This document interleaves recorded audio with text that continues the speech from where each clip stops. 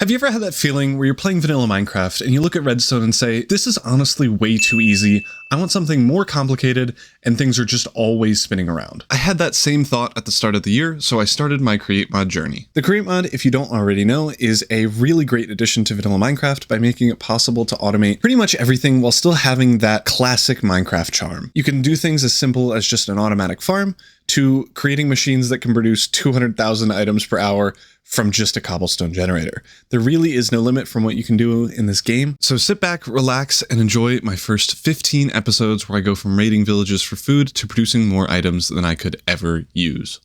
You thought you were done with VoiceOver Sky? You're wrong. This was horrible to rewatch as this is my first video basically ever.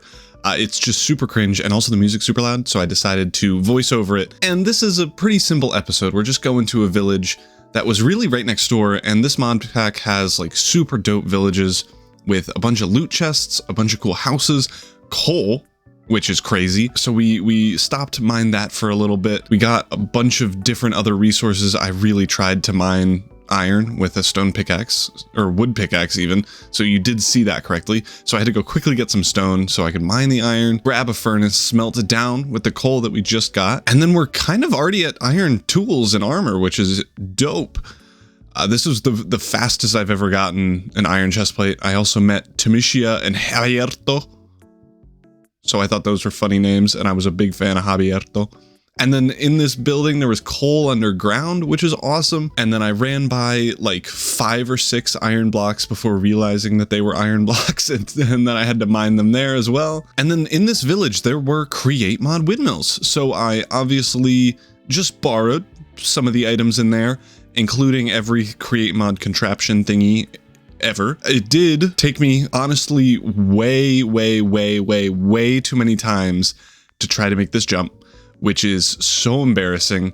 I have cut out about 4 or 5 attempts of this. It is just horrible. It is so bad. I even tried to mine the block above it, and I still missed. So yeah, I cut out so many attempts. Please don't make fun of me. I'm bad at video games. It's not my fault. After the village, we ran into some orca whales and a big guy that I was like, are you dangerous? Do you kill me if I jump in the water? And it didn't look like it. So then I was like, what happens if I kill you? And that, I'll never find out. Yeah, that's the answer to that question. I will never find out. I got 1 tapped. And then we found some zinc. Zinc, if you don't know, is super helpful for like the base building block in Create. It's called an andesite casing. No. Andesite alloy. It's an andesite alloy, which is super helpful. And then I ran to try to find a house, and I'm looking over here. This is a pretty cool mountain, like with a river area. But it feels a little bit too small for what I would want to do with my base. Then I ran into the first of many super overpowered mobs, and that didn't go great. So I, after sleeping, grabbed my stuff, ran back to that area that you saw before, and started a little bit of the base. And at this point, it's not super cringe, so I'm gonna give it back to past me. We got a little bit of a farm. There's a bee, parrot. He's not moving. It's something. Maybe a hummingbird. I think that's what hummingbirds do. They like their head doesn't move, but their body does. Whatever. So I made the bones of a house. I plan on having like windows and stuff here, which is why I haven't built up anything else. I guess we probably do want something around the doorway, but like windows here and then on the other sides, and then I might do a copper roof. So we'll see. I don't know what I want to do yet, but yeah, that'll be the plan eventually. I set up a little farm here, mostly so that I could get wheat, and then eventually get cows and sheep into this pen over here. By next episode, we'll have animals and stuff in there. We'll have a windmill going, and we'll get started with the Create Mod. I'm gonna do a bit of research offline to see what I should start with. I do think there is a book or some like guide thing that I can find and look at, and I'll figure that out, I guess. But I do want engineer's goggles at some point, because those are helpful for Create Mod stuff in the future. Today we are going to build our first contraption. Likely, let's just start off, I guess, first with a windmill. I'm gonna make like a cool structure thing out of it, probably like over here so that it's far away. I don't know if I should do that actually. I'll make a really basic one just to start. I'm gonna build it a little bit up just so that we can get to like the back of it and whatnot. Oh, that didn't work. I need it to be, ow, this way. Okay, there we go. And I guess maybe in hindsight, I should have used real blocks for this. Okay. Okay. And I think, so I did find out how to do this stuff. If you see, it says hold W to ponder, and that will give you like a tutorial on how to do stuff. So the sails are what we really care about. I am pretty sure I can just like do this type of thing. I do think we want just a normal block here. But then we can do sails out from this. I don't know how many, 1, 2, 3, 4. Great, and then we can do up like this. And I think we could, I might as well do it. Oh, all right, why would you do that? Can you be vertical? What? You're gonna struggle with me, folks. I'm not skipping this bit. This is hilarious. It's not. Okay, there we go. Come on, there we go. All right, and now, allegedly,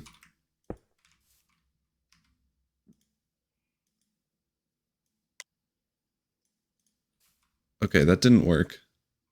Maybe I need an open hand. Ah, there we go. Is this too long? Will it touch the bottom? I guess we'll see. I don't think it will. Oh, it will. I don't know if that's an issue. I don't think it is. Okay. And great. And that means we now have at least a little bit of power that we can get set up here. So a couple of other things. This is a shaft. I need a vertical gearbox to be able to rotate this downward to like make a right angle thing, because otherwise I could just go that way with a shaft, but that's not very helpful.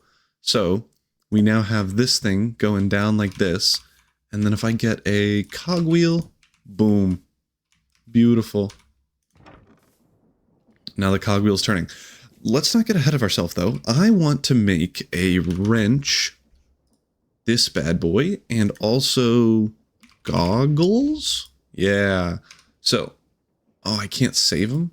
Oh wait, I can. It's that button. I was pressing the wrong button. There we go. So this is just golden sheets, which we need a press for. Cogwheel and a stick. So in order to get a mechanical press, shaft, andesite casing, need a deployer for this. So this is how we get into it. Wait, I need andesite casing to be andesited. Manual item. Okay, okay. So we need some andesite alloys, so I need to go find some andesite. So I do think that means we need to go mining. Let's see if we can just get a drill and have it mine for us. Probably not. I mean, it won't be that fast, but it'll oh my gosh, it'll at least be something. I guess we can't do this right now. That's okay. We'll be able to do that soon. Yeah, I think for now we go mining. I wonder if we can get andesite in any other way. So obviously diorite and cobble. And that's just that. But I need cobblestone anyway, so I do kind of just have to go mining. I could mill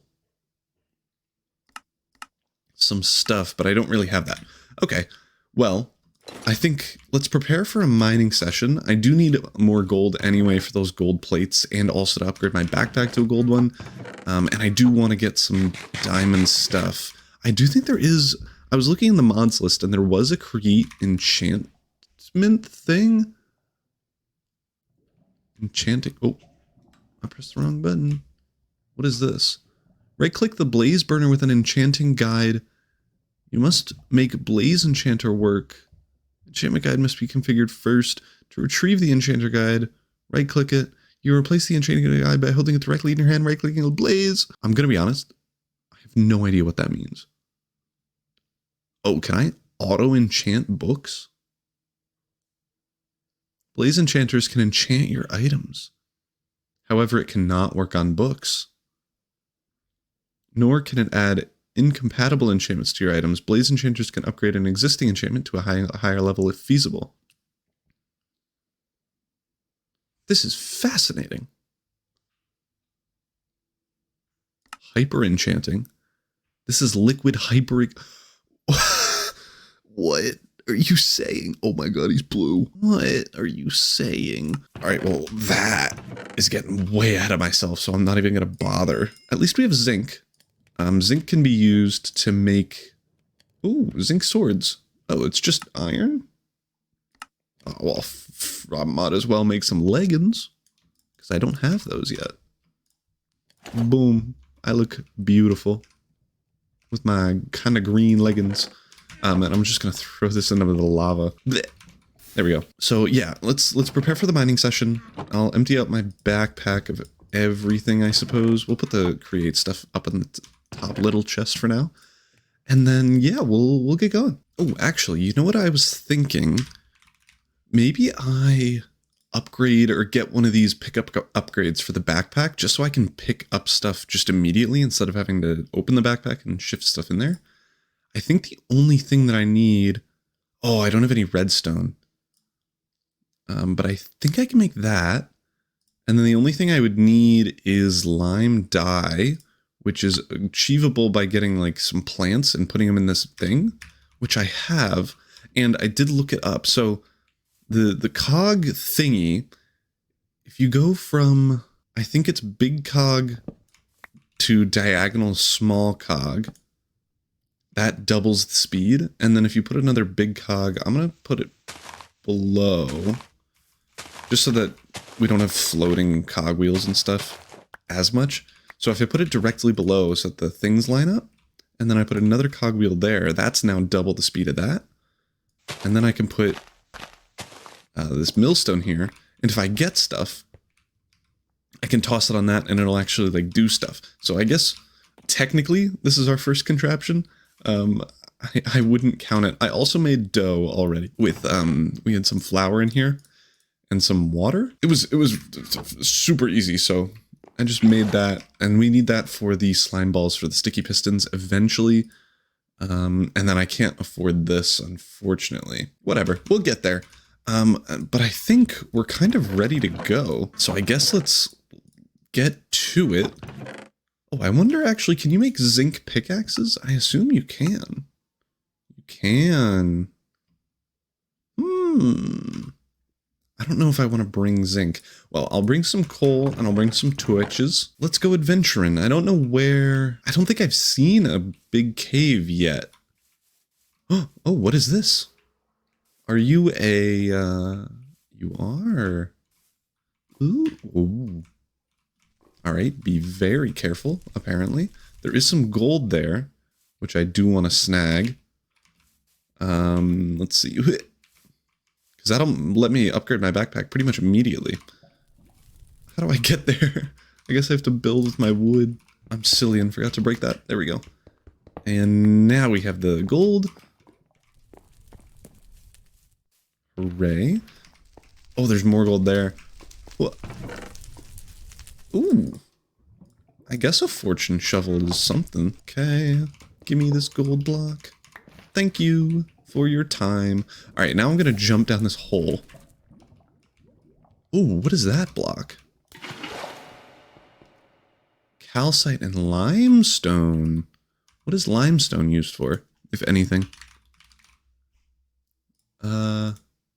Nothing. Okay, great. I don't need to get it then. Alright, well, I guess I'm just going to be mining stuff. I need a bunch of cobblestone, and more importantly, I need andesite. I might as well take some diorite, now that I'm thinking about it. Because if I don't find andesite, I can always combine diorite and cobblestone. So, well, I guess I'm going to be mining. Andesite, nice. I am going to get all of this. I've been mining a lot of diorite, but now I don't think I need to anymore. Yeah, I have have like 10 stacks of diorite. Okay. Well, I hopefully won't need to go mining again for quite a long time. Hopefully long enough so that we can get those, the create drills things. That would be awesome. I'd love for that to be the case. Nice. Okay, so that's one of the goals out of the way. I converted one of the gold blocks into a gold backpack just so I could have some more space. So I don't even know. What is the next backpack tier? Diamond. Oof, that's expensive. Well, hopefully I can get a couple of diamonds. I don't know what the best way to get diamonds is. Ah, that was loud. But yeah, I think diamonds should be the next big goal.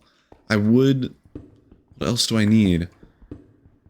I do have everything for the andesite casings. Maybe I don't even go for diamonds. I guess I go get some more zinc and iron, because I have some zinc, but not a ton. Not as much as I want. So yeah, I'll keep mining a little bit after this, trying to get some more zinc and iron. And then I'll head back up to the surface. We can continue with our create moddingness. Those are real words, I think. I'm pretty sure all of them were. What are you doing? Why are you so wiggly? What are you... Is he bumping out to some tunes? What is a homeboy doing? Whoa. What is that? Oh no. Oh no.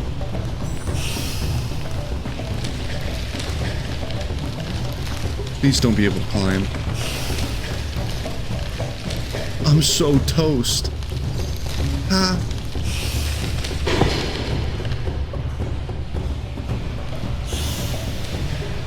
What the heck is that? Oh, he's so scary. He's so scary.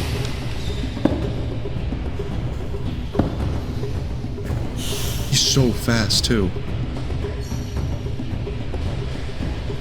So speedy.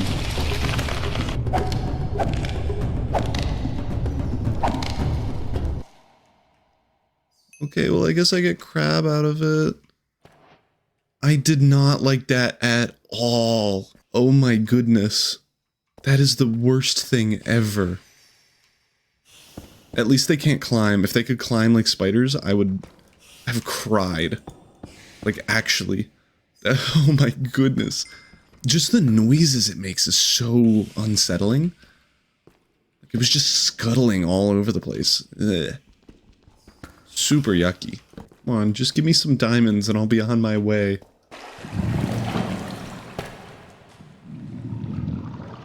What is that? Time to run away.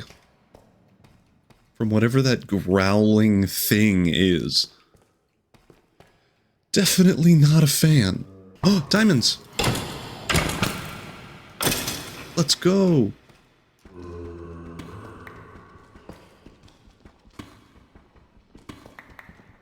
Alright, so I am completing quests, but I don't know how to get that. How do I do the quest? Don't hit me. Ow.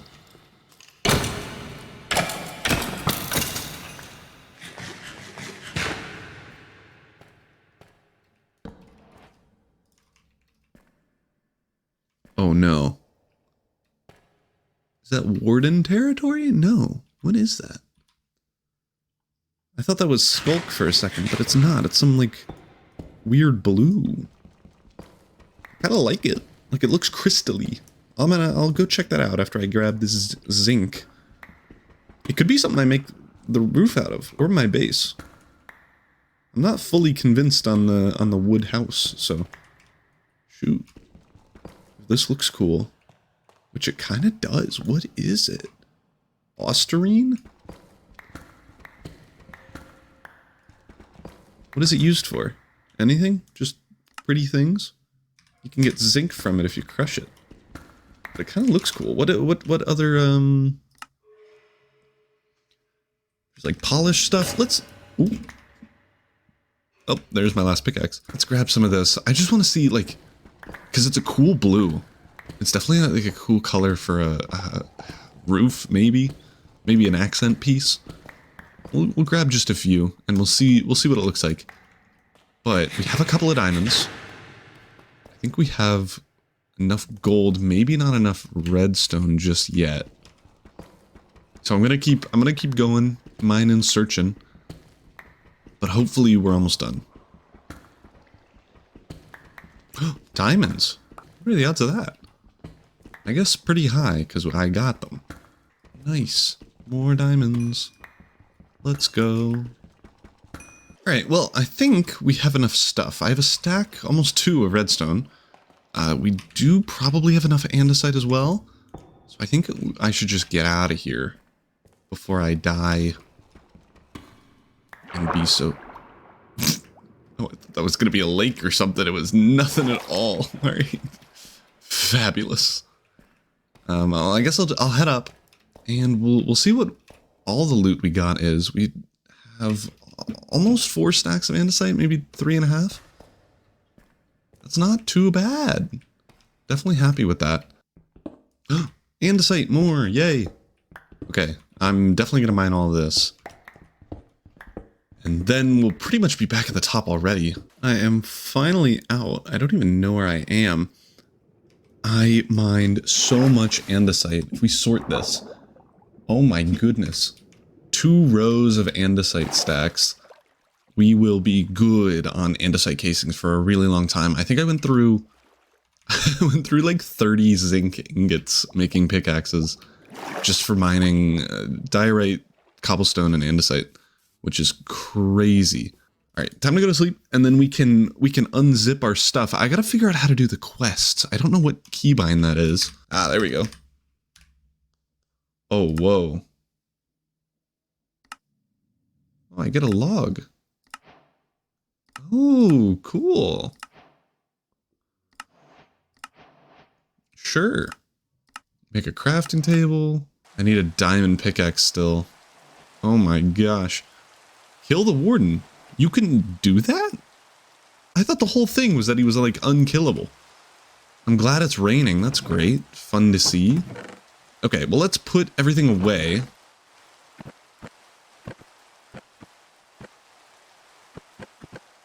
We're already pretty much fully unpacked.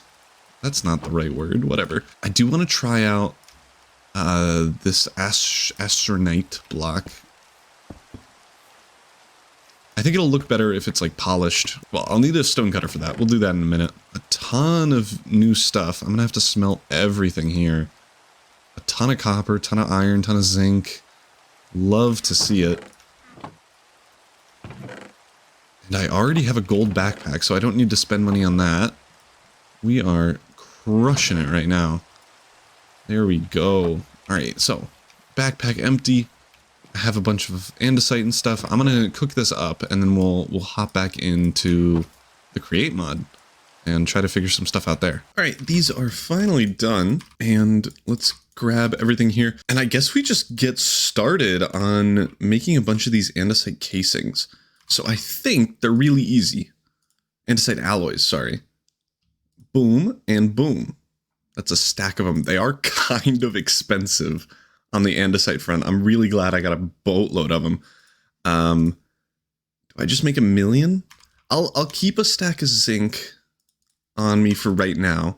Because, I mean, almost 2 stacks of andesite is a pretty decent amount. And we can put all the rest of this stuff away. So we have that. Quite a bit of them. Let's try to make a deployer. I need a brass hand and an electron tube. I don't even need to do that, actually. Okay, I can just manually put that on a log. Okay, I see. Okay, well, we'll do that. But I do need... I don't even know. What do I need? I wanted a wrench, which required some gold sheets, so I need a press. So I do need some andesite casing, so let's grab some wood. I think it needs to be stripped as well. So let's do this. And yeah, there we go. And I think we could just break it like this. The andesite age. Oh, cool. And okay, after that, we need a shaft and a block of iron. That's expensive. Why? Shafts actually aren't too expensive. Okay, so I won't feel bad about using one of those. So let's make this. Let's go. Mechanical press. I have to go to sleep. So I think the plan, I probably want to make a couple more cogs so we can up that. I think there's also a thing called a rotation speed controller. Oh, that's we'll do that later. I do not have the facilities for that right now. Okay, yeah. So I just need the press, but I need to connect it. So I think let's make a couple of shafts. Let's make a couple of cogs. I need both big and small ones, and I need some wood. Is it planks that I need? Yeah. I guess we'll make 25, and then we'll make half of those into bigger cogs so that we can speed up everything. I am going to redo all of this so that it makes sense with the new setup. So we got to remember, big cog, diagonal to small cog, down to big cog, and then diagonal to small cog speeds it up. And then if we do that again, and again,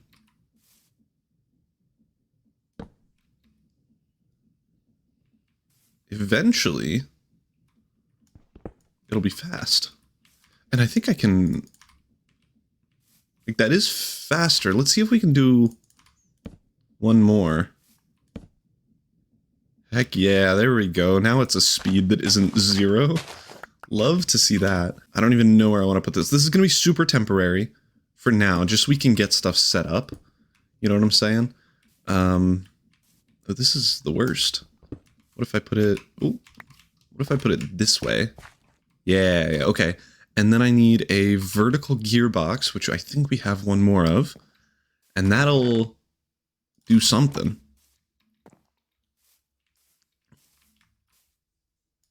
Gotta remove this block, and then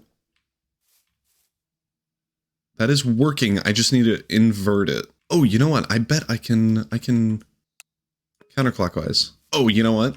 I bet I have to put a gold thing underneath it for it to actually work. It's probably like a, it's gotta have something there, maybe. Yeah, nice, awesome. Okay, so we need 3 of these. Awesome. Okay, and that's the last one. Beautiful. And then we also want to make one of those, so I need another sheet for... One more sheet for that.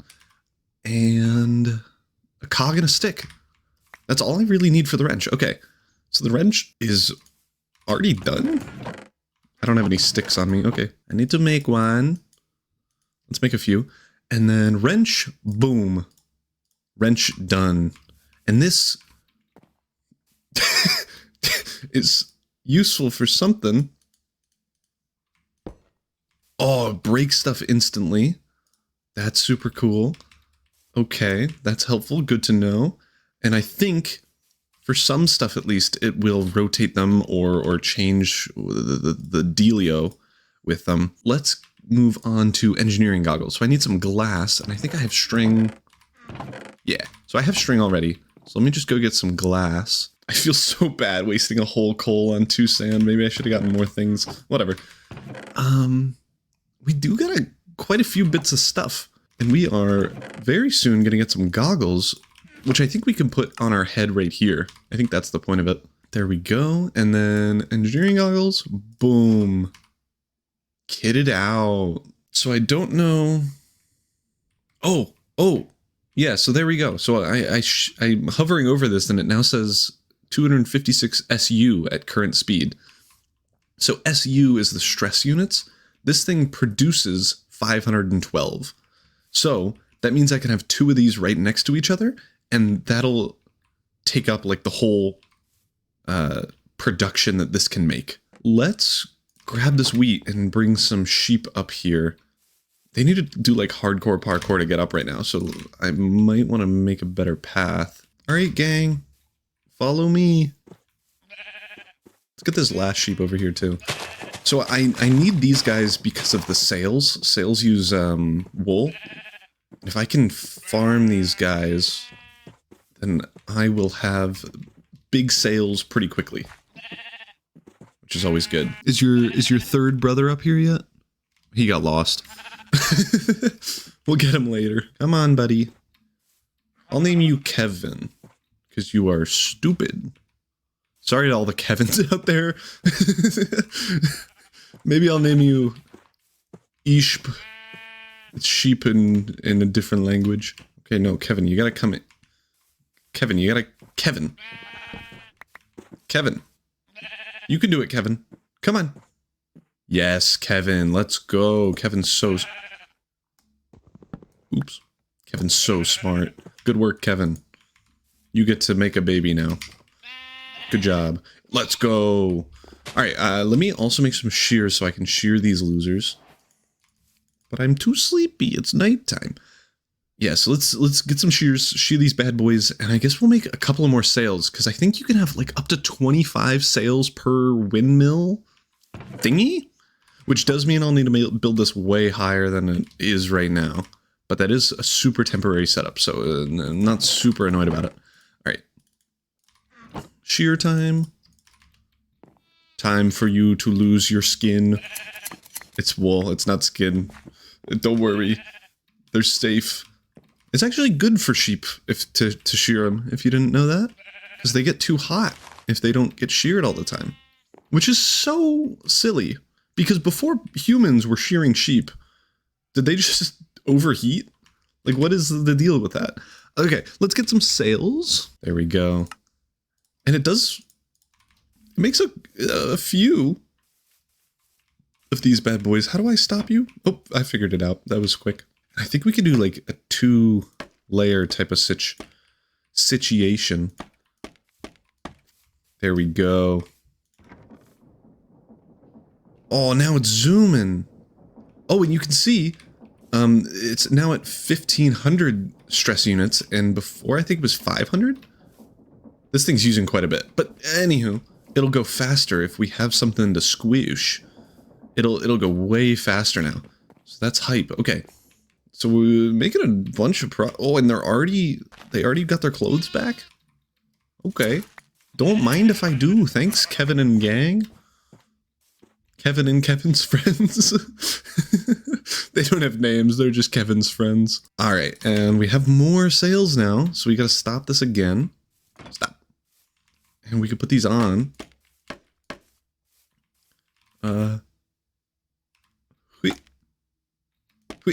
There we go. And now it's at 1500 still. I think it's a little bit higher. Maybe I'm wrong. Who knows? But it's coming together. It's looking pretty cool. And this is zooming now. Alright, well, I think to perhaps end off the episode, I wanted to make a mechanical drill, which I can actually afford now. I do need to make quite a few of these thingies, though. Can I? Oh, breaks it instantly and it goes straight into my inventory now because I have a wrench. That's so hype. Alright, and now I can just make that. I need some iron. That's easy. There we go. I have some drills. I think also there is a something. Yeah, this thing. Oh, it's a mechanical piston. I think there's a different one that you can also do. Inventories, pick up the blocks automatically. That's super cool. I also need a thing called super glue, which glues all these components together. I do want to do that. I think it's, I forget what it's called. Pulley? Oh, it might be. Rope pulley. Yeah. Yeah, so I can rope pulley. Yeah. So I can rope pulley it. Oh, let's also, what is this thing? A gear shift is what inverts the... I'm learning so much, and I hope you are too. Okay. Let's, I guess make a mechanical piston. Just for starters. Piston. There we go. So I need a mechanical piston, which is quite cheap. Let me get some slime balls. Put that bad boy on a piston. There we go. Also, I need some super glue. I need an iron sheet. You're crazy. Let's go make that, I guess. We're getting this set up, if you know what I'm saying. I definitely need a bigger house. Because I do want a lot of this stuff in my house. I think this is like a good starter house, a good home base for now. But I am going to outgrow this place immediately. All right, now we can, I guess, just set it up right here. Because I do want this whole mountain gone. And if we can just start pistoning in it, that would be great. And then I also get some items from it. So that'll be super double great. Let's hope this isn't too many for the amount of stress units I have available right now. I guess we'll find out. Here we go. Okay, and now, if I just put a piston, I don't know, piston here, and these bad boys fill in that gap, and then I got to glue all of this. Oh, I guess I don't need to if those are already... We'll test it. We'll see. Oh, I do know one thing about these. Kind of the big thing is that for mechanical pistons specifically, you need to keep feeding it more like piston arm for it to actually do anything. I don't know how long you can make it. I don't know if it can go forever or if there's a limit. So I guess we'll find out kind of soon. But this is a good test. Oh, all right. So let's just build this bad boy.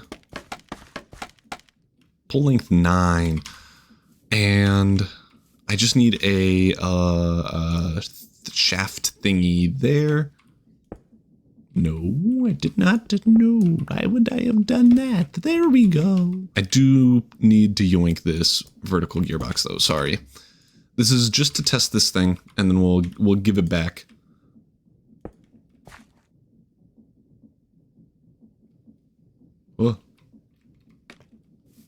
Oh, is it going the wrong way? It is. I don't know how to fix this. I am not good enough. I think I need a gear shift. Let's see, how expensive is this? Oh. It's basically free. How convenient is that? I think I need another andesite casing though.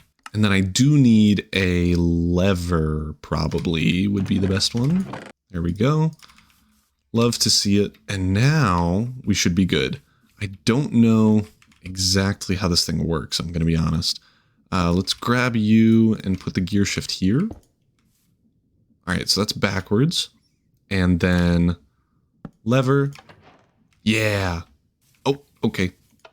Yep, okay, so it only pushes one of them. I have to glue all these together somehow. There we go. There we go. Okay. Not the best way to do it, but it'll do. And now all of them are moving together. It's only going 48 stress units, I think. Let's actually come back. Thank you. Let us, I guess let's set it up here, because then it'll go way faster. So let's put down a vertical gearbox here. So that'll connect. Perfect. And then we want a shaft like this. And then the belts will... There we go. All right, perfect. So this is already pushing. This only uses 300 stress units, so I could ramp this up like crazy if I wanted to. And each drill uses 0 stress units because it's kind of just like how it works. It's a little bit glitchy, but you know, whatevs. It's good for me that it is. So also, before this continues, I do want to put some chests on it. Okay, and then we can put the chests on top. And then I gotta glue these together. And then we'll be all good to go. So if I... come on. There we go. Alright, now that bad boy's glued, I can start placing these mechanical piston arms. Oh. What the heck? What's wrong? Hello? Let's... I thought this was how it worked. Where's the gear shifts? Here we go. Oh, that fixed it. Whatever. What? I don't know. Oh, you know what? I bet that's what it does. Okay, so I need to... Yeah.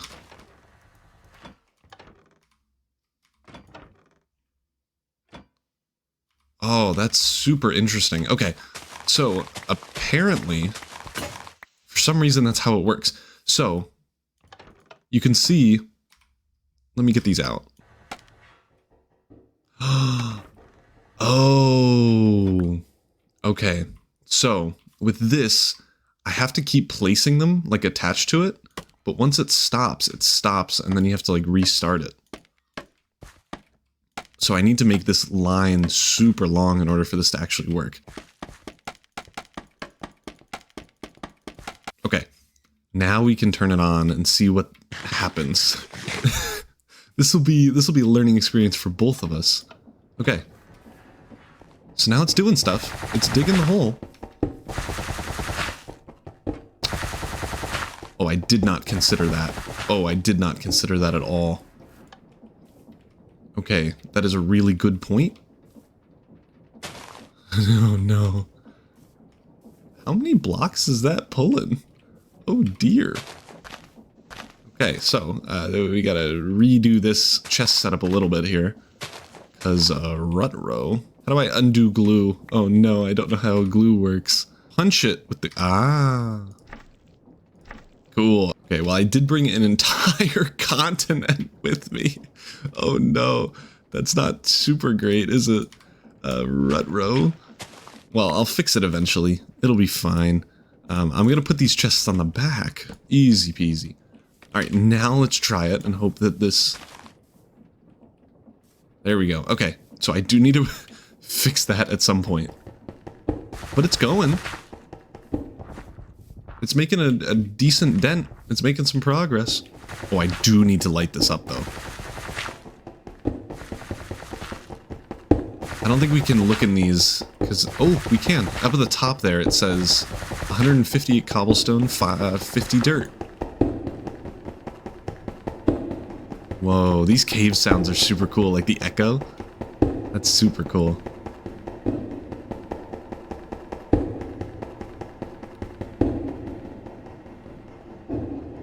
Are we almost out of pole? We are. Oh my goodness. Okay, let's do this one more time, because I have enough pole arms apparently, and then we'll see what loot we get. All right, there we go. This is so much crazier than I would have expected. All right, let's go follow it.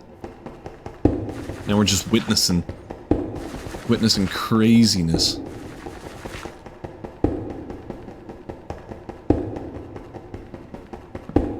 I'm just lighting up torches so that no mobs spawn here when I'm at my base. Oh!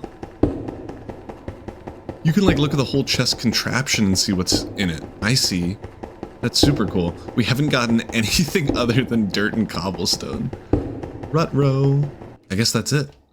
We gotta bring this bad boy back. Oh, it might break the torches on the way back. I guess we'll see. Who knows? There we go. That's the rest of it. Oh my goodness. Oh, whoops.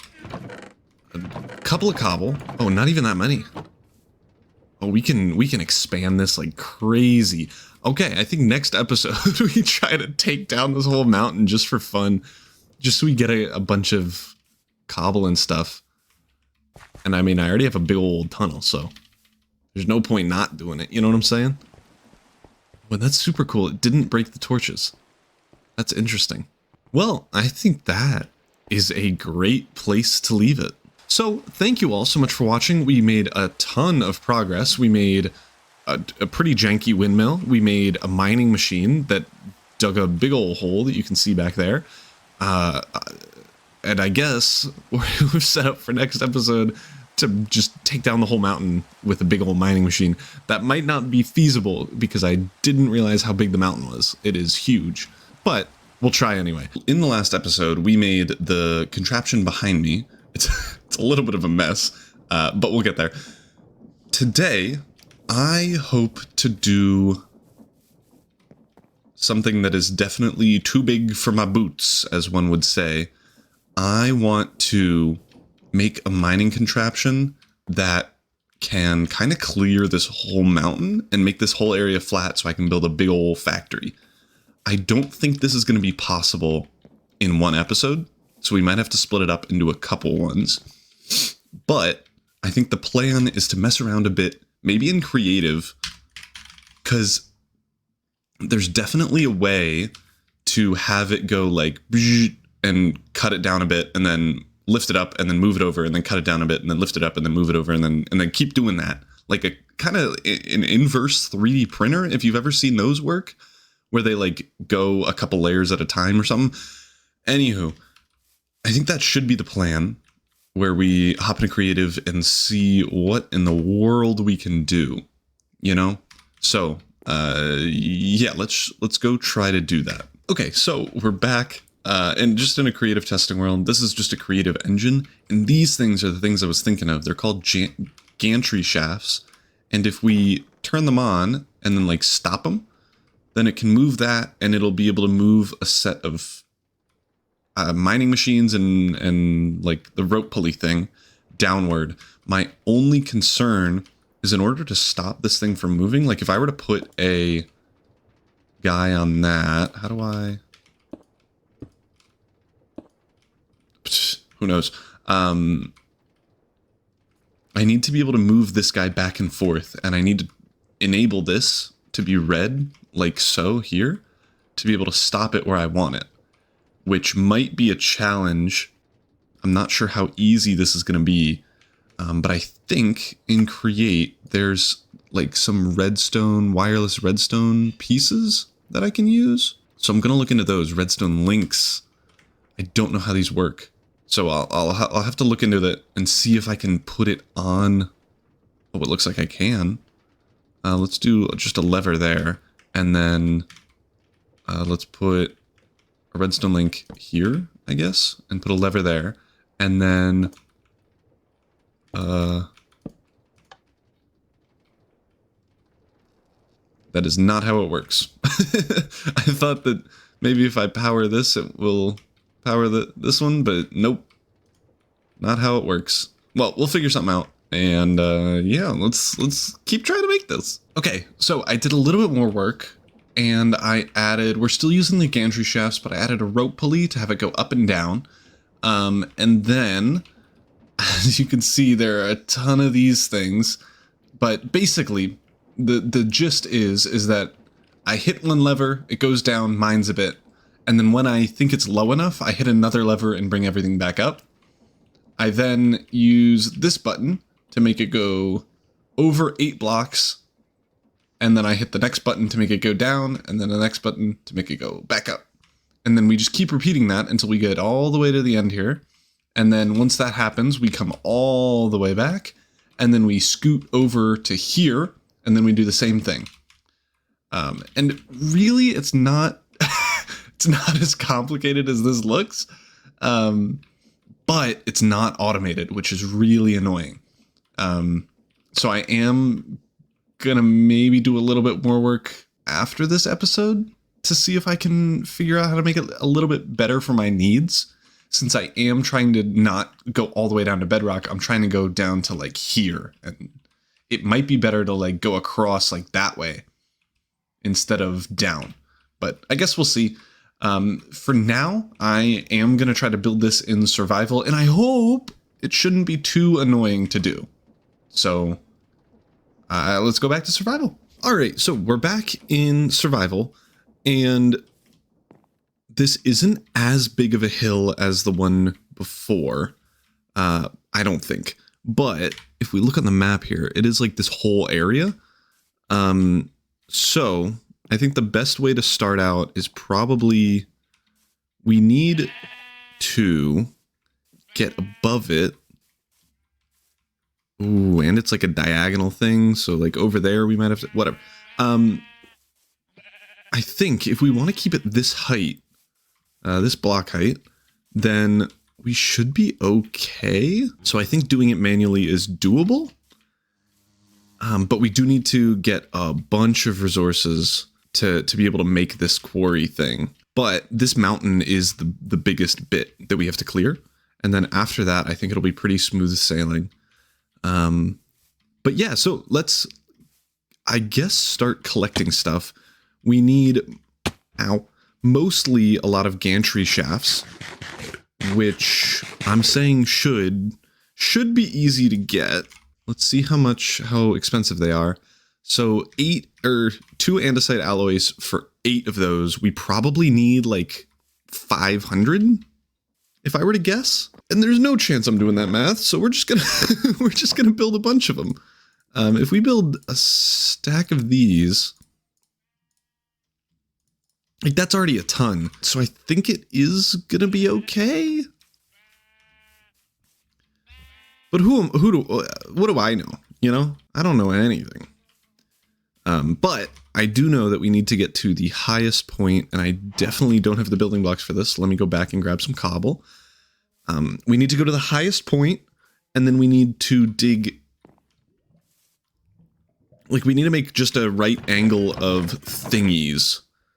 So let's grab some cobble and let's go do that. I don't know how big we want to make it. I think what we probably want to do is have it just in line with this, and we just build up a bunch, right? Yeah, so that's in line with that. If we keep everything in front of this pillar, like diagonally that way, then we should be okay. I'm still not even at the top. Oh my goodness. Okay. I'll go a little bit higher just in case. And then we should be good here. I am just going to... How do I even do this? I actually want probably the shaft here, like... Can I rotate? Oh, I can. Ah, there we go. Let's go. All right, and now I just gotta build a bunch of these this way and not fall and die. Oh, I don't even have to move. Oh, apparently I might have to move. After a certain point, I think you have to, but that is way easier than running along with it. You know what I'm saying? I think we go until like there or so. And obviously, if I change my mind, I can always come back and add on to it instead of tearing the whole thing down, which is always good. Love to see that. I'm going to go a little bit further just in case. I don't know how. Yeah, that's good. Oh, and you know what? I can have the control panel on the ground. I didn't even think about that. Like, I was like, oh, I guess I have to be up top to keep everything sorted. I can keep it on the ground and make sure it's level when I'm bringing it up.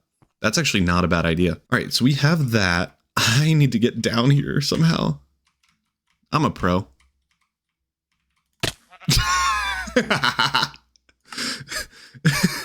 The narrator comes in. He was, in fact, not a pro. I died so hard. Oh my goodness. Oh, I forgot I had a backpack. All right, well, that's gantry shaft number 1. And then I need the gantry carriage, which is just really easy. Beautiful. Love that. Can we make this right now, or do we need some more andesite casings? Of course. Do we need 2 gantries? Am I stupid? The answer is probably yes, I am stupid, but I do think we need 2. We'll see if I'm a dumb idiot or not. And then we also need a pulley system? Rope pulley. There we go. Wool. Oh, interesting. I guess, sure. But now we can make this. Beautiful. And I'm going to hold off. Yeah, I'm going to hold off putting the drills in just yet. I'm going to get all the circuitry set up and then I'll put the drills in. I don't know. Is there a better way to get up there? But I guess I'll just build ladders. I'm doing the create mod and I'm building friggin' ladders. Really?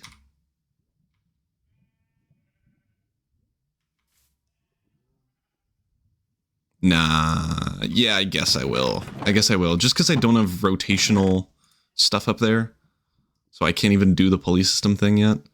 It's fine. The game hates me. It's okay. Okay, so that's the first one. And then we get some more gantry shifts. And then we just go skadoosh. All right, so I ran out of these. I probably only need like a few more and then we should be okay. Do I try the water bucket strat again? I mean, if you don't succeed the first time, you're destined to succeed the second. Oh my gosh. I'm so bad at this game. It is crazy. Buzzy bee, buzzy bee. Why are... Oh, you're just a fly? Gross. I think we go a little bit further. Obviously, we're not going to mine this part of the place out, but I think that's good. I think that's a good amount to mine out. And then if we head back over here, what do we need? We should be able to place the next gantry carriage. And then we'll be able to place the rope pulley on that. I guess it actually is better if I put it this way. And then I put the rope pulley here. And then that should be okay. Once we stick everything onto it, we should be good there. Until then, I need a bunch of these redstone links, these things. And then I also want, I forget what it's called, toggle, this thing. So we need a bunch of these. These are used, they're basically a T flip-flop. So you can power it on one end and it'll flick this lever. And then if you power it again, boom, it powers off. And I guess we don't need that. No, we do need that. We do need that so that we can have certain things work properly, I think. Yeah. Yes, it's that I can toggle. So we do need that. And then we need the redstone links because I can't be bothered doing this. This is just wireless redstone. So you can like set up a signal here. And then if you set something up as a receiver and you turn on this lever, then it will turn it on remotely. Ooh, within 128 blocks. That is good to know. So that means probably way over there, the signal won't reach. Well, let's see. We can count this, I think. Oh, you know what? That's not how it works. Because we're just going to have the things stuck here along this side and those won't move. So yeah, we're good. Oh, I'm so smart. All right, so let's make a bunch of that stuff. I'm gonna shear the sheep as much as I can and breed them up, because then we can build another full windmill up at the top there, and we won't have to like drag a cable way over here to over there. So yeah, let's. Where are my shears? Oh, they're here. So let's shear them and breed them and get a bunch of wool, and then also build a bunch of the things that we need, and then we should be good. Okay, so while I was trying to prepare some stuff, I realized I need brass casings, which needs a brass ingot, which needs mixing in a cauldron under a blaze burner, which is a bunch of things I do not own. So I guess let's try to find a blaze burner. I don't know how to make this at all. What? Mysterious conversion. Cool. Okay, so I just have to go to the nether, which I do not have. But that's okay. I don't have a nether portal yet because I don't have any diamonds. Do I have? I can make a. Oh, I have 9 obsidian, so I can make a little bit more and be able to go to the nether. So that's not a super big deal. But then we also need a mixer and a basin. A mechanical mixer. Ooh, it's kind of expensive, but not crazy. And then a basin is pretty cheap. We can make that right now. What? Oh. I thought that was andesite alloy. I'm a silly goose. We can make this right now. I forget how to do it, so you'll have to do it for me, game. Thank you very much. And then we have the mixer. Great. And this should be easy to set up. Again, astonishingly temporary, so forgive me. Oh, do I have to put it? Okay. 1 minute. We need to dig down a hefty amount, because then we also need the blaze burner below this. But we'll do that in a minute. So pop that there, and then the basin here, and then we can put the blaze burner underneath at some point. And then we need to make the blaze burner, which is some more sheets and netherrack, which we do not have yet, because again, I haven't gone into the nether. All right, down into the caves we go. I don't know. I think the best one's over yonder. I think this one will be pretty quick to get a little bit of obsidian for us. And then I'm going to come back here. Oh my gosh, I completely forgot. This is way easier than going anywhere else. Oh, and we do have netherrack. Beautiful. Okay, well, yoink for sure. I might as well get a couple of these blaze spawner holder thingies, just so that I don't have to go back again. This is so convenient. I forgot this was here. I'm going to be completely honest with you. Is that a spider jockey? Oh my goodness. Die.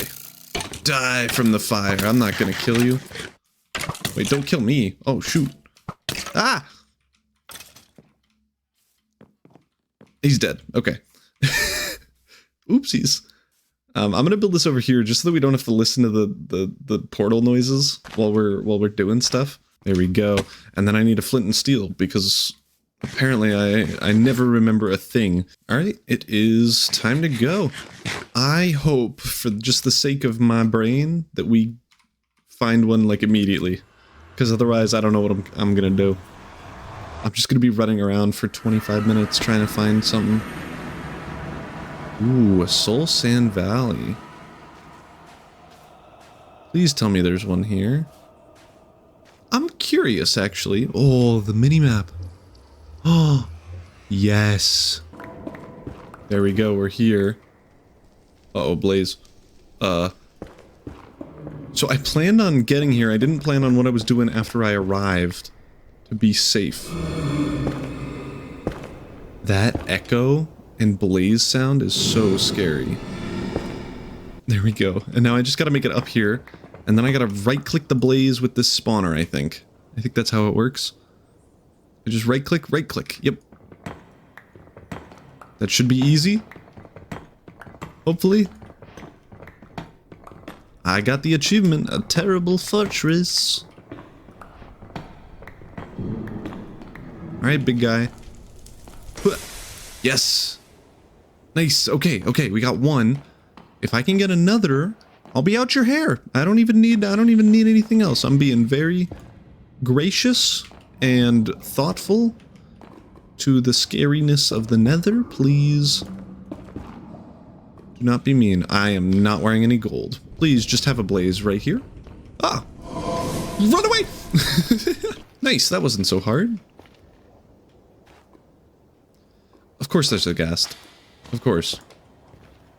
It wouldn't be fun if there was... Really? Okay. I can hit it back. Ow. Ow.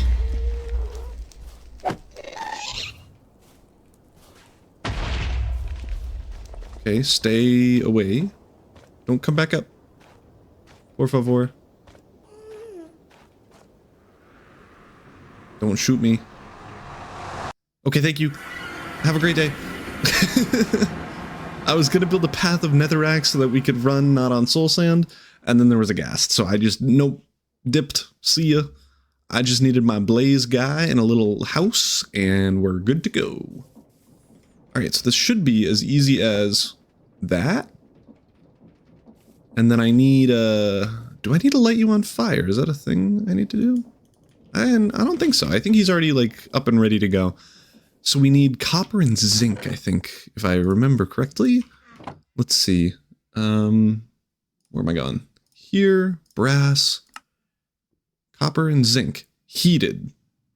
So it needs to be heated. Let's see if it tells us how to do that. Oh, it has to be fed with flammable items. Okay, got it. So like a lava bucket. So like this would be crazy. But we don't need to do that just yet. I'm gonna just use coal because we don't need that much brass. I don't think. We'll see. We'll see how much it actually takes. Let's just throw one coal in and see how long it'll last. So So let's get 32 exactly. I'm not sure how perfect it needs to make it. Oh, this needs to be a gear. Oh, shoot. Nice. And it's making brass. Let's go. Oh, that's gonna make a stack of brass, so that's super great for us. Let's see, is there a way? 44 seconds up at the top, you can see blaze burner, pickaxe X, and then 38 seconds now. So I think a piece of coal does a minute, maybe a little bit longer. But that should be enough, hopefully, to make all the brass that we need. Oh, maybe not. Yeah, probably not. I'll throw another coal in there. Not even an issue. Alright, so we got the brass. Let's make these, connect who knows? I don't know what they're called. Oh, I need to make those. That's why I needed the brass. And, oh, that just needs a redstone torch. Perfect. I already have those made. Okay, so let's make a bunch of these, as many as we can make. And then the same with these. I don't think I need that many. I'll do 20 for now. And then we have extra brass casings and stuff for later if we need it. And that is probably everything. I would just need, oh, you know what I need? I need sequential gear shift for sure. And then I need to sandpaper it. I don't even know how you get sandpaper. My questions have been answered. There we go, sandpaper, and do I just do this? No, of course not, that would be so too easy. How do we make this? Who knows, maybe I just make a deployer, because I have no idea how to do this. So the deployer is just like a right-clicking machine.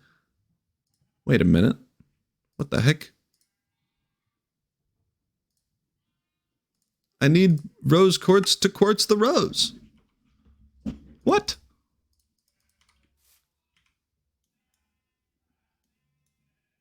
I thought I was eating the sandpaper. I was so confused. There we go. Oh, okay, that's easy. Well, I'm just gonna put this down over here because I don't know what to do with it. Boom. We'll use it eventually. I definitely need a better setup. I can't believe I'm doing this big old thing before I make a house. Whatever. Small brains be small sometimes. And I'm already committed, so I can't uncommit. There we go. So we got the electron tube, and then we just need the brass casing, which we have. And boom, we have the one sequential gear shift we need. We need a clutch, which should be really simple. Yeah. And then we also are going to need a couple of gearboxes. I don't know how to make a gearbox. What? Oh. Oh, that's like low key, a little bit expensive, no? I think I need 2 more of these. And then we should be okay to start trying to make this thing. Holy smokes. Okay. Yeah, I guess we just go for it, right? Do you guys need a bigger pen? I think you actually do. I don't think there's enough grass for them to eat. So let me do that first before I get super carried away. All right, you guys happy now? Is this big enough for you? You big complainers? They're always whining. All right, and now we can go up there. So, I have some building blocks. I think I have everything I need. We'll see, though. I'm definitely forgetting something. I just don't know what it's going to be yet. Oh, you know what? I think I need one more gear shift, or gearbox.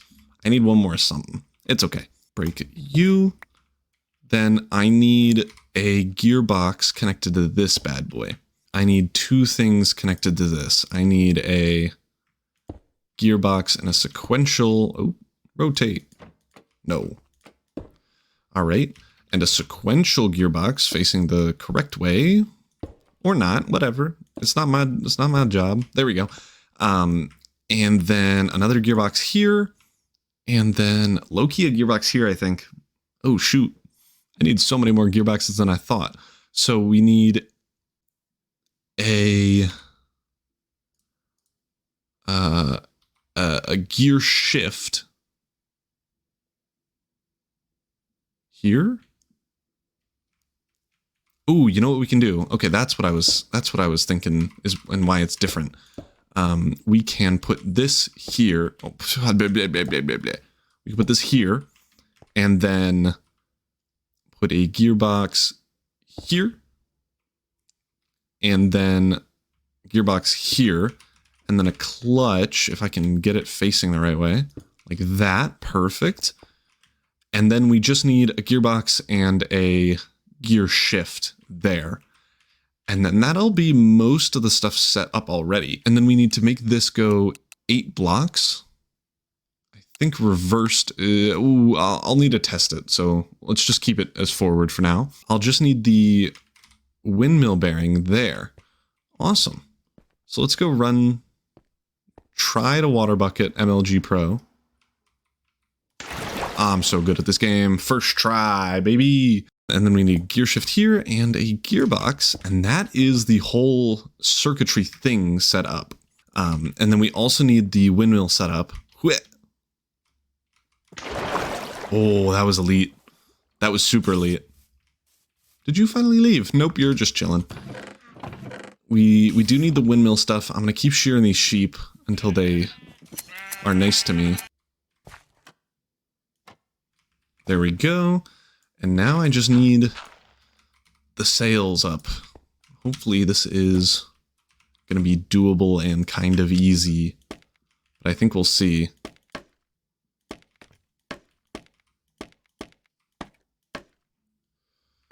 What is that? 6x2, 12 times 4? I don't know, 48? That's kind of close. And then I somehow need to do it downward. What the heck are they doing? Is there a rave going on that I don't know about? Alright, well, anywho, these are done now. And I bet if I click this, that bad boy is moving. This is going really slow. I wish there was something I could do about that kind of easily. Maybe we take a pause on this and next episode make this a little bit better. And then once we have the ability to make a precision mechanism, we can come back and finish off the big mining machine up top there. But I do think we made quite a good bit of progress today. We basically set up the entirety of this mining thing and have a plan for the next 2 episodes.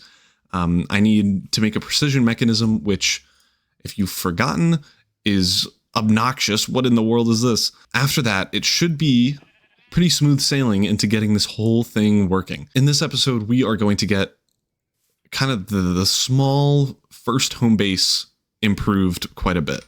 I want to make this windmill look a little bit better and maybe put it over there so that it's not super right here and ugly.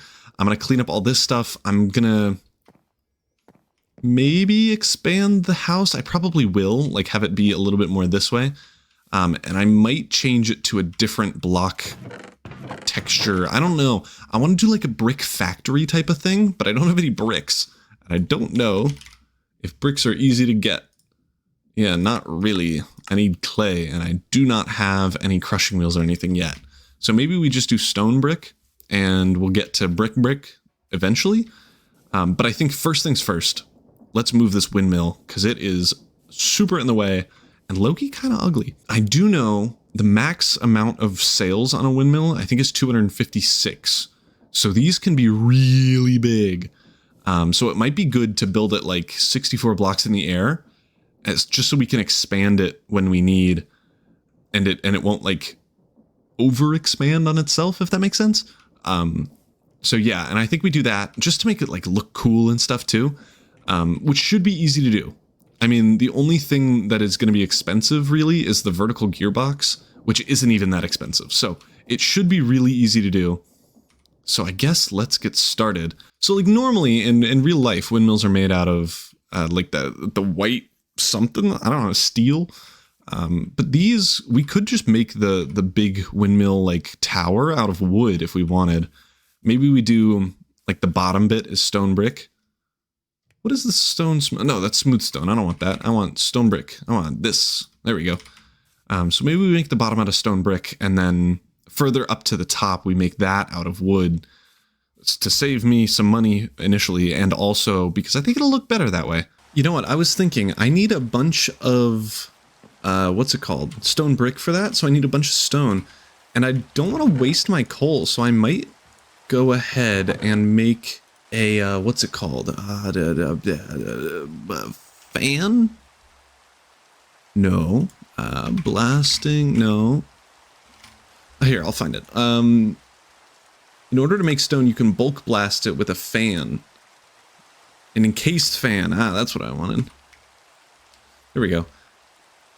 And this is just a shaft, andesite casing, and a propeller, which is just 4 iron sheets and some andesite alloy. So it is really affordable. So I just toss that under there. And then I go make sure I have what I need, which is actually... they're just still in my inventory, so I didn't even need to leave. But now I should be able to just make this encased fan and smelt stuff way easier. Let us do that. Beautiful. And then we should, if I hook this up, I think this is a normal one here. So let's steal that. Oh, there we go.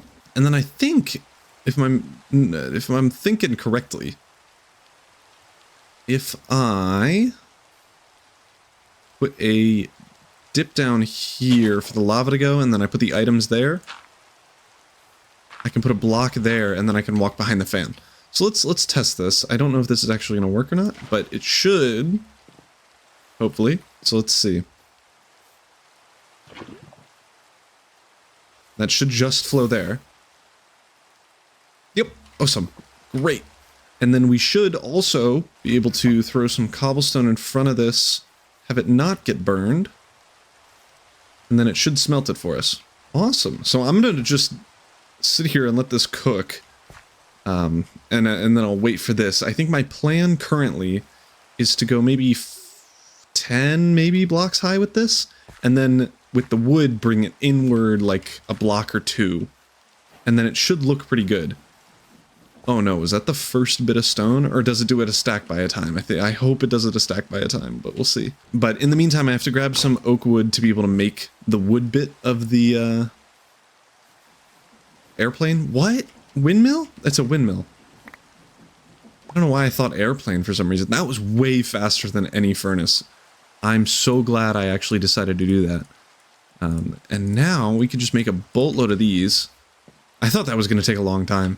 It took almost none at all. I love to see that. So we can make a boatload of these, and we can just build this quite a bit. So I'm just going to go up until it feels like we should switch to wood. This is going to be really tall, remember, so I don't want it to be, like, to look too short compared to the wood part of this. So I probably am going to build it a little bit higher than where it's at right now, and then I'm going to switch to wood and go, like, inward a little bit. And then if we have a 3x3 going up the rest of the way, that should be okay. I guess we'll see. I don't know what it's going to look like just yet. But we can do like a quick test here with the oak logs that I just mined. If we like that, and then we'll see if this is too skinny. Because if it's too skinny now, it's definitely going to be too skinny later. Yeah, I think it actually is going to be. That's okay. I think if we just extend this out a block or so, then it'll look good. I don't have my axe on me. I just thought of this. There's also the pretty good chance that it would just look good as straight stone all the way up. So I guess we'll try that after this, if this doesn't look any good. But I do have some faith in this not looking terrible. Uh-oh. I ran out of things. Oh, the echo was cool on that. I was a big fan of that. Let me grab a little bit more wood, and then we can see if this actually looks good or not. Alright, so that, I'm not super convinced. I'll take this down, try just straight stone all the way up. And then if that doesn't look better, I'll switch back to wood again. But I feel like the stone might be the best one. Just straight stone all the way up. And it'll be the cheapest for me, at least, because I already have a bunch of cobblestone, and then we can just shoot some lava particles at it and cook it. Okay, and pro water bucket. Let's see what this looks like. Actually, I think that just looks better. I wanted to like mix it up, maybe make it look cool. Nope, the same exact thing looks better. Well, I guess we're keeping it this way.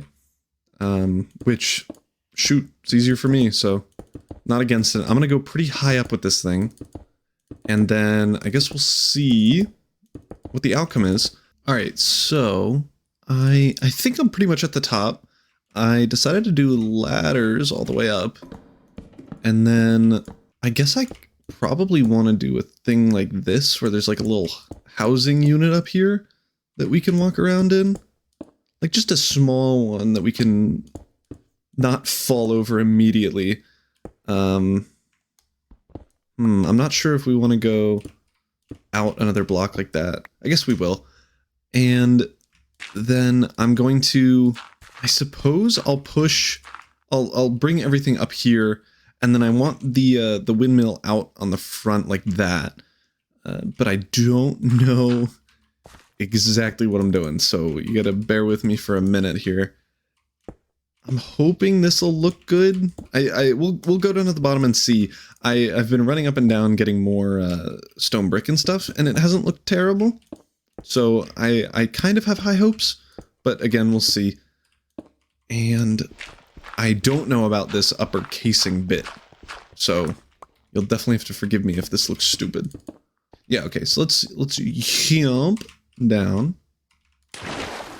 and that doesn't look terrible. Okay, that doesn't look awful, and I think with the windmill in front it will look even better. Can this just stop? Thank you. I'm gonna pick up the lava just so that nothing gets burned by accident, and then it should be very simple to clean this up. Which is the really good thing about the wrench. Every time you break something, it goes straight into your inventory instead of you having to worry about where it's going or anything like that. So that is super nice. All right, and for this, I probably just want it out one block, and I should be able to rotate it. I think that's the right way, yep. And then I'm gonna put one of these out in front, and then the windmill sails. So I'm just gonna, I think I wanna do 3 layers, I guess, of it, because these are eventually going to be crazy long. So I'm gonna want a lot of space and stuff here, and then that'll be enough for now. If we click that, yep, it's going beautiful. And we should, if I brought them with me, I don't have a vertical gearbox, but we got some shafts and stuff that we can bring down to the bottom. Yeah. So like that, we'll need a vertical gearbox there. But then otherwise, keep falling. Oh, I need to place them. Oh, I can place them like that. Okay. Thank goodness for the create mod. I'm going to be honest. This would be impossible to do. And I am out of shafts. Holy. Well, that's pretty much all the way back down. And then we just need this vertical gearbox, and I suppose all of these cogs so we can speed up the rotations here a little bit. Yeah, why not? And then I guess we will need some more shafts probably, but we'll get that in a minute. I hope that once this is set up, it'll look good, because that's the only reason we're doing it. Because before it was kind of functional. It was like a little bit annoying to run outside every time I wanted to do anything. But I mean, my house was kind of stupid looking, so, you know, there's not much you can do. Awesome, that is now rotating. I gotta remember I have a lava bucket and not a water bucket, so I can't try the MLG drop method. And then we should, if I can... Does that show up outside of the thing? I don't think it does. Nope, we're good. I just wanted to make sure it wasn't going to be super ugly looking. And then I guess we'll just do the same strategy, at least for now, until we get a rotation speed controller, I think is what it's called. So until we get that, we can't really do anything, but come on. Yeah. And then down. And then that. Awesome. And now I think we just need a shaft or two more. Oh, that's so scary, dangerous. Oh my gosh. In real life, that's super a safety hazard, like immediately. But good news, this is Minecraft. No, OSHA isn't a thing. We don't care. We're not going to get sued for unsafe workplaces. I definitely do need more shafts, and I don't know if I have any more andesite casing. And then skadoosh. There we go. So that should be enough. I probably need another vertical gearbox to get down below the ground here. But again, those are pretty cheap. So I don't know. I'm digging down like I have a purpose. I have no idea where I'm going with this thing. So I'm going to actually come back up here. Let's see. So it's in line with this here. I guess let's go one under the ground this level here. And we'll dig over and connect this to the actual setup. Hopefully this is doable with a big old question mark. And hopefully I'm doing it right. Oh, perfect. Okay, so that does line up. And then we're going to connect it here. And boom. So we just need that vertical gearbox for that right angle. And then we should be good. Like it should just connect properly. Nice. Okay, so we have that set up. I'm going to protect our little feet from getting cut off. And now we have that set up.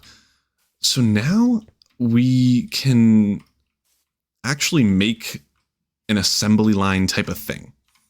So I'm not sure what exactly I want to do here, but our main goal at the end is to make a precision mechanism, which can be done through a bunch of stuff. Where would I find it? There we go. It only took 8 times trying to spell that. I'm a pro. Yeah, so we need a golden sheet. Repeat this 5 times is crazy. But again, it's not super difficult. But we do need 3 deployers and 3 floor things. I don't even know what these are. But we need 3 of these, and we need to do it 5 times over, which is a lot. So I do want to have that like system set up somewhere. So I think that means let's take this down. Oh, I gotta unsuper glue everything. So that means we gotta take everything here down, and then I suppose start building like our initial factory thing. My inventory's so full. I have a backpack. Oh, I forgot. I'm so glad I forget everything all the time. That is so convenient for everyone involved. And then I guess let's tear this thing down too. Beautiful. And now we just have these stupid looking chests that are now out of the way as well. What we can do, now that I'm thinking about it, we have to stay out of the way of this thing, because this is just going to mine everything in its path. But if we... So, I think we probably want like a complex of some sort where we have like a factory building there, a factory building there, a factory building there, a courtyard, and then our main processing building like right here. And if our power comes in from behind and we build an assembly line this way, I think that'll be a good setup. So I think that's how we arrange everything. That does mean, though, I'll need to break this zinc shovel in 4 hits by mining out the rest of this grass to make it all level. There we go. And I think if this is my floor level, and then like I brought this down so I can put like stone bricks or something on this level, then I'll have stone bricks here and then like a stone brick building where we do all of our main stuff and we get power from that. I think that's the plan. And I mean, initially the plan was just a little wooden house, so It's a little bit better or something. I don't know. So I guess let's just get started on building this bad boy. Actually, I'm gonna back this up a little bit, I think, because I probably want it here, the front wall, because then we don't have to move the crops just yet. I'll want to eventually, but we don't have to yet. And then we also already have access to this pipe thing.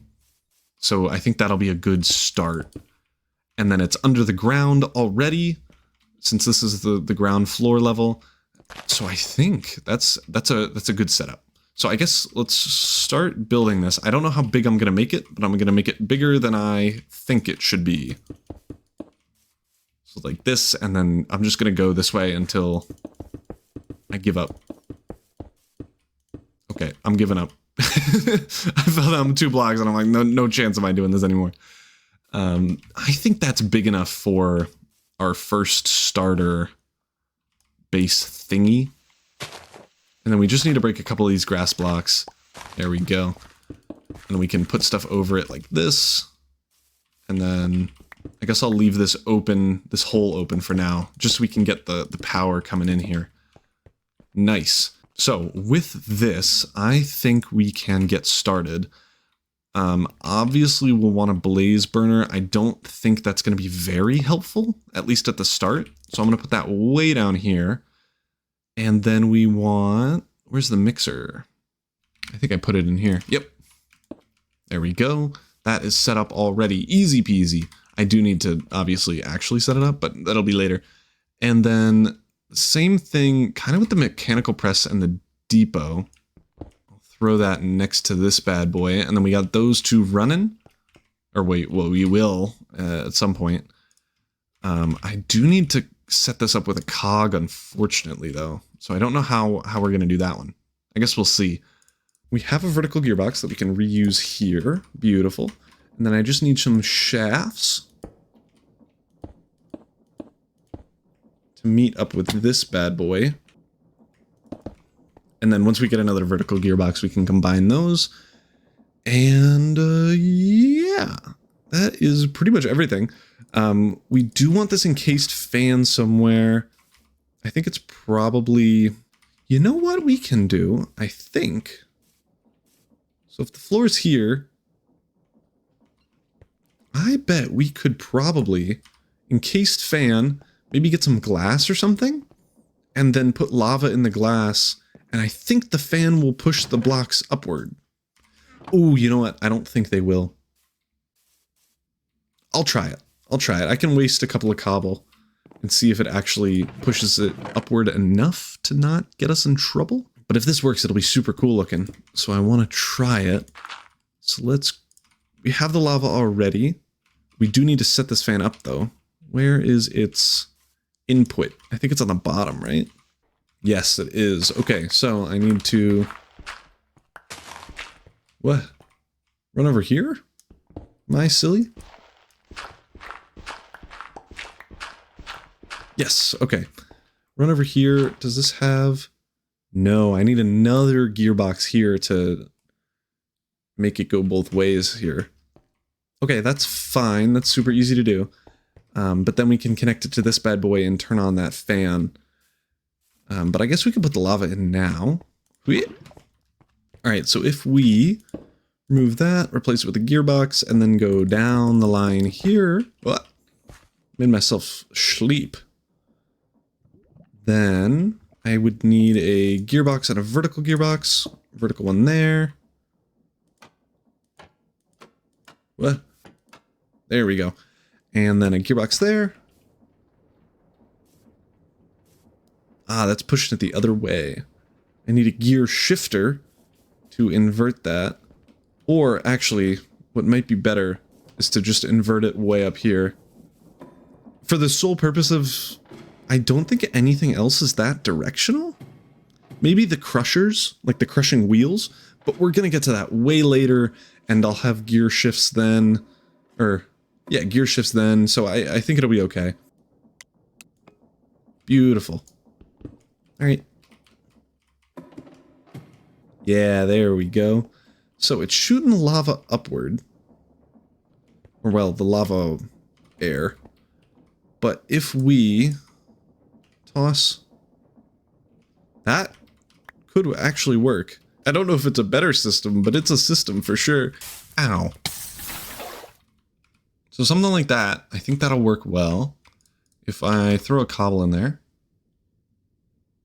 Oh, that's so interesting. It stays at that height. That is better? Perhaps? I genuinely have no idea. I think that's better. Let me throw a gearbox in here so we can connect these bad boys. There we go. And then this is set up. And I guess let's try to make some glass panes to put in front of the fire. And see if that prevents us from accessing it or not. I don't think it will. I think it'll just protect us from death. I'm pushing hard. I can't get in there. Perfect. Ah. Oh, man. I gotta go get some more now. And it's back. Okay, that wasn't too annoying. I guess the plan is to just continue increasing the size of this thing. I mean, we have a lot of room to grow this, but I do know by the end of this episode I want to make this, so let's start making some deployers and some depots. I am pretty sure depots are super easy. Just some andesite casing and some andesite, which I think is in here. There we go. And then the, what's it called itself is actually a little bit challenging. But it shouldn't be too hard. So we have everything for this now. Oop, silly. There we go. And we can pop this deployer over here. I'm gonna just take this out and put you, oh, all right. Okay. You're not being annoying at all. Thank you. Whoa. Oh, it's backwards? You're the worst.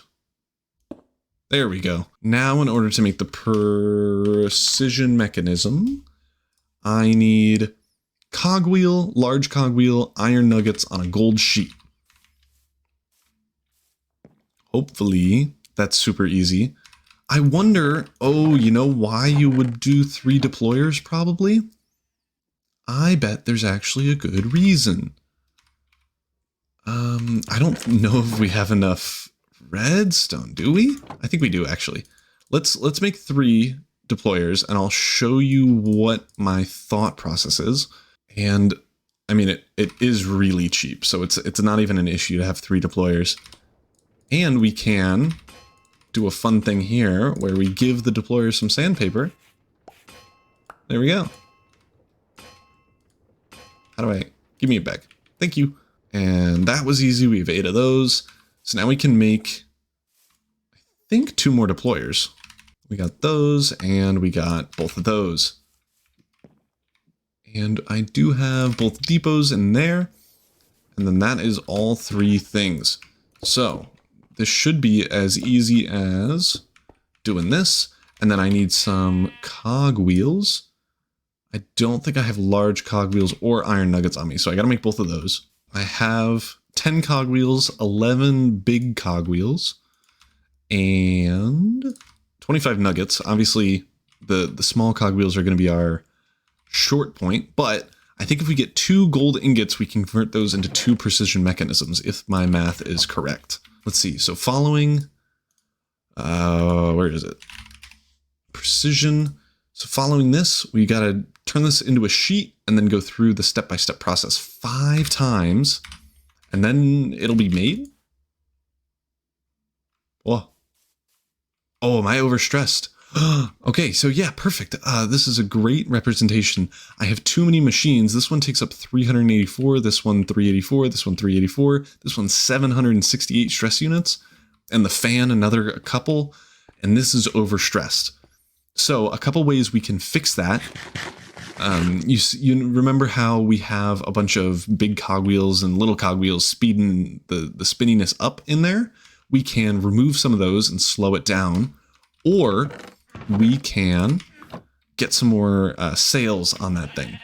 And I'd rather get some more sails on it than slow it down. And there are some tools that let us visualize how close we are to overstressing the unit.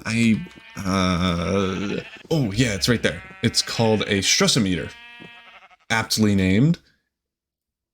It displays the current stress capacity and how close we are to it. So it's like a little lever that tells you, hey, you're gonna get too much now, and that's its whole job.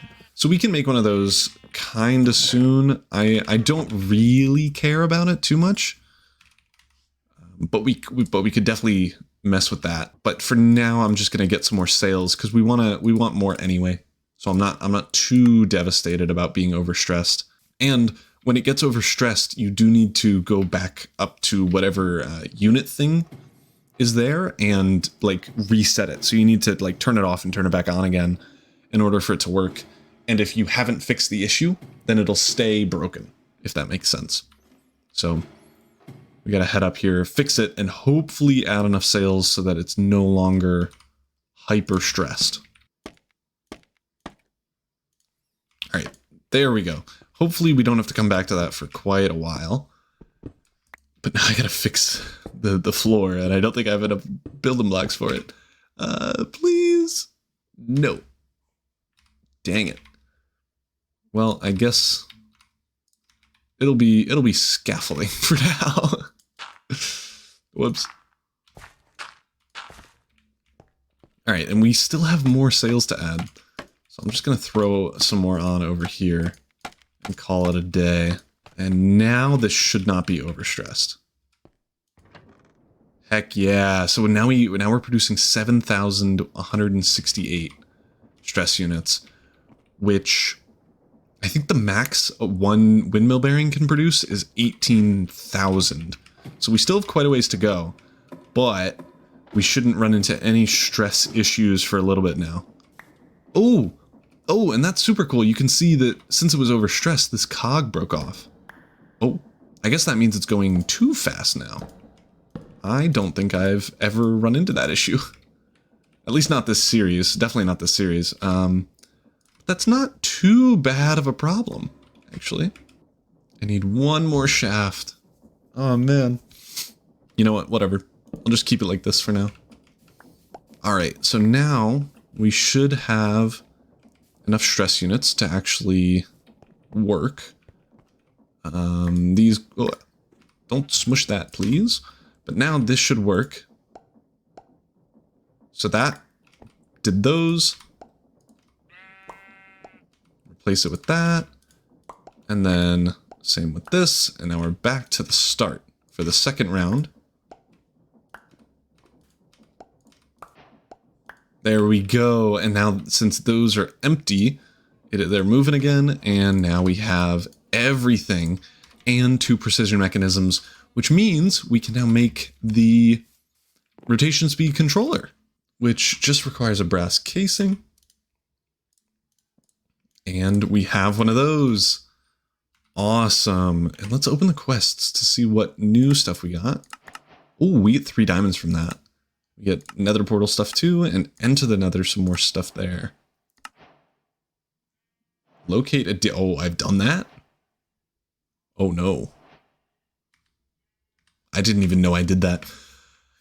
Anywho, we can now head up here and add this to the windmill and speed up that whole thing now up to, I think I would just want to do 64 rotations per minute, I think is the speed that it goes. I don't really know.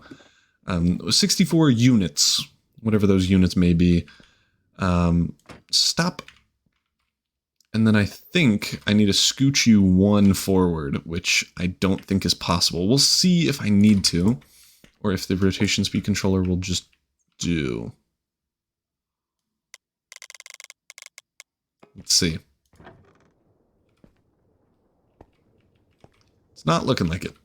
I just have to rebuild this bad boy one block further. I don't need to rebuild it that much. Here, if you join me in my adventure of being so smart, I can hopefully just do this.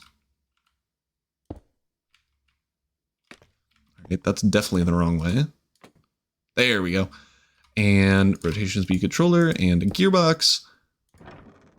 Heck yeah. Okay, I didn't even need to do that much work. Thank goodness. And now I can up this bad boy to 64. This isn't overstressed. Did that work? What the heck? That should be going way faster now. Why is it barely moving?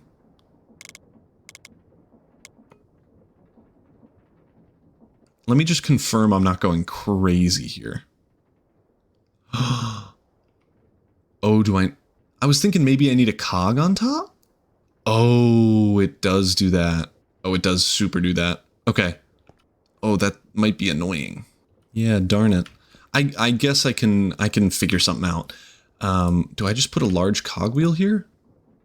Oh, I guess that is exactly what I do. Okay, well I'm glad I looked at the thing.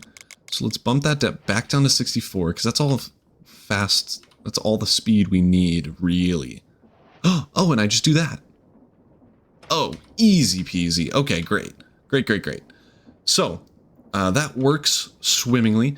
In the next episode, we're going to finish this off, I think, and set everything up here and start kind of terraforming this land so we can get some factories set up. But that is going to be in the next episode. In this episode, we made the windmill behind me that I actually didn't finish. So I'll finish that up before the next episode off camera. And we also started setting up the main factory of our base, which took way longer than I'd like to admit. We also finally made a precision mechanism and got the rotation speed controller set up so that we can actually mine stuff. So in the next episode, you'll see that hopefully completed. Today, I hope to finish this thing up here. But as I was editing and posting the video where we went over it, I decided to mess around with it a bit more and found a better way to do it. So let's hop into the we're in the create mod. Let's hop into the creative world and I'll show you what I'm talking about. Okay, so here we are. Over there is the old build. As you can see, it's like the high bit. But over here is the new one. And as you can see, the main thing that I care about is this is flat. Why is it raining? Stop it. So it's all flat here, which is what we care about since we're trying to make a factory with a flat floor. And what we're using here, instead of the pulley systems, we're using these gantry shafts, which lets us kind of use it, in my opinion, easier, because then we can go across to mine instead of down. It also makes it a lot easier to go the full distance of whatever area we're covering, and that's this circuitry here. So obviously I'm still using the redstone links, and I'm still using the same like clutch, sequence gear shift, and over here the gear shift system as before. But now we're doing it a little bit differently. So I'm just going to walk you through it here. This is going to be, I forgot to mention, the biggest W is not even that it's flat, it's that it's basically fully automated. So I ran this, as you can see, quite a few times. I think I did 2 levels and I just left this because I couldn't be bothered waiting for it. But it'll be the same outcome as hopefully what we'll see on the survival world. So what I'm going to do is press this button, which will light up a bunch of these things. In turn, it will also turn on this and this and this. Let's go through them one at a time. So this will turn on and lock all of the gantry shafts except for this one, which means this thing, the gantry carriage, can move and mine stuff or come back. This one goes for 30 seconds less and just makes it mine going forward. And then for the remainder 30 seconds, it just comes back. This one we'll get to while these two are going. So let's push this, and we can see the gantry carriage is moving forward. This waits for 2 minutes. So after the mining machine goes up 1.5 minutes and then comes back after 2 minutes, it waits 2 minutes and 10 seconds just so that it's all the way back and there isn't any tomfoolery occurring. And this one then does a couple of things. So it pulses both of these for pulses this for 8 seconds and holds it, which just lets us turn on the sequence gear shift and move it 8 blocks over. And yes, this is just locking this vertical one so that it can move 8 blocks over. This one waits 8 seconds and then pulses a counter. I'll get into this a little bit later, but after the counter, it also pulses this, which just resets the thing. So after it scoots over 8 blocks, it resets and goes mining again. To go on to the counter, I needed a way for it to go back and forth, I don't know, 20, 40, 50 times, and have it be like exactly 50 times. So that's where this thing comes in. What this is going to do is once this gets powered, it's going to shoot one item into here, and then it's going to stay here. Once it does that 47 times, all the items will be in here, and this will power off, meaning that this will be powered, and then we'll power this, which means it comes all the way back to the front. But for 2 minutes, nothing else can go. So I need to somehow make it so that while it's coming back, none of these other ones turn on and break it, which is why this is here. So when this doesn't have anything left in it, this will turn off and turn on the redstone torch, powering this piston, which will scooch this redstone block over, pulling this block back and making it so that this can't restart the chain like we just saw. If there's no block there, it'll just pulse into nothing and it won't go back into a loop. The final piece of the puzzle is this lever, which I'm just doing manually because I have to reset the process regardless. But this just lets it move 8 blocks upward, and then basically we're done. But something that you can notice here is that even though there's one more gantry shaft left, this isn't going down anymore. That's because there's blocks here in the way. So I thought, why don't we, instead of like doing a crazy amount of circuitry to make it so that the thing can't go downward, after it goes up, why don't I just put a block in the way, and then that's it. That's all I need to do, and that will be the new ground level for the mining machine. And that works really well. If I bring this down to just 1 redstone dust, we can see this reset in action. And then I can show you how it moves up and everything. But actually, this is going to be pretty soon. As this arrives back, it'll probably be another 15 seconds before this whole thing gets going. Unfortunately, just by the nature of how the circuit works, it's going to scoot over 8 more blocks, as you see.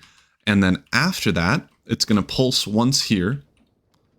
And then that's going to turn on. That block moves over. It can't reset here. And after 8 seconds, it'll scooch back over. Beautiful. And it's back at the start. I do need to wait for this to end before I flip this switch. Otherwise, it won't work. But really, it's like 2 minutes of waiting on cases where I am testing it, which isn't that long. Like usually, it'll have to come all the way back, and as it arrives back, that'll turn off. So I'm not too worried about the wait. And then once this happens, I can flip this lever and show you the height thing. There we go. So once this finishes, this goes back into place so that we can do the loop over and over again. I'm also going to put those back in there, but now I can show you this is going to now scooch this bad boy up, and I do need to place a block underneath really anywhere. But now you can see that it won't scoot down, and that's just its new floor. So we can restart this and it will just start doing the same old thing. And that is a ton easier because once we get to a really big area, we're going to be doing like I'm going to hit that button once and then wait like an hour, 2 hours. So I'm not too fussed about the one manual thing I have to do every hour and a half or so. So that is super awesome. But unfortunately, this does mean I need to redo quite a bit of the placing of things.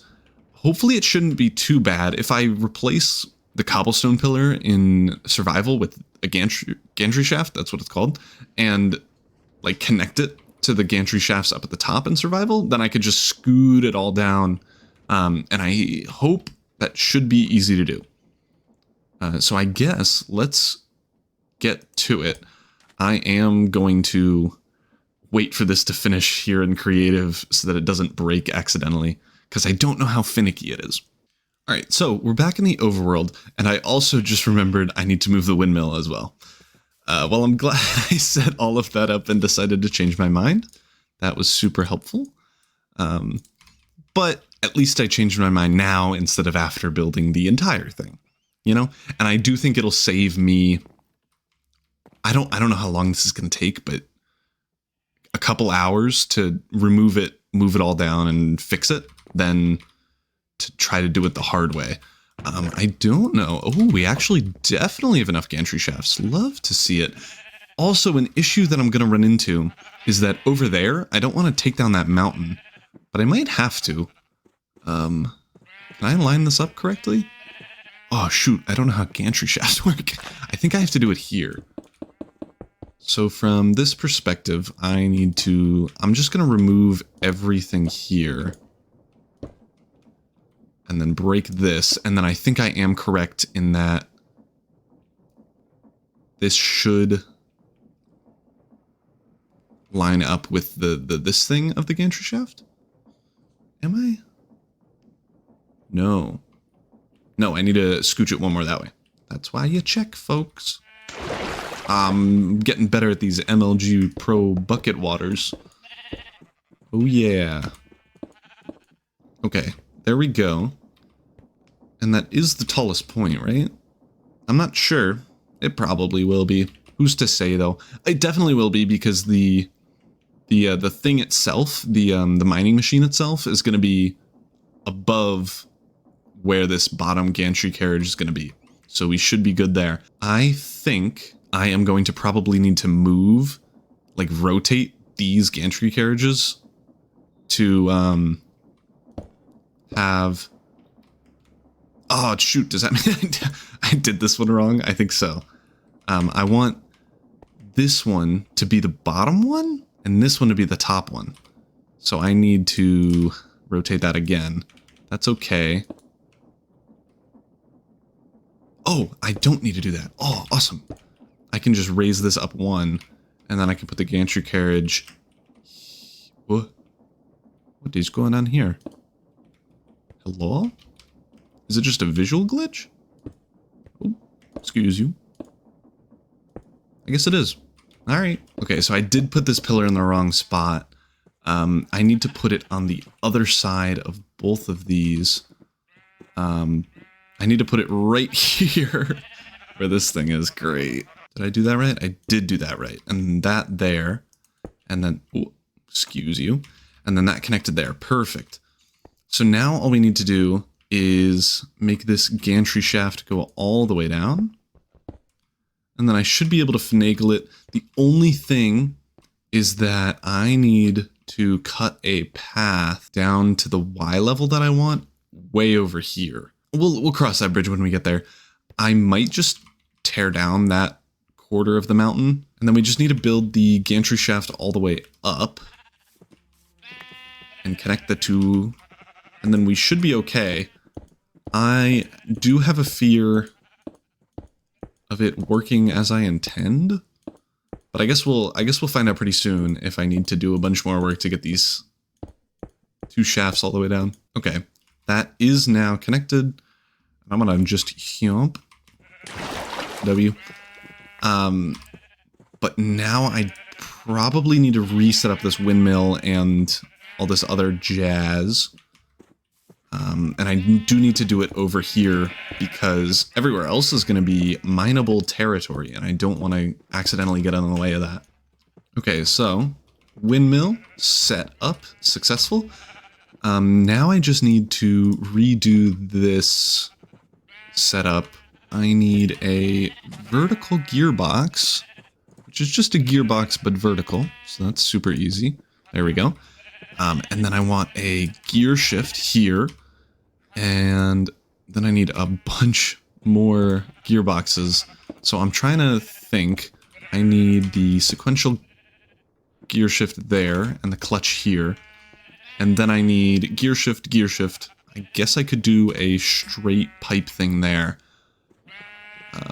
Gearbox, sorry. And then I can do a pipe. Do I have pipe? No. But then if I just connect it to this bad boy, we should be good. And I obviously need the rotation speed controller, which should be... I could do it there. Is that the best spot for it? If I do it here, and then I up this to... I'm just going to do 64 clockwise. Then put a large cogwheel on top. And then I could put a little cogwheel below it. Do I have a little cogwheel? I thought I did. Alright, well, I guess I'll go make one. Okay, so I think I have everything. I am going to just put a cog here. Oh, which I guess is going 128 units, whatever. I assume rotations per minute, but I could be wrong. Oh, and then I need a gearbox there, but then I can shaft up that, and that will work. Yeah. Okay, so let's get one more gearbox, and then we can, I guess, hope that these things come down? I don't know. Alright, so, plop that on there. I think those are going the wrong way. So I am actually, instead of just switching up the rotation speed controller, I'm going to just make this go counterclockwise. So that's still not doing anything. Okay, well that might mean that up there is a little bit wonky, which is fine. That should be easy to fix. I just need to get up there. I don't think I have enough dirt on me, so let me go grab some. I did notice there were some, what I assumed to be visual glitches on the things, but that might actually be breaking the whole gantry shaft mechanism. So I'm gonna check that out. I hope it's a simple issue of just break it and replace it. No. Oh, maybe I need one more here. I hope I still... Okay, good. Like maybe I need one more above? No.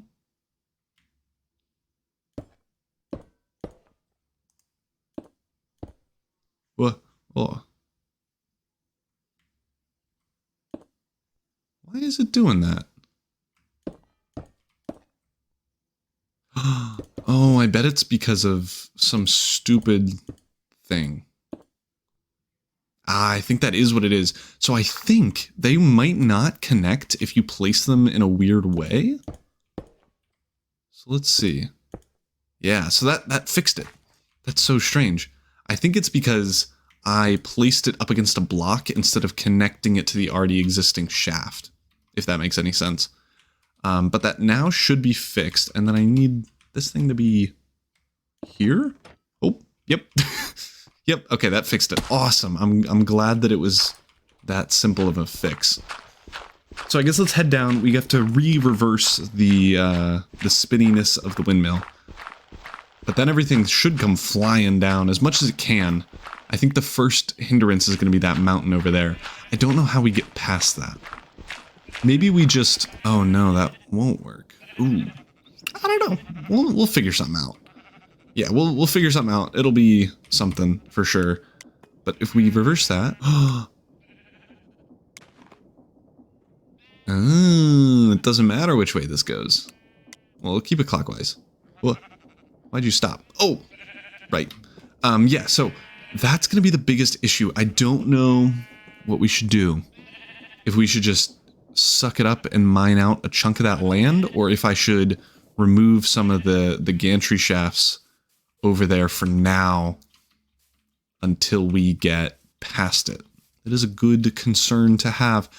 I'm going to check. I'm going to run over here and see how far of the mountain we still would need to go if we don't break all of these. So probably about here. Yeah, probably like exactly here. Ooh, which is a decent bit of it. No, I don't think it's too bad, actually. I think that's something that we can clean up afterwards with a couple of drills and a couple of, like, manually moving the gantry carriage and shaft around. So I guess let's head up there and remove the gantry shafts that are getting blocked right now. And hopefully... Was that just a zombie in a cave? Why is it so echoey? Well, hopefully we can remove that and then be on our way.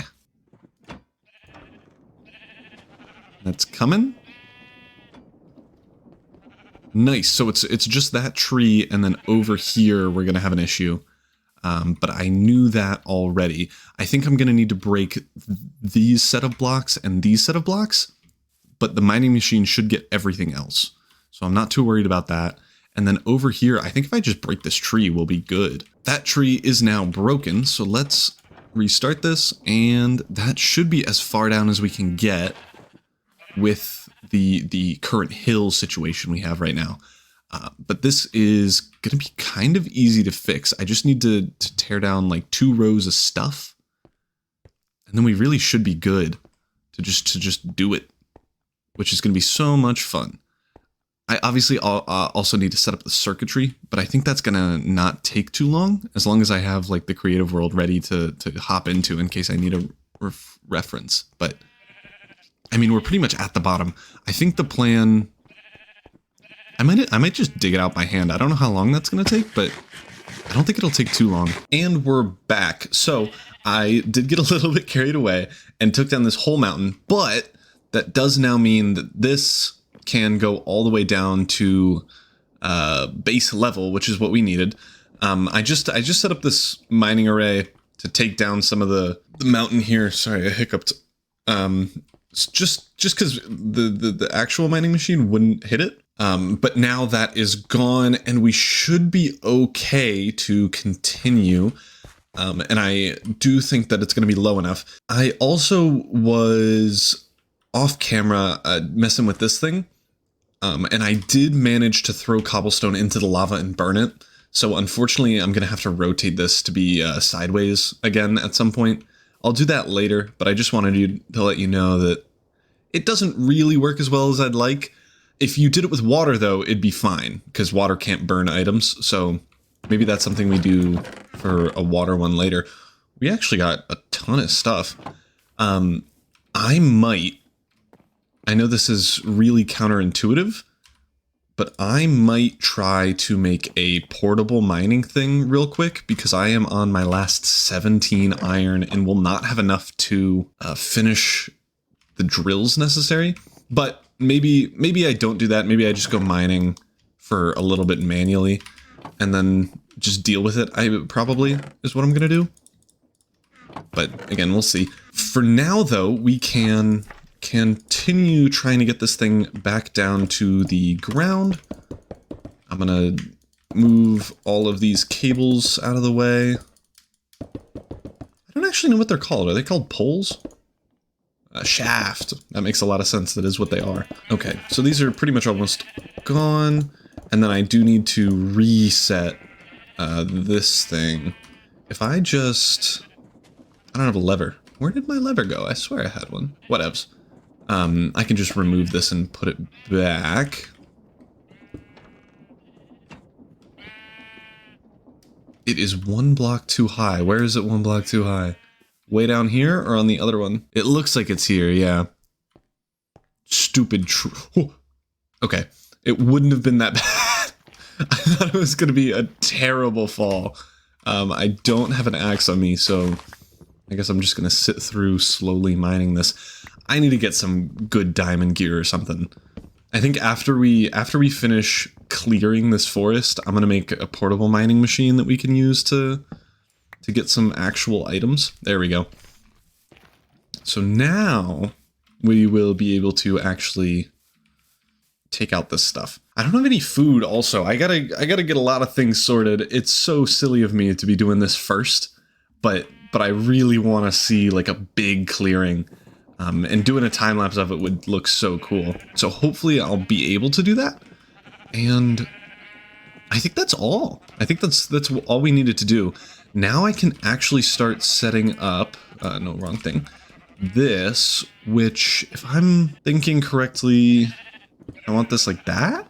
Ooh, actually, so in the creative world, I have...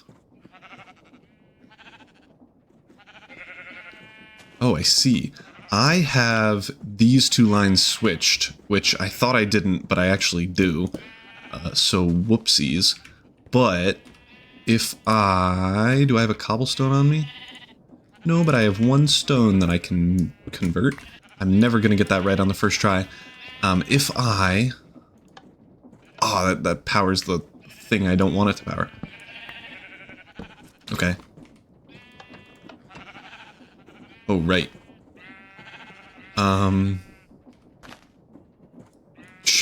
Shoot. How do I do this? I guess I need another lever here. Okay, perfect. So that's what we needed. And then I just need this to be one longer, this to be one shorter. True. That is now set up. And then this is also now set up. And then I can turn that off and turn you off. Whoa. Am I stuck on something again? I shouldn't be, unless I'm stuck on something over here. Is it that one grass block? Yep, that was the issue.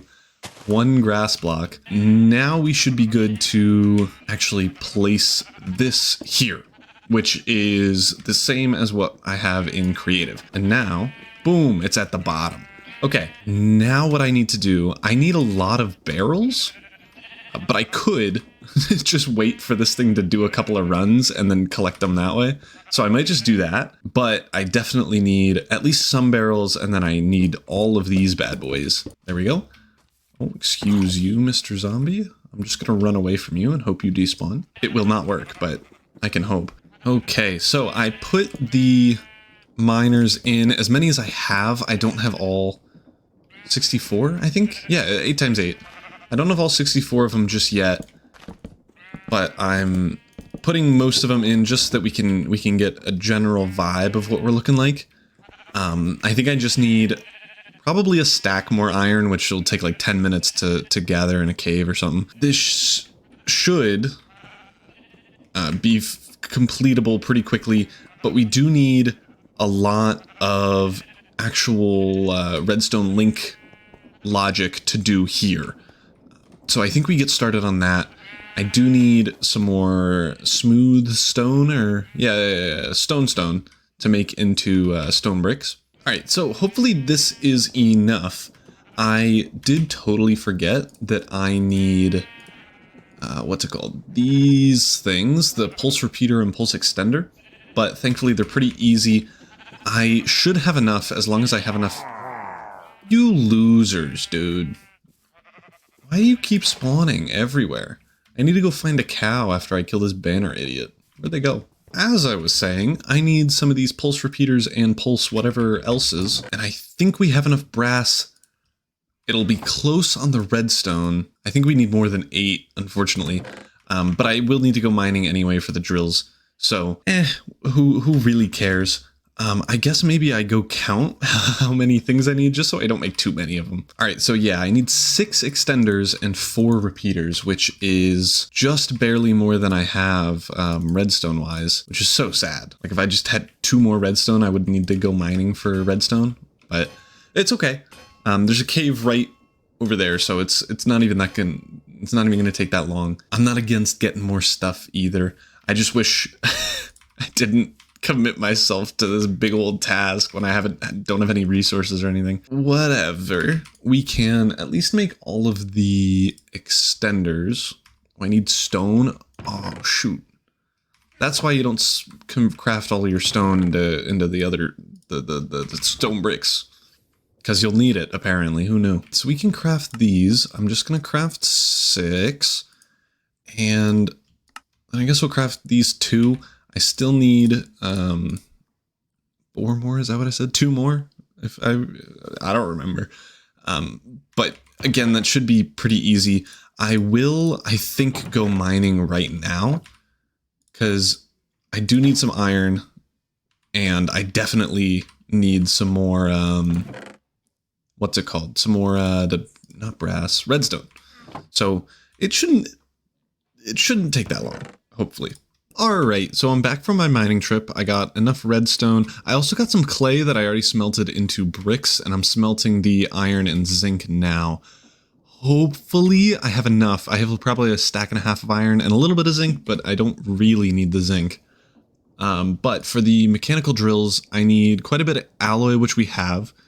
And then some andesite casings. So we should be okay. I think that's everything smelted. Yeah, it looks like it. We need 23 more drills. Let me also put this away because who cares about this stuff? And then we also need, I think it was pulse repeaters that we needed. Yeah. So we need the 2 more pulse repeaters. Oh, I didn't know you could use diorite for that. That's so awesome, actually. That's way better than using stone. Holy. And then we also need some andesite alloy and some, what's it called? Some iron, which we have both of now, thankfully. Right, so 23 of those. There we go. And that is all that we needed, hopefully. Again, I'm not going to say for sure because there's no chance that I know.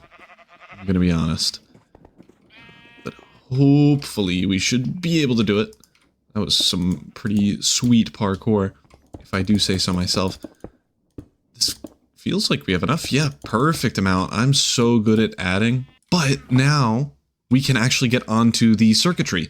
So I think I have almost everything I need. I definitely need some pistons and repeaters and stuff for the reset circuitry. But other than that, I think we're good. And then obviously I need a button. Yeah, I think we're good. So I'm gonna just run through the circuitry, probably off camera, because I have to go back and forth for my creative world and stuff quite a bit, just so I get it right. But then I hopefully am done. Ooh, you know what? Since we had to scooch this up one because I needed it on this gantry shaft, I think I'm gonna move the top drills down to here. I think that makes the most amount of sense. Oh, actually, yeah, I have to do that because this gantry shaft wouldn't be able to go. Ooh, that is a very good point. I don't know how I didn't catch that while testing. I might have done something different? I don't know.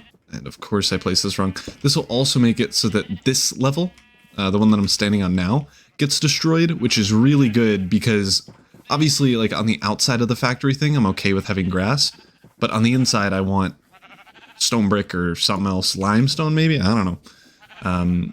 But I think this will look okay like this. But yeah, so let's get started on circuitry. Okay, and I think that's it. I have not tested it because I wanted to do that with everyone here. So do we just send a real run of it? Ah, whatever. What's the worst that'll happen? I have to rebuild the whole thing. The answer would have been yes, because I didn't put super glue on it. Skadoosh. Oh, wrong button for sure.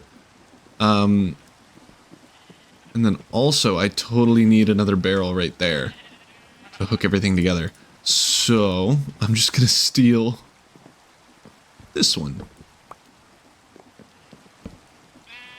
And then connect you with everything here.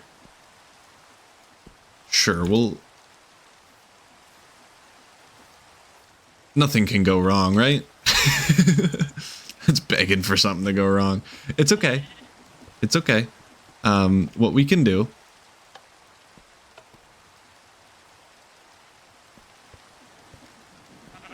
Okay. I think that means it's going the wrong way somehow. Oh.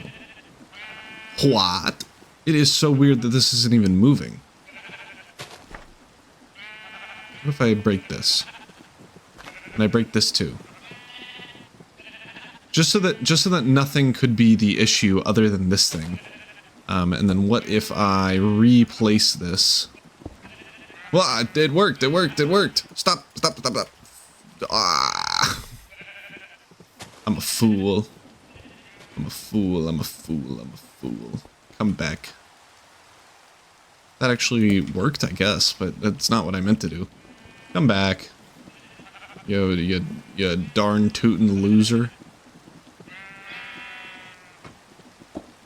Thank you. Okay, so I think it did work. It was just one of it's a weird glitch maybe that happens. But now I need to re-glue everything here.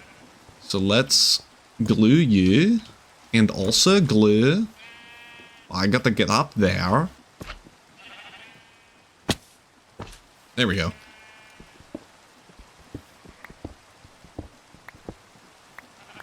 Maybe it won't move not fully glued structures. I don't know. It might be something. It could also just not be anything. Oh, that's so bizarre. It's not doing it. Okay. What if I break this glue?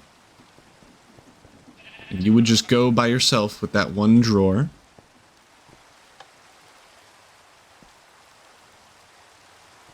I think it left.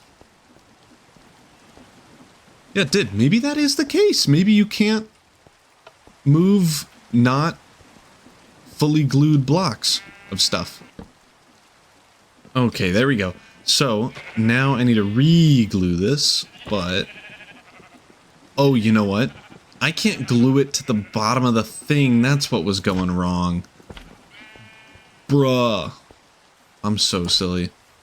Okay, now all of that is connected, and now it's gonna work flawlessly, because of course it is. Yep. Okay. I can now get rid of you two, and we can try this again. Again, this isn't so much a, like, starting the run. This is a test to make sure it works, and to get the timings and stuff right, because obviously I tested this in my creative world. I don't know how long it's gonna take to get all the way to the end. I assume longer than 2 minutes. Like, this is gonna take maybe 10. I have no idea. I think it's gonna take a while. Well, I'm gonna claim it works, and I'm gonna get a third-party cam up in here, so we can get a time lapse going, and you can watch this mountain slowly fade away.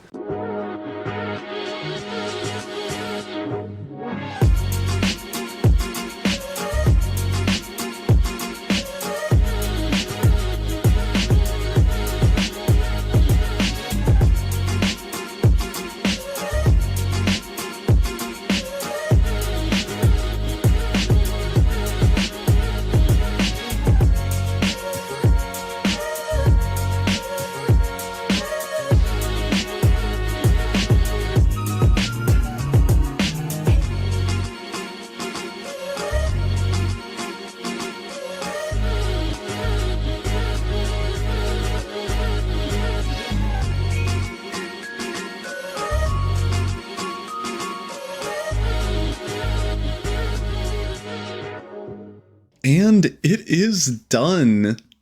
Almost. So we pretty much completely cleared out this whole area. I'm running over here just so these will render and hopefully stop freaking out, but maybe that is a bold assumption. What are they doing? Why are you... Can I save them? I feel like there's no way they're this high up. Yeah, they can't be. So I don't know what the flying sheep and cows are doing. I think we just let them be and they'll go away eventually, hopefully.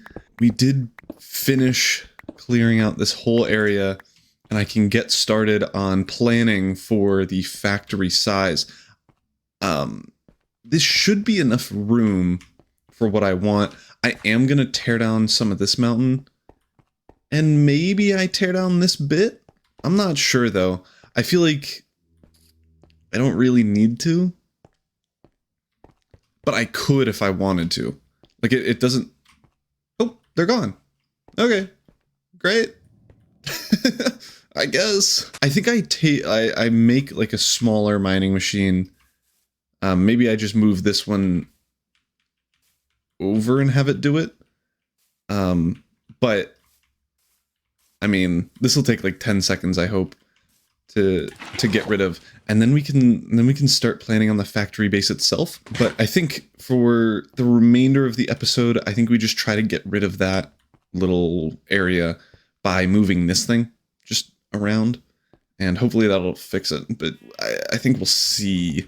I don't have a lot of faith that I'll be able to move this very easily, but if I can, that would be great. Actually, you know what? I think it will be faster to just tear this whole thing down and do a manual mining thing over there instead of trying to figure out how to do this whole thing. Ooh. I totally forgot that these are full of items. Oh, geez. Okay, this might mean I have to get into storage drawers, which is a thing in this mod. If you don't know what it is already, it is basically something that lets you do like a lot of block storage. Here, if we just look up. So it's basically just a chest, and it can either hold 1 item, 2 items, or 4 items. You can connect it up with stuff called a drawer controller, which lets you put away items in bulk, basically. But we would just want the 1 block storage, because they are pretty cheap. It's just a chest and some extra wood. And base holds 32 stacks, but you can upgrade it to hold a ton more than that. And I mean, the emerald one isn't too expensive once we find emeralds, which would be the only issue. What the heck are you? Why are you purple? But I mean, like we can get a bunch of iron or gold ones, which is 8 times the base value. 8 times 32 is 256 stacks, which is a ton more than what just 1 drawer can hold. So I would say let's make a couple of those, and then a couple of... Well, actually, we do have 11 emeralds. We might as well make the emerald storage systems, because I'm doubting I'm going to use many emeralds, if any at all. And then we also need some of these upgrades, but we don't have enough emeralds, I don't think. How do you make the upgrade? Oh, whoopsies. Yeah, okay, so we have 5 that we can do right now, and these are just the drawers. They're really simple. Let me grab some cobblestone. Actually, there should be, yeah, some in here. So all you have to do is right click on a drawer, and it'll put it in there. You can see up at the top of my screen, it says 64 cobblestone in there. And then if we get things like keys or quantify keys, which are a little bit expensive, but we can actually at least make the drawer key right now. We would want 2 of these. And if I don't have any space. Oh, let's do this first then. If you right click once, it'll put away 1 stack, but if you double right click, it'll put away all the stacks in your inventory of that type. And then if you right click it with a drawer key, you can see that there's now a keyhole there. That means if I take everything out, it won't like remove it and make it blank. It'll still keep the cobblestone logo, which is helpful for things like drawer controllers, which basically lets you, if I double right click a drawer controller, it'll put away everything that I can possibly put away that is connected to the drawers. So that's a really simple way of doing it. But now that means I need to transfer all of these items. Oh, and these are already full. So you can see up at the top there, it has 2048. If we right click it with one of these, we can now fill it up to more than double that. I think it's 5 times if I remember correctly. And this one's also full. So now we can fit more in that because I just upgraded it. But yeah, this is going to take a minute to do. And another good thing about drawers is that you can...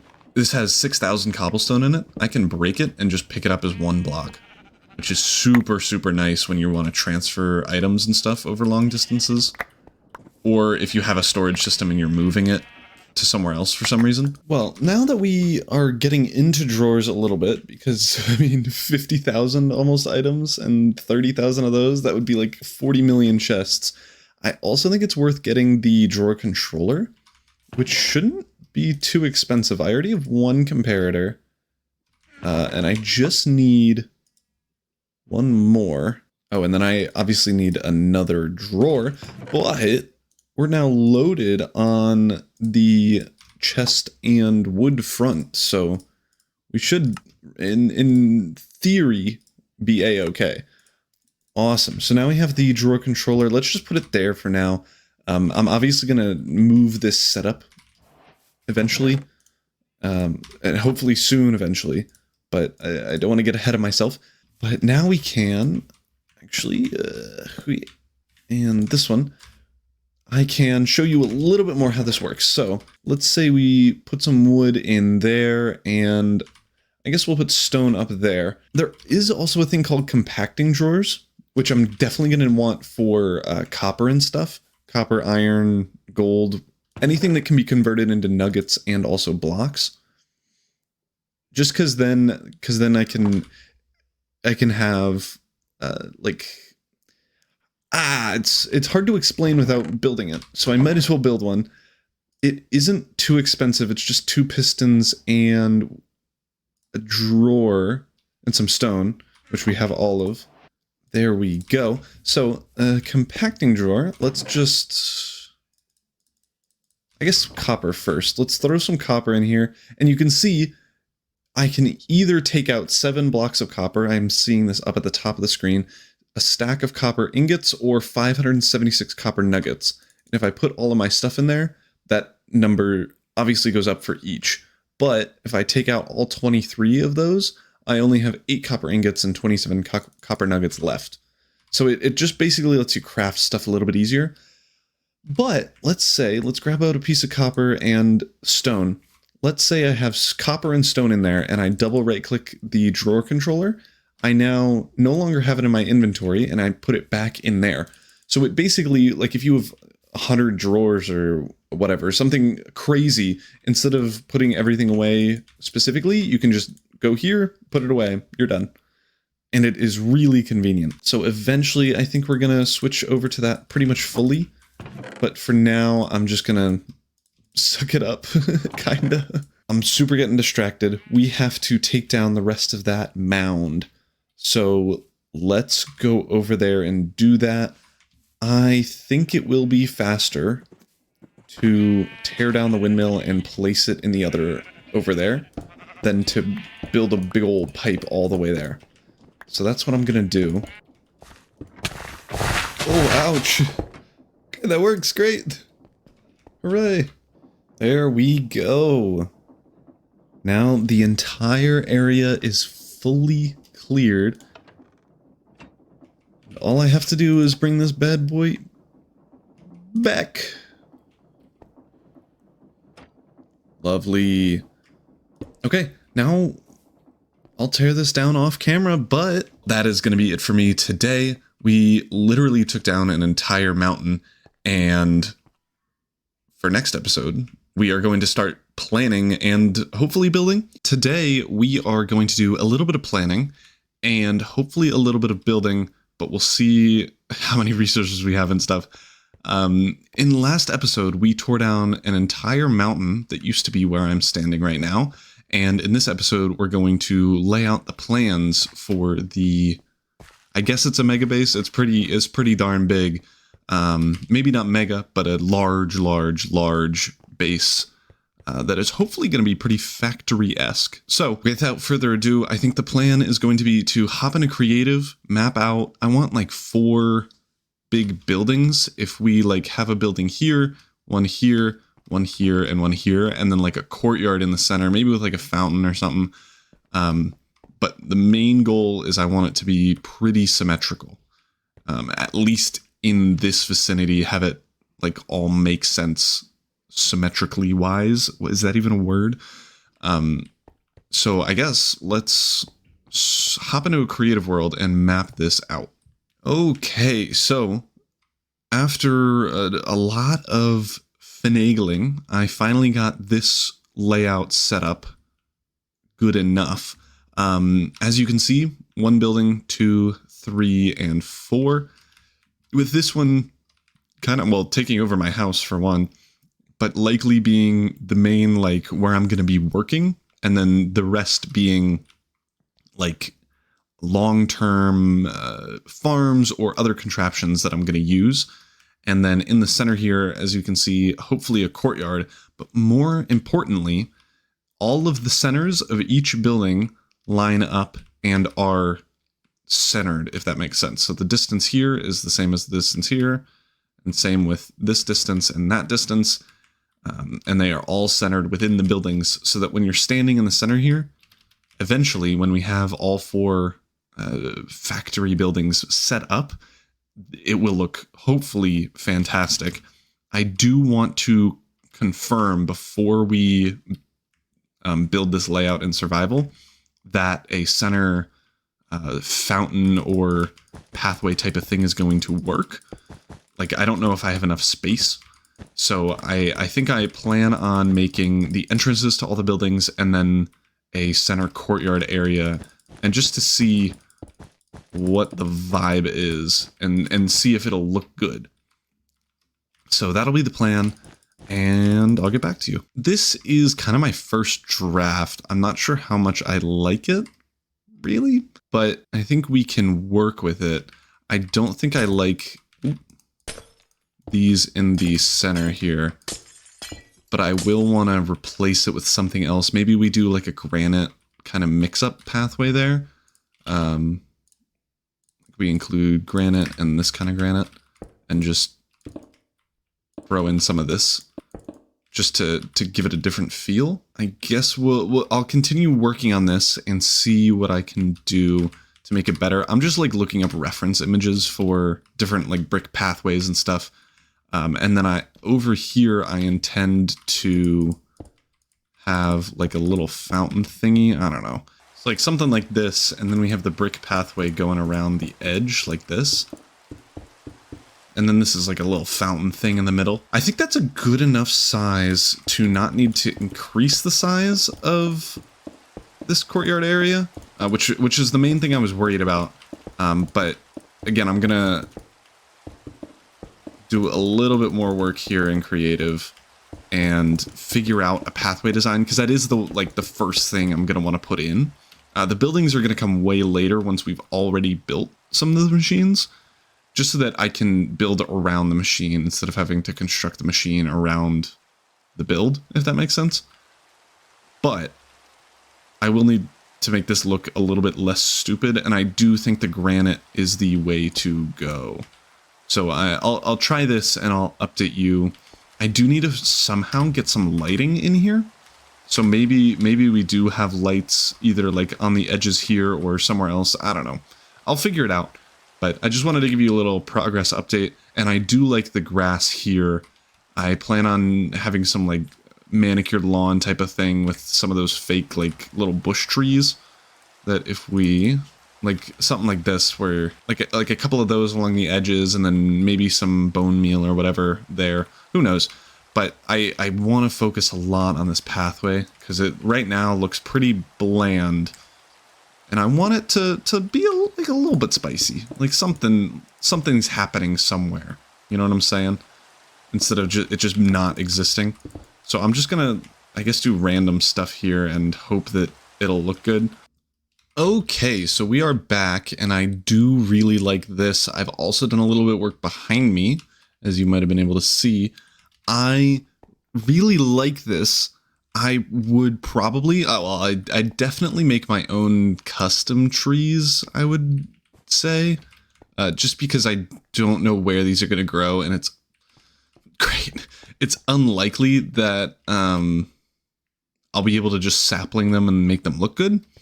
But if I had like little like short and kind of tall ones, like spruce tree style, but a little bit smaller and nicer looking than those, then I think that could work really well. And I do still like having like the leaves over here, but maybe a different one or something.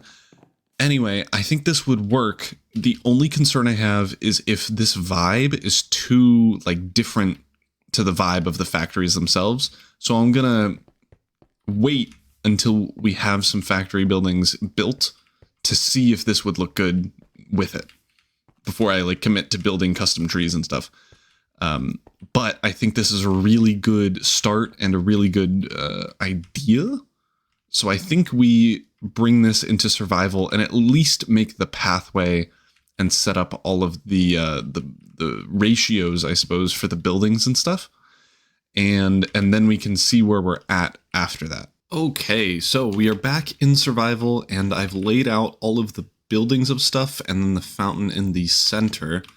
I think now you're gonna see a quick time lapse of me hopefully pretty much fully doing the center courtyard area with the pathways and stuff around the fountain and also the grass there. Actually, while I say this, I don't have any silk touch, so I'm gonna bring the grass from over here and like all four corners so that I can actually get it across there. Because otherwise I need like silk touch and something like that, and I do not have the enchantment yet. I'm just gonna bring the grass like this, and it might take a while, but I mean, I'm gonna be building for probably quite a while, so it shouldn't really matter. And I have a boatload of dirt, so we should be all right. If it does take too long, I can always like later on fill it with actual grass. I'm not even gonna bother over there. It's too far away. Actually, I probably should because I don't have any grass. But yeah, so stay tuned. You'll hop over to a quick time lapse in a minute here, and hopefully I'll build it and it looks good. That would be the hope. Before I start building, however, I will not have enough bricks to be able to do anything.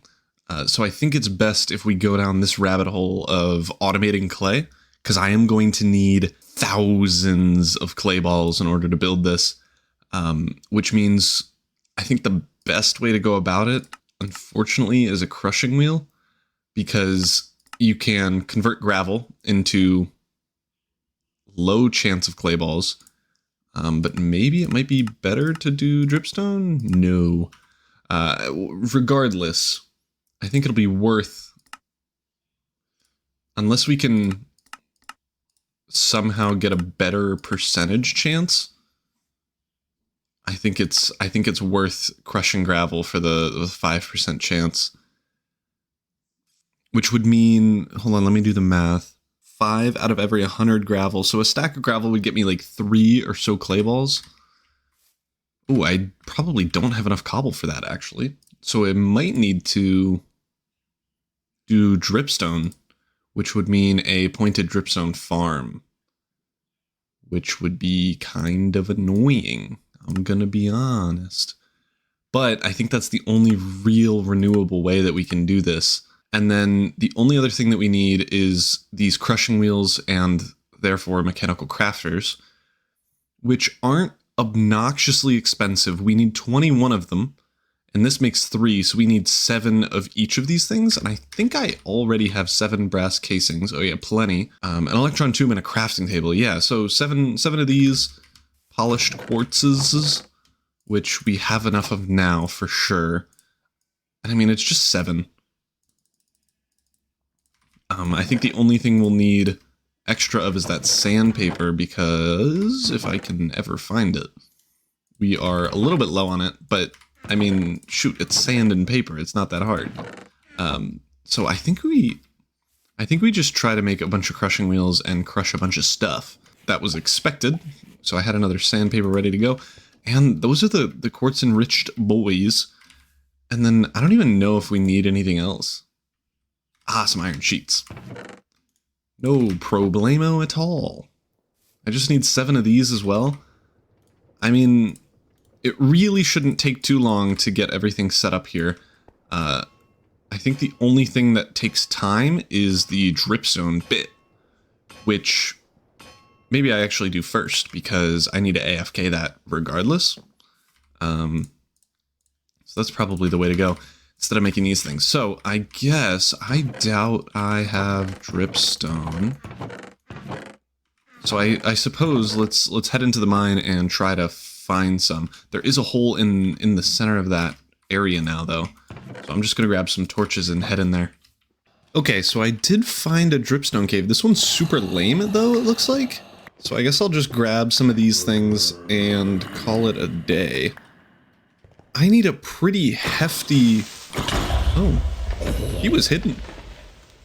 Why are there so many mobs? Stop doing that. You're not very nice. See ya, loser. Yeah, so I think I grab a couple of these dripstone things. Oh my gosh, he's got a crazy shot. What is going on? Can y'all stop coming out from the depths? Oh. Okay, no, that makes sense. That's valid. I don't think this is a very big dripstone cave, so I am going to probably not have a ton. This farm is going to need to be gigantic, actually. Well, I'll keep collecting some of this stuff, and I guess we'll see how much I actually get. I mean, until then, I'll just be here, being all over here. You know how it goes. Ooh, there actually is also a ton of clay here, and I have a better shovel now. So I'm just gonna snag as much of this as I can. This should tide me over until I can make a pretty big dripstone farm. I mean, there's a ton down at the bottom there, so I should be okay. Fingers crossed. But I wish there was an easier way to get bricks, dude. Like, this is awful. Alright, so I kind of gave up on the dripstone, but holy smokes do I have a ton of clay. So I guess this was a success, but not in the way I intended.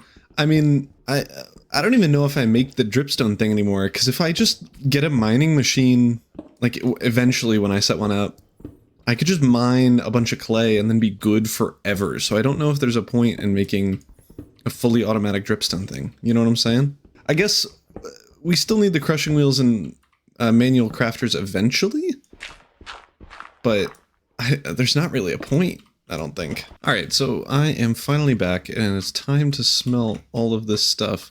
Holy cow, that's so many bricks, too. And this would take hours on a furnace, but it's gonna take like another 30 seconds, maybe?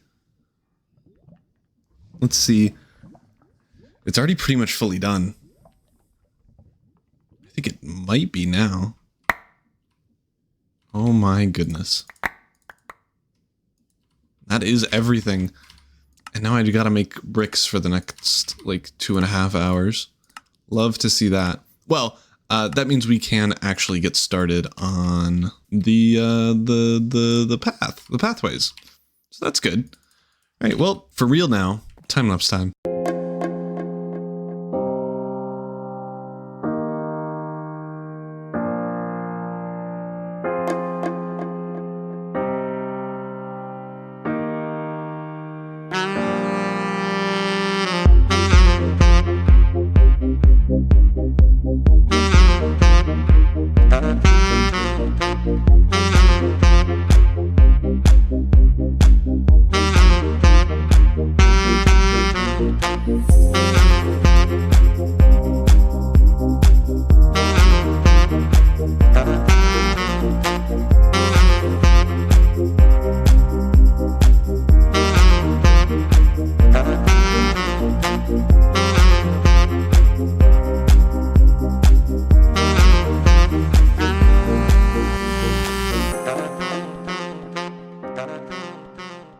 And welcome back. So, as you saw in the time lapse, I waited for all the grass to grow overnight because I wasn't staying up for that.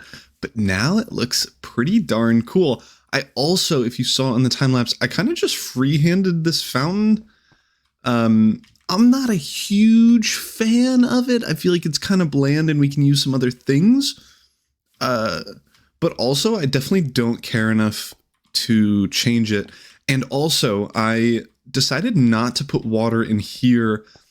I don't know if it'll look better or if it'll change it in any way, but I don't hate the no water look. So I think we'll just keep it like that.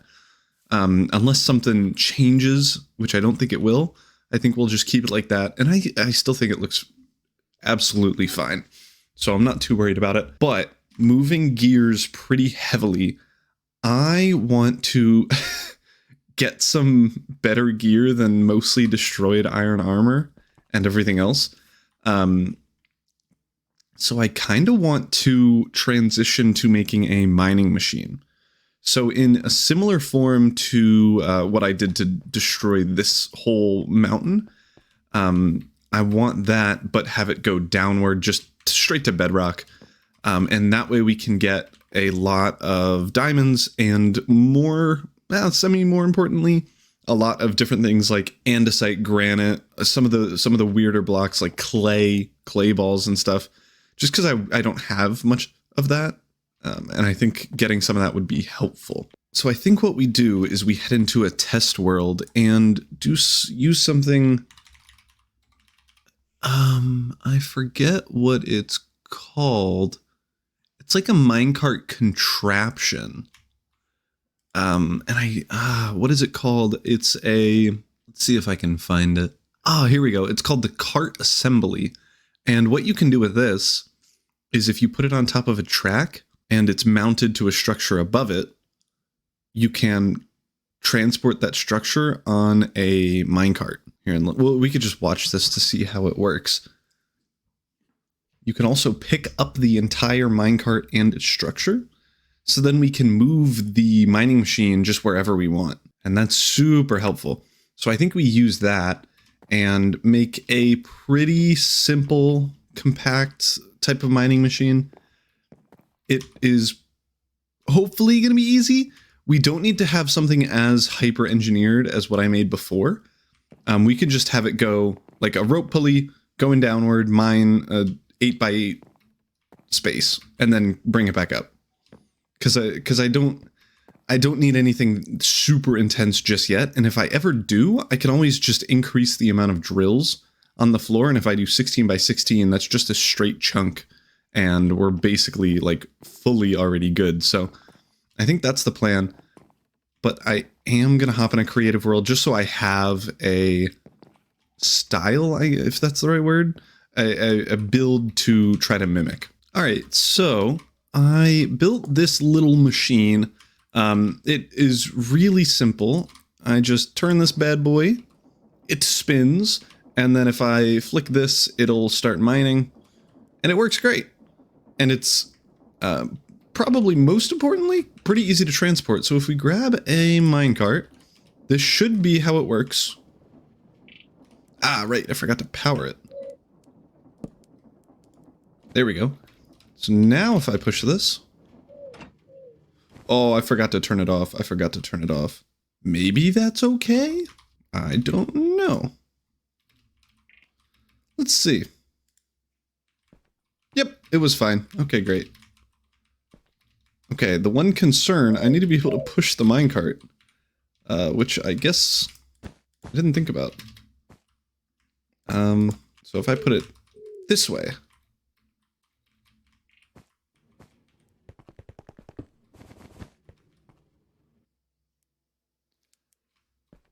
How did that work? How did it mine stuff? What? Okay. And then if I put the cart thing... I guess I need a trap door, maybe? Just to get under. What?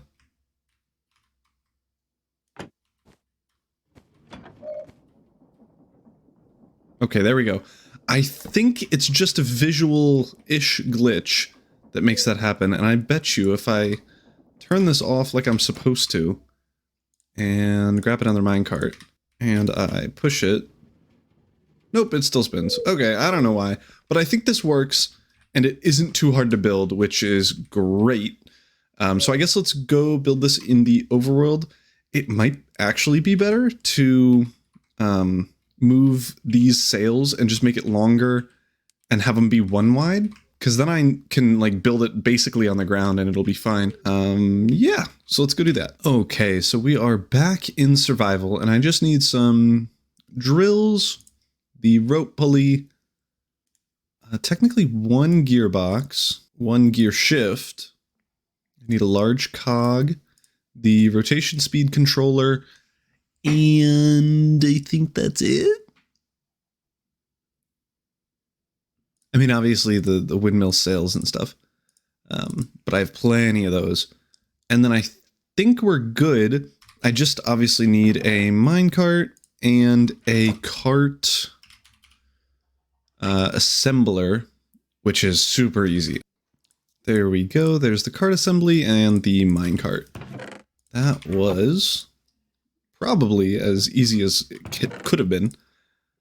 Oh, I also set this up. So, you know how last episode, was it this episode? One of the episodes, we did a drawer key and you could like lock it and unlock it. There's also a thing called a quantify key, which is the key in a book and quill, which if you right click will show you all of the actual numbers of items that you have, which helps a ton. So we now have that. I don't remember where I put my other key. It's in here. Great. So now we have that. So if we ever add more drawers, I'll just grab it and lock it and quantify it and whatever. But that is super helpful because then I could just at a quick glance know how many there are instead of having to like hover over it and look at the top and whatever. So let's put the windmill bearing down first because then I need a piece of wood. Then I can set up the sails and make sure that it actually fits if I build it just straight on the ground. And it should be a-okay. I don't see any reason this wouldn't work. Can you rotate? Thank you.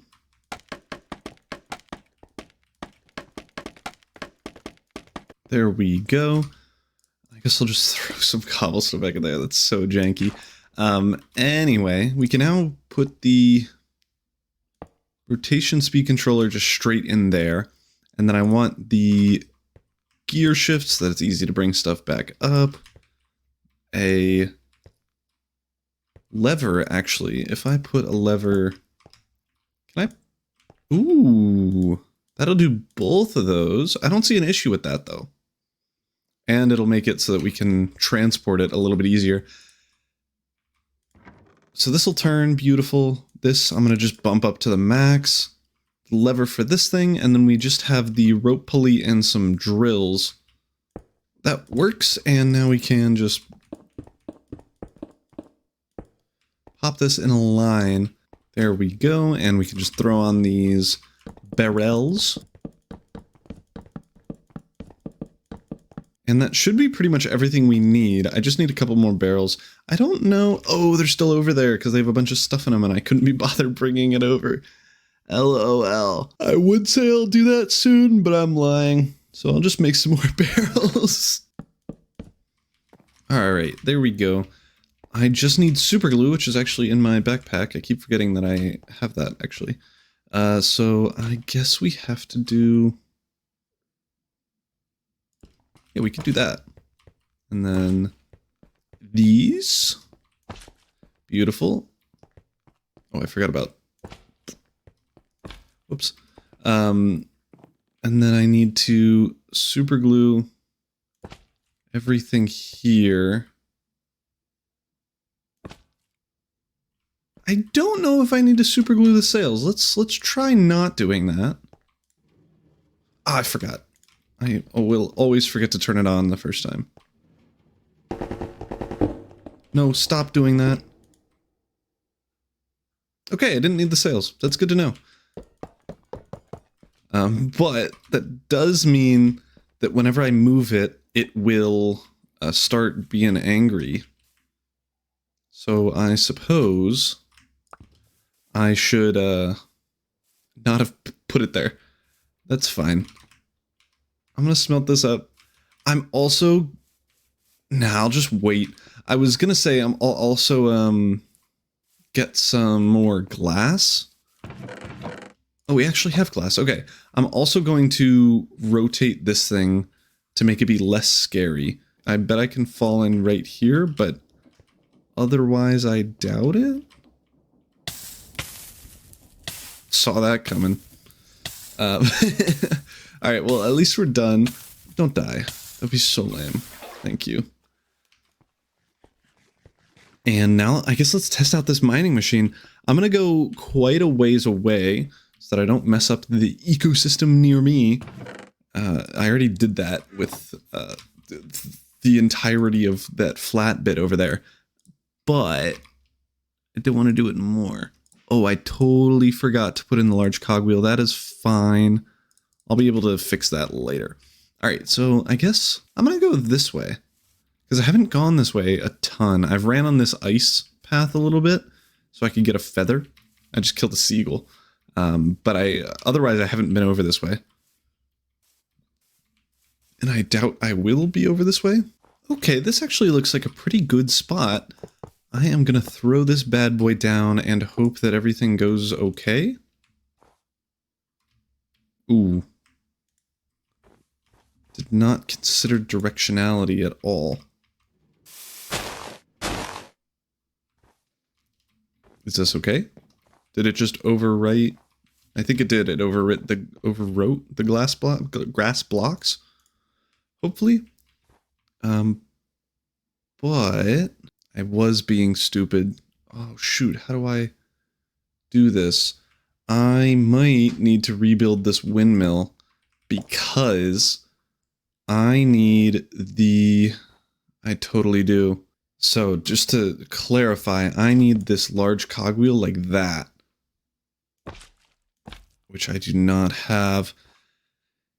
And yeah, I just need to remove all of this. Whoopsies. Well, it's a good thing I thought of this now instead of... Well, I guess this is the latest point I would have been able to find out, because I would have tried to start it and it would have not been fast, and I would have been like, yep, okay. Silly goose moment. But we should be fine. This shouldn't take too long, hopefully, at 256 RPMs. Like, we should be...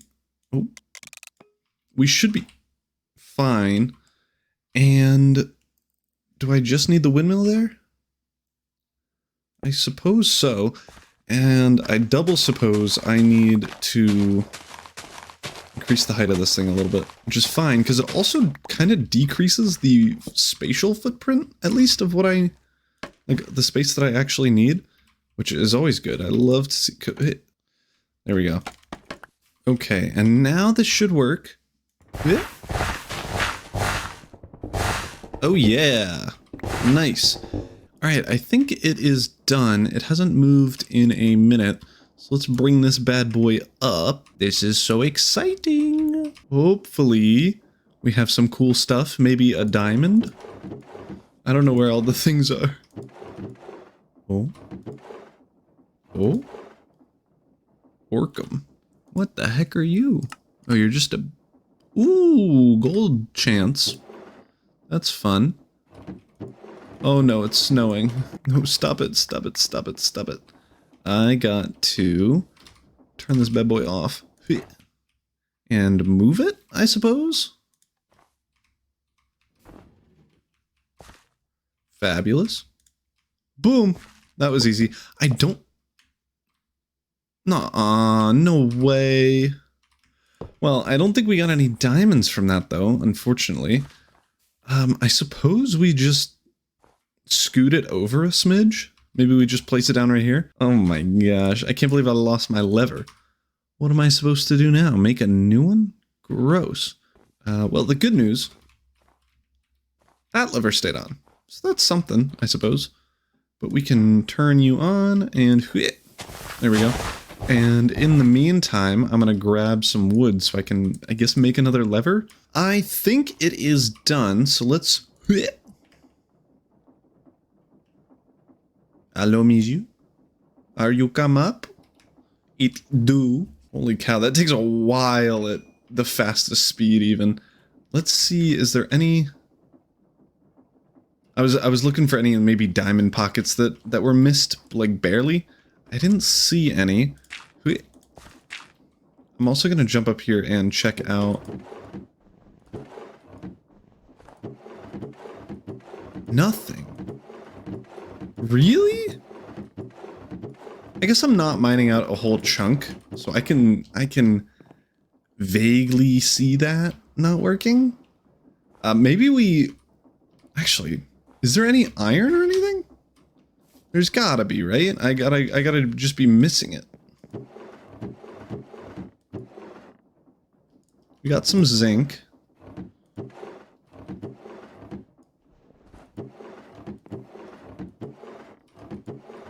feel like we're not getting any ores at all. This is super strange, I feel like.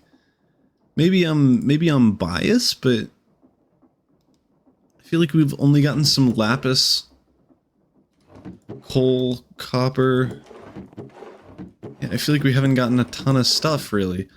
Well, let's pack it up and continue on our way. Okay, so we are back home. And as you can see, I have 3 hunger bars and not really any food at all. Which is, believe it or not, an issue. We do have sheep, and if we, I forget which one it was. Rutro. Technically this one, but there's a better one. I swear I'm not crazy. Well, I guess it was that one. Regardless, if you, so the mutton wrap has a bunch of food and a bunch of saturation, and it just requires mutton, cooked mutton or cooked mutton chops, onion, which we have a ton of, cabbage, which we have a ton of, and bread, which we can make a ton of. And I think we just do that. But if you do the wheat flour thing and turn it into dough, you can then smelt it and turn that into bread. And I think that is a better way to do it. Yeah, because it's 1 wheat to 1 wheat flour, which means that this 38 wheat that we have can be converted into a bunch of bread. But I am going to grab more because we need to breed these lambs, sheep, if we want to actually have enough mutton chops. So I'm going to get started on that. And this is kind of the first real food thing we've done. Like beforehand, I've just been eating apples that are there and like other breads and foods and stuff, but I'm literally out of any food that's any good at all. So I'm gonna try to make like a stack of these things, and they should hopefully last me quite a long time. At least that's the hope. I think that's enough for now. And then we can also, if you saw, we can get a cutting board and a knife and cut that bad boy up. And it's just some planks and sticks, which is arguably pretty cheap. So I guess let's just make that as well. Boom. I don't know where we're going to put this. Great. Yeah, that works. And then we also need a knife, which... super not sure about this. Let's see. Oh, it's just a short sword. I guess we'll do diamond, because we do have diamonds now. I'm gonna go over that in a minute. I haven't checked the most... Oh, I just did that out of habit. That's fine. It's fine. I'll need a new diamond shovel really soon anyway, so it's okay. But oh my gosh. Okay, now we can do this mutton chop stuff. If I... Oh, you have to do it one at a time.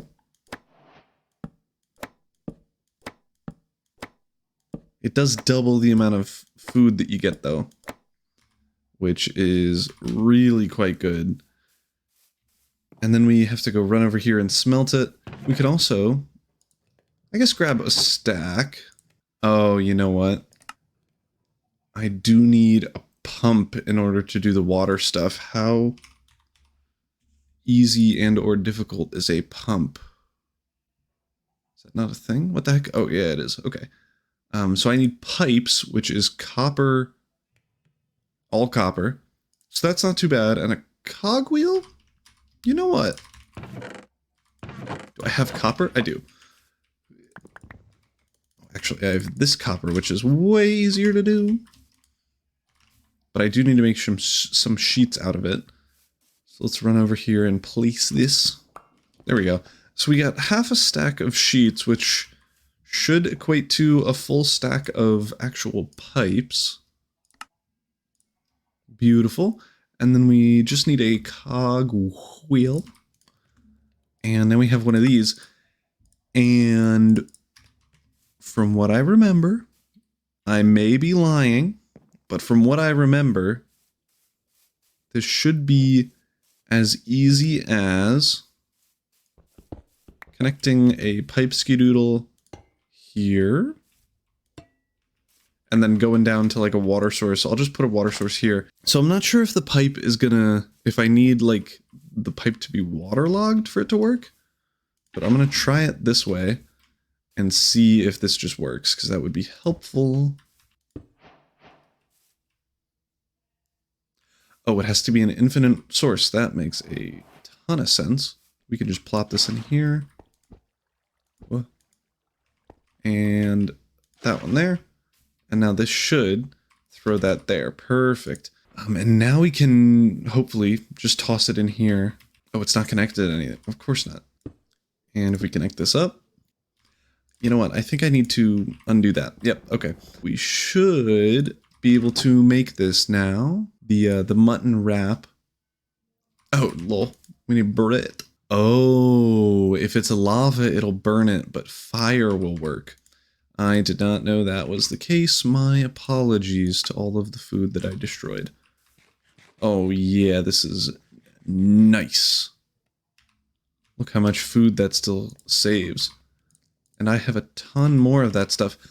I am going to, before I forget and lose it, replace this again. I replaced it all with wheat because I was making the sheep grow.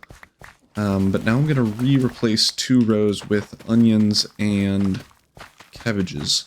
And now we can check out the actual setup of what we got. So let me grab all of these things. That was easy. And I suppose I just break this, because I think it'll be easier than actually doing anything specific.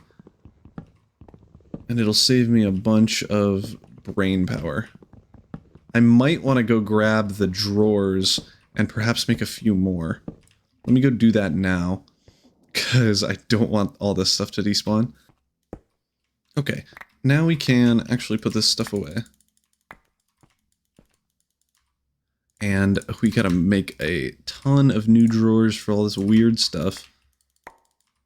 And then cobbled deep slate and tough are the next big 2. Holy cow, we're already full on cobbled deep slate. And as you can see in my inventory, we have 9 diamonds, which is very nice indeed. And we already need way more drawers than I prepared for. Love to see it. Okay, so this is the remainder of stuff that I guess I didn't have in drawers. For some of it, like the azurine, I don't need. And I feel like I had a calcite one. Maybe I didn't. And for calcite, if I only have a stack, then it's not a big deal. Huh. But maybe for things like lapis, redstone, coal, and diamonds, I probably want a drawer for it. Maybe a compacting drawer. How? There we go. We have those 4 compacting drawers. And I'm going to just throw them onto the end of this. And let's throw redstone, lapis, and coal in there. I suppose the raw stuff I can just keep here and save for later. I do think we're going to get a ton of crimsonite. I forget what it's called. I don't know what it's called. Maybe I'm lying though. I think we just keep breaking them. 12 diamonds. Love to see that. I don't think we're going to get to 30, which is around about what you need for full diamond. But I think we will get enough for diamond tools and maybe a chestplate or so, which is really what I care about. Like I just want faster tools than iron. And maybe kind of soon we start working on the create enchanting methods, because they are kind of interesting, even if they're perhaps a little bit strange. Okay, so we are finally done unloading. All of the barrels are off, and we have quite a bit of stuff to go through. I'm going to bring all of the drawers back in a minute, but 20 diamonds. That is very nice. And definitely a very good start for now, especially. I hope to... I don't even know. I'm definitely going to make tools first, and then I don't know if I'll save it or use it on armor or something else, but we definitely love 20 diamonds, and that probably took me, I don't know, like probably close to an hour of being AFK for most of it. So we definitely take that. I do need to make a couple more drawers for coal and redstone and stuff, but otherwise we are good on the drawers front. So let me pack all of this up and bring it back over to, I wouldn't call it a base, to the wooden structure over yonder. Anyway, that is going to be it for me today. We finally, I guess, made a mining machine and got some diamonds, which I bet was bugging all of you quite a bit, that I was rocking iron armor and made the beautiful thing behind me. So we finally got some diamonds. We finally got a food source that isn't just bread or apples, which is great. We have 16 of them still, and they last for a while. So I love to see that. I think in the next episode, I don't know what we're going to do yet, but I'll think of something. In the last episode, we made a mining machine that can be transported with the cart assembly, and just a mine cart. It's super convenient. And we got 20 diamonds out of the mining session. I wouldn't consider it a session, the mining activity. And I do plan on spending that today, but I also want to get into some enchanting. So if we look up the enchantment thingy, I need powdered obsidian, which is crushing obsidian. If you don't know, we don't have crushers. And they need to be made in mechanical crafters. So if we want to do this, we have to be all fancy schmancy and get a lot of stuff. But I'm going to make some tools first, but I want to do it on camera so that you guys could see it. So let's do that. I'm probably going to make a pickaxe and an axe. And then maybe a, what's it called? A stupid, maybe a chest plate? No, I think I'm going to make leggings because eventually I'll get an elytra and we will grow out of the chest plate need. But I think the rest we can just keep there for now. And I think now the plan is to get working on the crushing wheel. So in order to make that, we need 21 mechanical crafters. And I think we already have everything we need for the mechanical crafters specifically. So I guess let's just make that right now. I suppose I'll just make crafting. We can make those, and there we go. Boom. So we have 21 of these, and we got to set it up in kind of a weird way. So as you can see, 1, 2, 3, 4, 5, 6, 7, 8, 9, 10, 11, 12, 13, 14, 15, 16, 17, 18, 19, 20, 21. So we need to put the crafters in this formula, if that's the right word. So actually I might make, let's see, I might make 4 more, which would mean 6 more because they make it in sets of 3, just so that we can have a 25 5x5 square. And I think that would make more sense, just like vibes wise. So let's do that quickly. I do need more of the these things, the electron tubes, and therefore more rose quartz. But we should actually be able to make that now because we have redstone. So that's great. And then after that, we also need 2 crafting tables. So now we can make this bad boy. Oh, I should have done that twice instead of only once.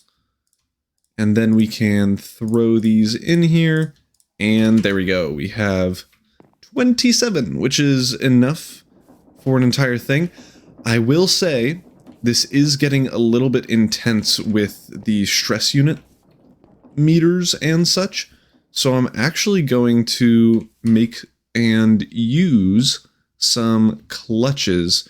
We only have 1 right now, but they're really not too expensive at all. And this is mostly going to be just so that we can Let's see, I want to make a couple levers just so we can turn off some of the machinery. Most importantly, the mechanical crafters and eventually the crusher, but we might as well do it for all of these bad boys. Alright, so yeah, the power comes in from there, so I will have to put the clutch just right here. That's actually really helpful because then, if we just... I guess we have to make it, but if we put the lever on this stone brick block, we can just turn off that whole section. Awesome, and we can do the same thing over here. Yeah. Okay, so that's super great, and that gives us a ton more space and...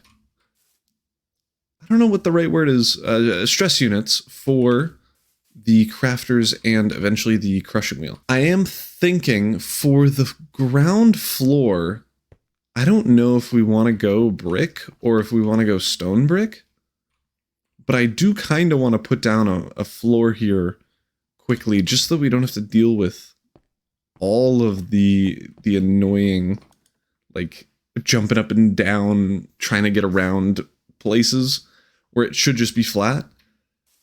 Maybe my guess is going to be stone brick is going to look better. So I suppose we go with that and see what it looks like. Ooh, actually, I did just remember there is a thing called smooth stone, and I think that actually would look super good. And more importantly, it wouldn't be really used in the rest of the walls or build. So I think it will contrast pretty well. Oh, I forgot that I could pick stuff up. What a silly me. Awesome. So I'm just going to use full blocks here. I don't think I'll run into any issues of running out of cobblestone just ever, let alone on this kind of small floor. But that does mean I'm going to take down this house. In house with big quotes. It's barely a house. I outgrew it basically immediately and just didn't even bother building it. I don't think that really counts. And then I have to remove this grass floor from inside the building, but that shouldn't really take too long. And we are back. This floor didn't take too long. I just had to smelt like 3 inventories worth of stone, which is a little bit worrying for how big the walls and stuff are going to be, and that I need to make 3 other buildings. But I digress. Oh, I didn't think about this being a different color. Oops, whatever. We can now get started on the mechanical crafters. I think we'll just put them over on this wall here. I think that makes the most amount of sense. If you look here, this is one mechanical crafting block, and you can see that there's an arrow that goes up. We can rotate this, and that decides where the blocks go when you're crafting them, if that makes sense. You'll see in a minute here, while I build this up. It is really quite simple. You just set up a 5x5 array. Oh shoot, I need to do this the right way. Are you kidding? Okay. And depending on where they line up is where the item pops out and how the thing is crafted, basically. So I want the item to pop out here, and then I'm just going to have everything kind of feed upward here. And then obviously these need to go this way so that they all go towards the center there. And there's probably a right way to do this, but I don't really care. You know? Like, there's probably a correct way speed-wise to do it, but it's pretty much gonna all be the same, so I don't really mind. Alright, well, there we go. So what'll happen is... Actually, I'll just show you in a minute when I set up the... What's it called? The system itself. And that should be set up now. I will just need to turn on this lever over here. There we go. So it should now be spinning. Yep, we can see now that it is spinning. Oh, does each one use 256 stress units? Oh, yikes. So it is still working. I can now, allegedly, turn this off, and this should still be spinning. Yes, awesome. So just to confirm that I have all the materials, I need a bunch of andesite, some wood, and a stone thing. So I think it should work pretty simply if we surround this and then put the andesite casings around that. Okay, that is fine. That means we can't use just straight andesite. I think it has to be polished, which is not an issue. I think I have polished granite in here. Yep. I just wanted to use not a polished version if I didn't have to. And once I put this in, this should start going. You might have to give it a redstone signal, which I think is actually what you have to do. So let's... Yep. Okay, so you have to turn it on, and then as you saw, all the things like scooted into the middle and then slid over, and now we have 2 crushing wheels, which use a ton of power. So I'll probably have to reduce the RPMs on that to actually let it be powered on. But I suppose we will see. And I think we probably just want to put them here-ish. I'm gonna try. Let's see. I don't have many building blocks. I'm gonna try to just like put one here and see what that looks like. That looks great, fabulous. And then the other one I think needs to be a block away, 2 blocks away, however many blocks this is. Yeah, this looks right. And they both need to spin in the same direction and both need to spin towards the center. I don't know if it'll do it itself, but I suppose we will find out. Oh, that doesn't reach. Okay. That is okay. We can always just do 2 shafts. And I suppose they need to be inverted, so how in the world do you do that? A gearbox between them, I suppose? Which actually shouldn't be that difficult.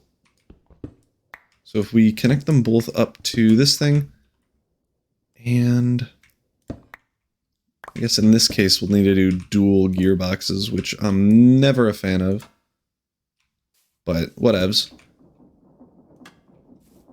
And then we can throw one of these down there. And I'm doing this first just normally because I don't know which direction they're going to spin. So I'm not even bothering figuring it out beforehand. But let's do this. Ah, yes. So overstressed because duh. But I guess I needed a rotation speed controller to slow this thing down. Oh, but they're both spinning the correct way, which is always great. So we don't need to super worry about that. I do want to throw a clutch in here, though. If we just put it here and throw a lever on that, that can be turned off now. And then everything else is turned off. I think this should be usable at full speed. It is. The mechanical crafter takes up a ton. Because this is only 2,000 and my windmill, which I also expanded to max size, can do about 8,000. So we actually should be good to go here. And now, I think it's best if I make a chute, which is basically just a hopper, but kind of like barely fancier. And actually, what I can do...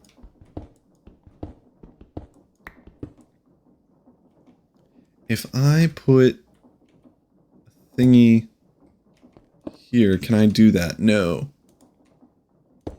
I'm curious if I can put one there and connect a belt up to both of these? No. What in the world is going on, though?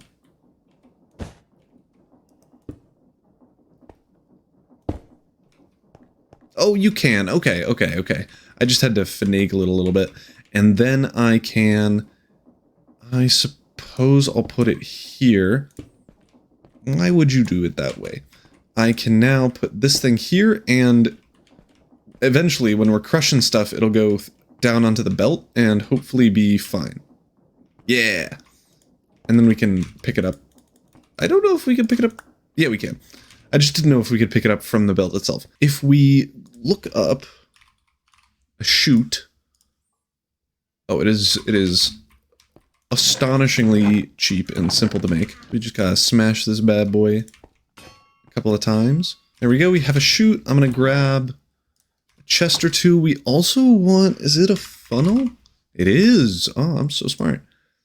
An andesite funnel, that's pretty darn cheap. And then this one is a little bit fancier. You can use this for like adding filters and stuff, I think.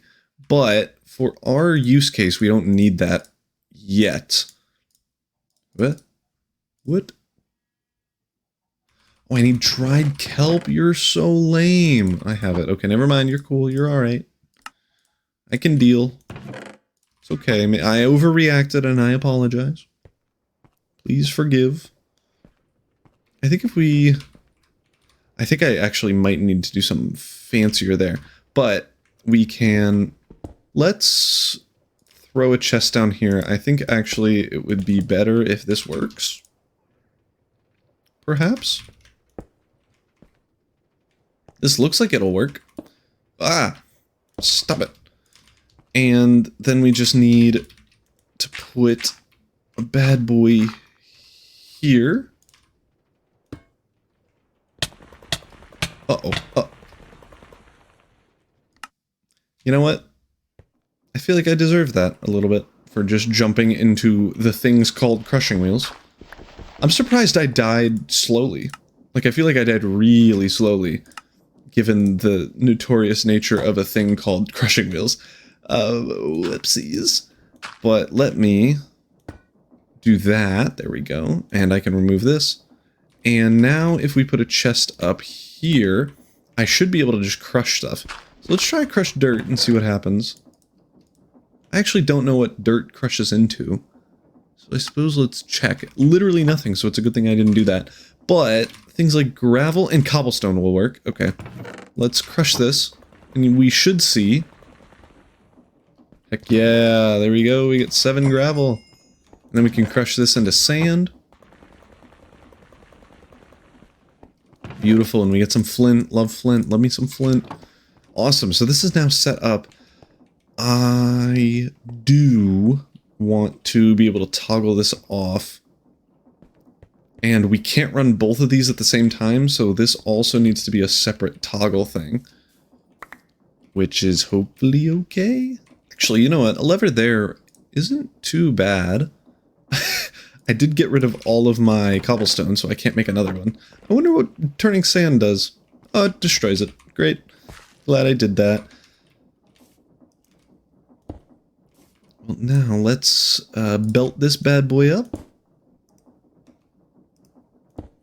And now this is connected. And now we should be good. I just need to make a lever and put it there, and then that is all set up with its own on and off switch. And there we go. That is now off and... Ooh. Wait, how did you overstress yourself?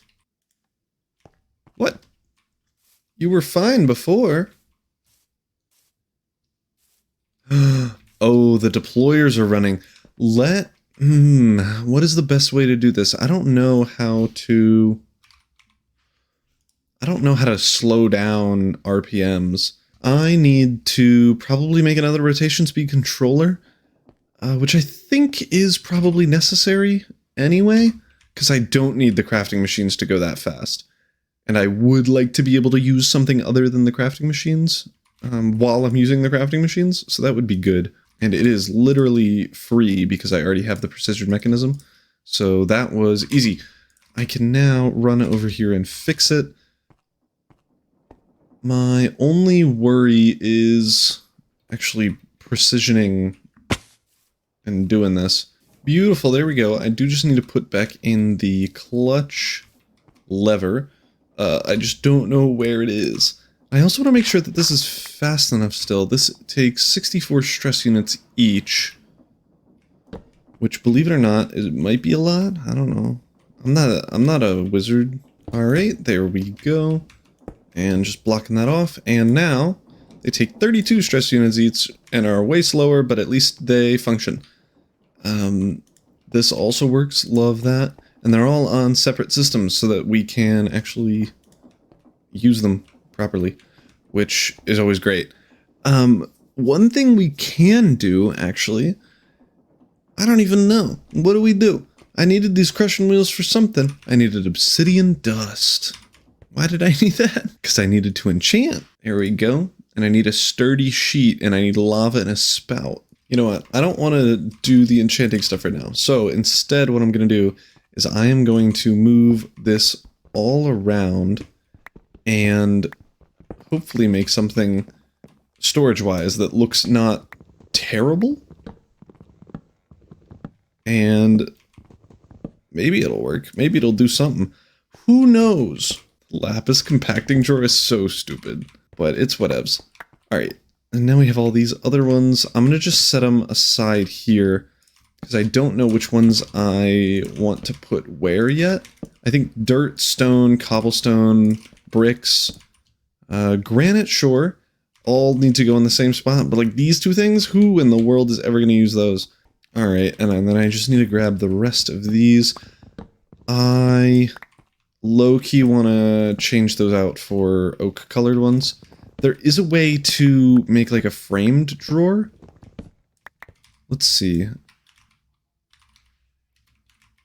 Oh, is there not? Am I silly? Are we sure? I guess so. Maybe that's a different thing. Maybe that's a mod on top of storage drawers that was used in Vault Hunters, but not this.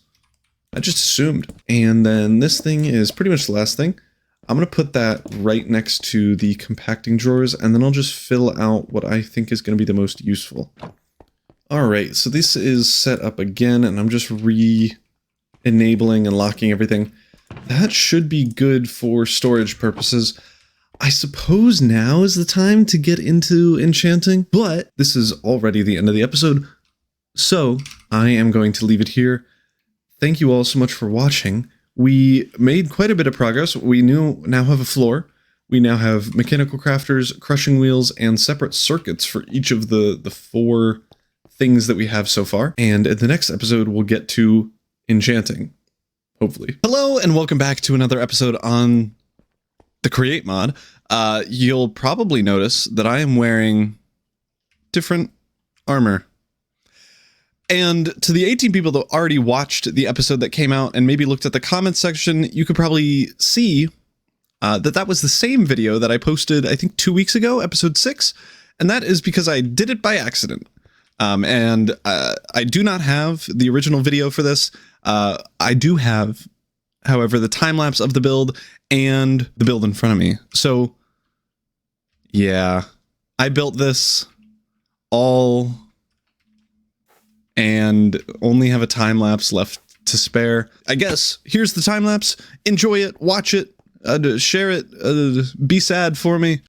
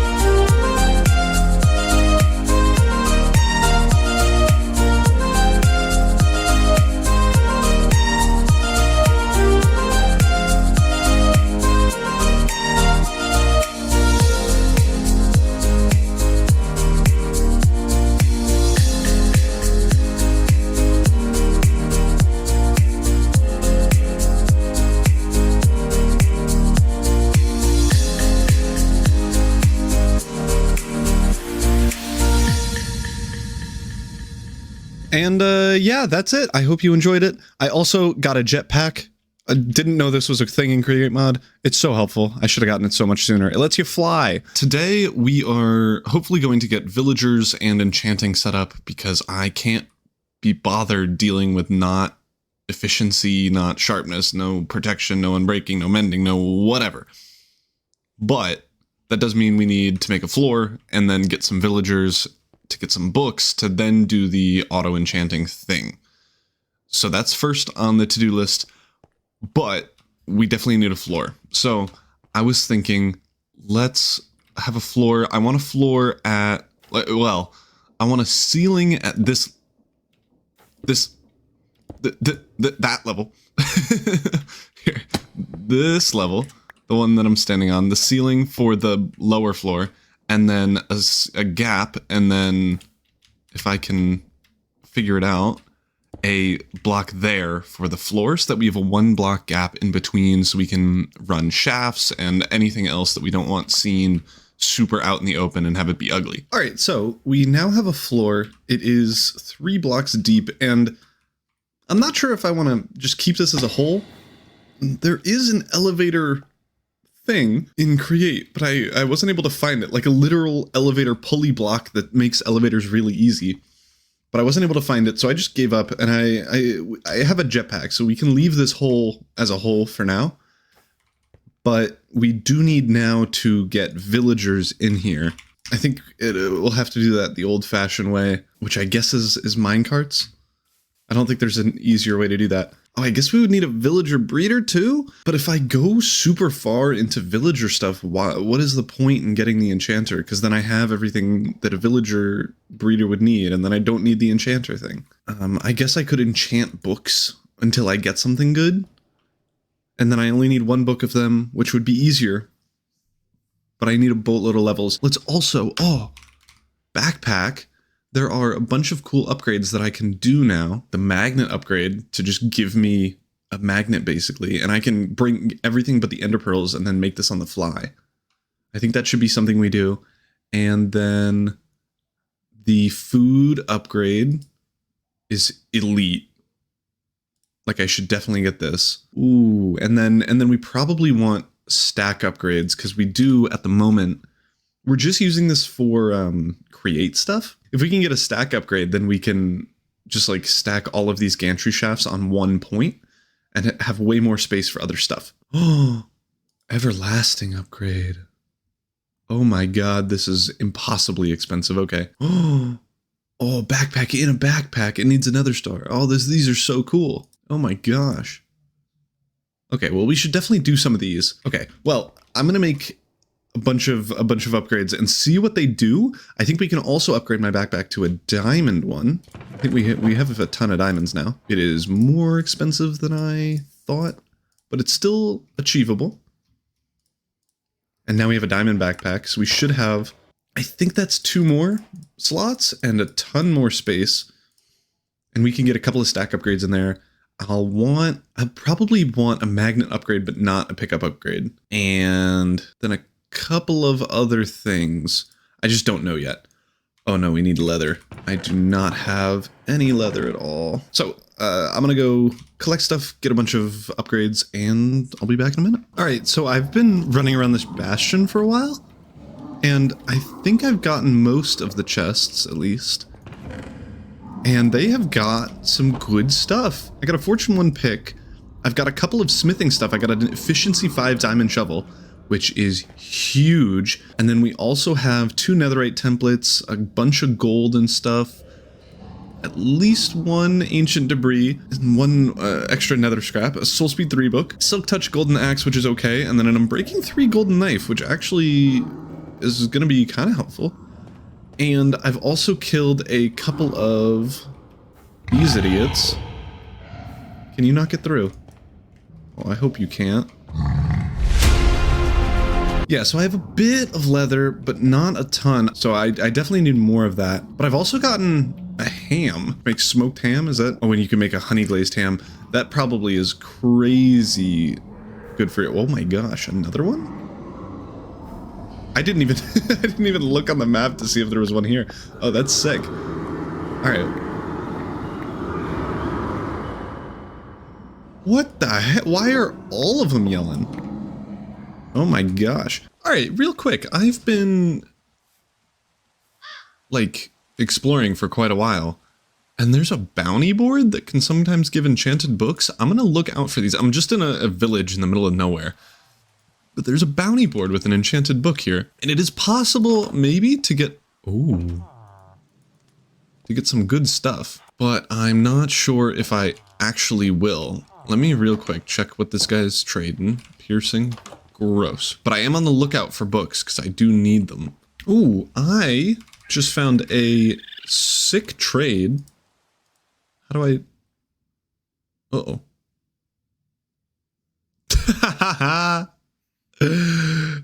It crashed! It crashed when I tried to do a trade! What? Alright, well, let me load back into the game and see what the dealio is. Okay, you're begging for things. Did it work? Do I have to right-click it? How do I... Oh. Yay! Trident, let's go! Okay, so I guess I super crashed the game last time. That was strange. But now we have a trident. That's fun. If we could get some, I don't know, something like impaling, if that's the right one, that'd be sick. Oh my gosh, wait, why are there 40 million of these? Okay, this is good news, because maybe there's one with a cool enchanted book or melons. Please? I'm just looking for some melons, and I haven't seen any in any... Ooh, flame book would be pretty nice, actually. Oh, the creeper, though. Not nice. Alright, so I am gonna do the task, but it switched to any wooden plank instead. So, like, W. But now we have a flame book, so love that. And I'm just gonna continue going through these, hoping for good books here. Oh my gosh, finally, we have melons. I had to just Google where they find melons, and apparently it's a jungle, but well, let me actually get this bamboo so I don't have to come back here ever. Apparently melons spawn in jungles, which who knew? Okay, we are back with everything, and I put everything away already. I need to do helmet because I broke, I think at the nether even. I haven't been wearing a helmet in a minute, but we can now make a bunch of these things. So we need the pickup upgrade to make the magnet upgrade, and then the magnet upgrade to make the advanced magnet upgrade, and then we have one. And this, if I put that bad boy in there, it is currently on. If I throw... Oh, it's instant. Hold on. No way. This is fully grown. If I... Oh, it does go into the backpack. Okay, that is good to know. It might be better for me. Maybe I make a separate backpack for just the create stuff, and then have like a main backpack that I use just for a bonus inventory and also food and also everything else. I think that's probably what I'll do. The next thing is the feeding upgrade. Let's see, I should have everything for this, yes. And then the advanced feeding upgrade, I have everything for that. So if I throw that in there, so let's say I put that in there, that will not feed me, but if I throw that in there, yeah. Okay, so that allows golden carrots to be eaten. And then also now I can allow cooked pork chops to be eaten.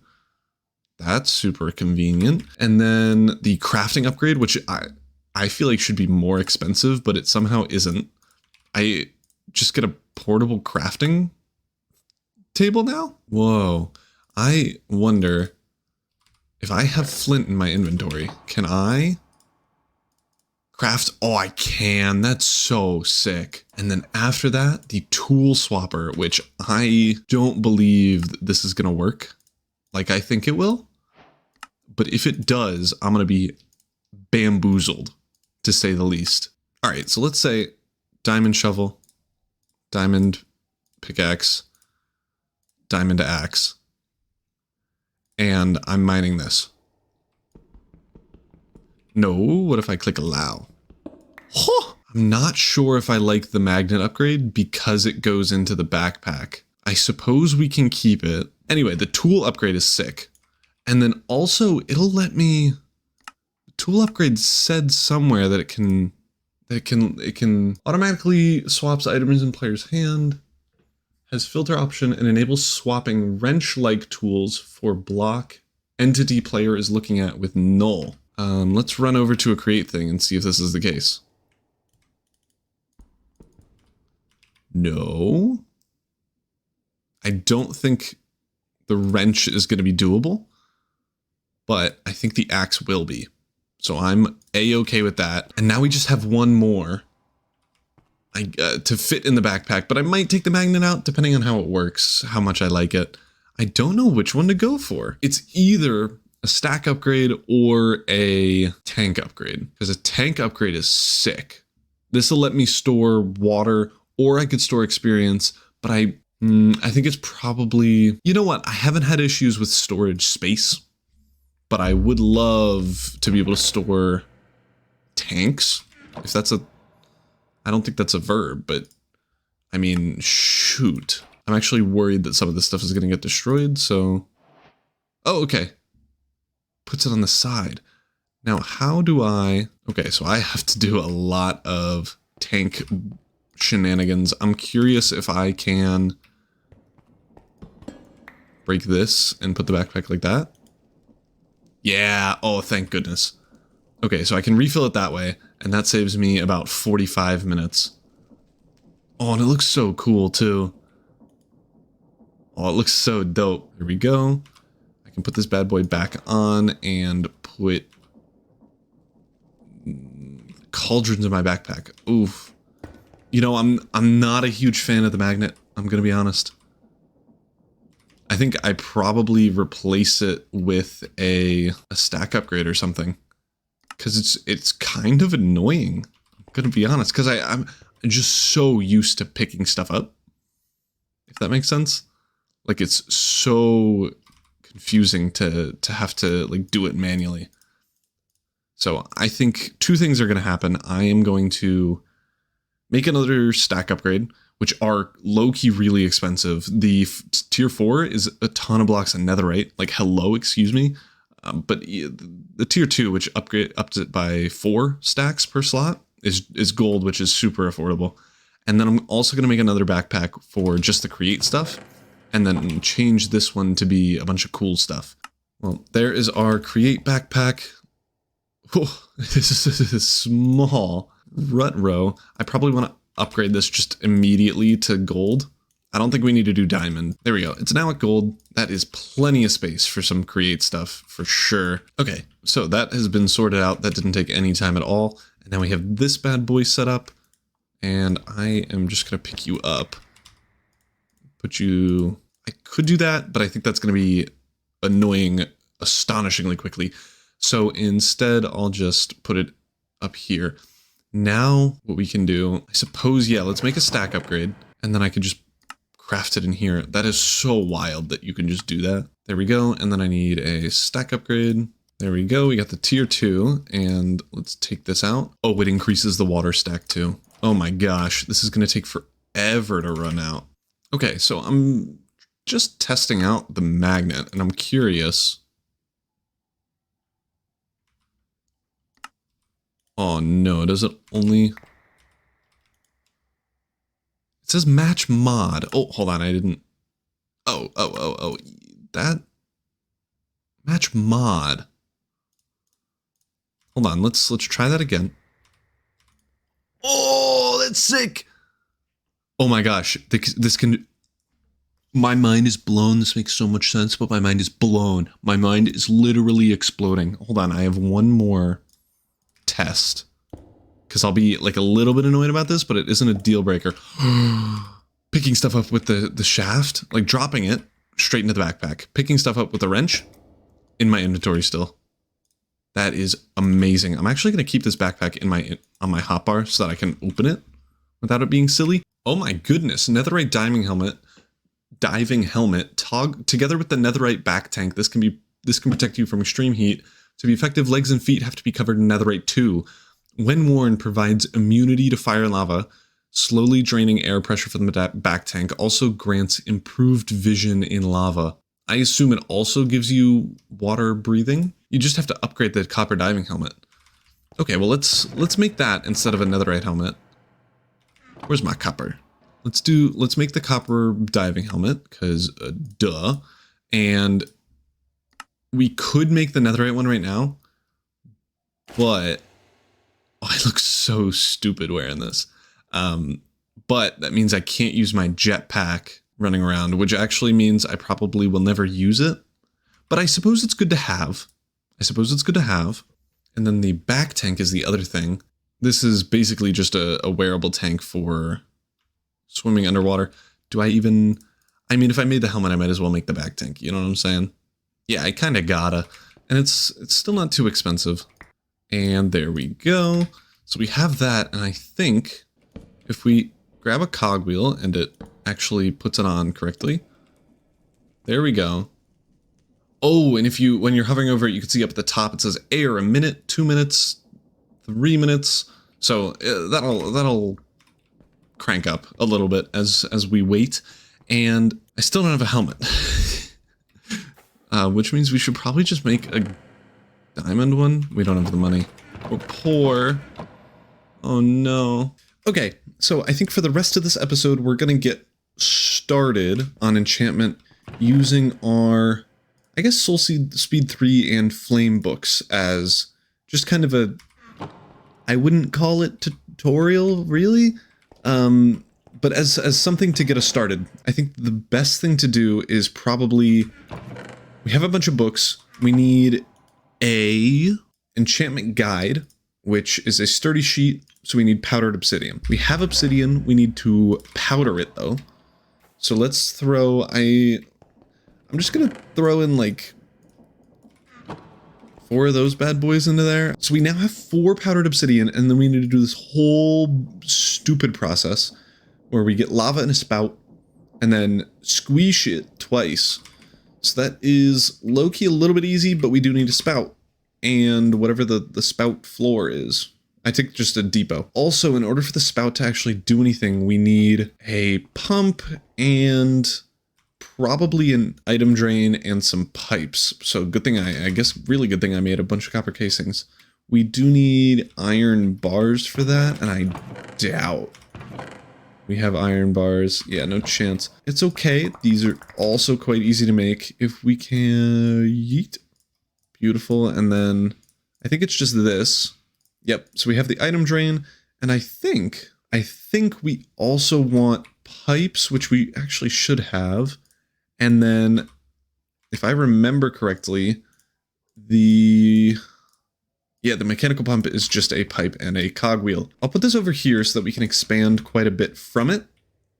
And I hope I can just link pipes up. It looks like it. Okay, great. Looks like we can just link pipes up. And then I want a mechanical pump under you going up. Perfect. Then an item drain here, and then a pipe connecting it. So that is really quite simple. We'll just have to right-click lava into this thing. And for now, that'll do. We're not going to make a ton of these, the sturdy sheet. And then we just need a depot and 2 mechanical presses, which are both quite easy.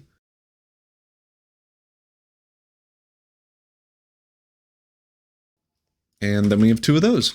Oh, actually, come to think of it, we definitely only needed 1 press because it could just press it twice. Okay, so that is now set up. All I need to do is grab some redstone. What am I talking about?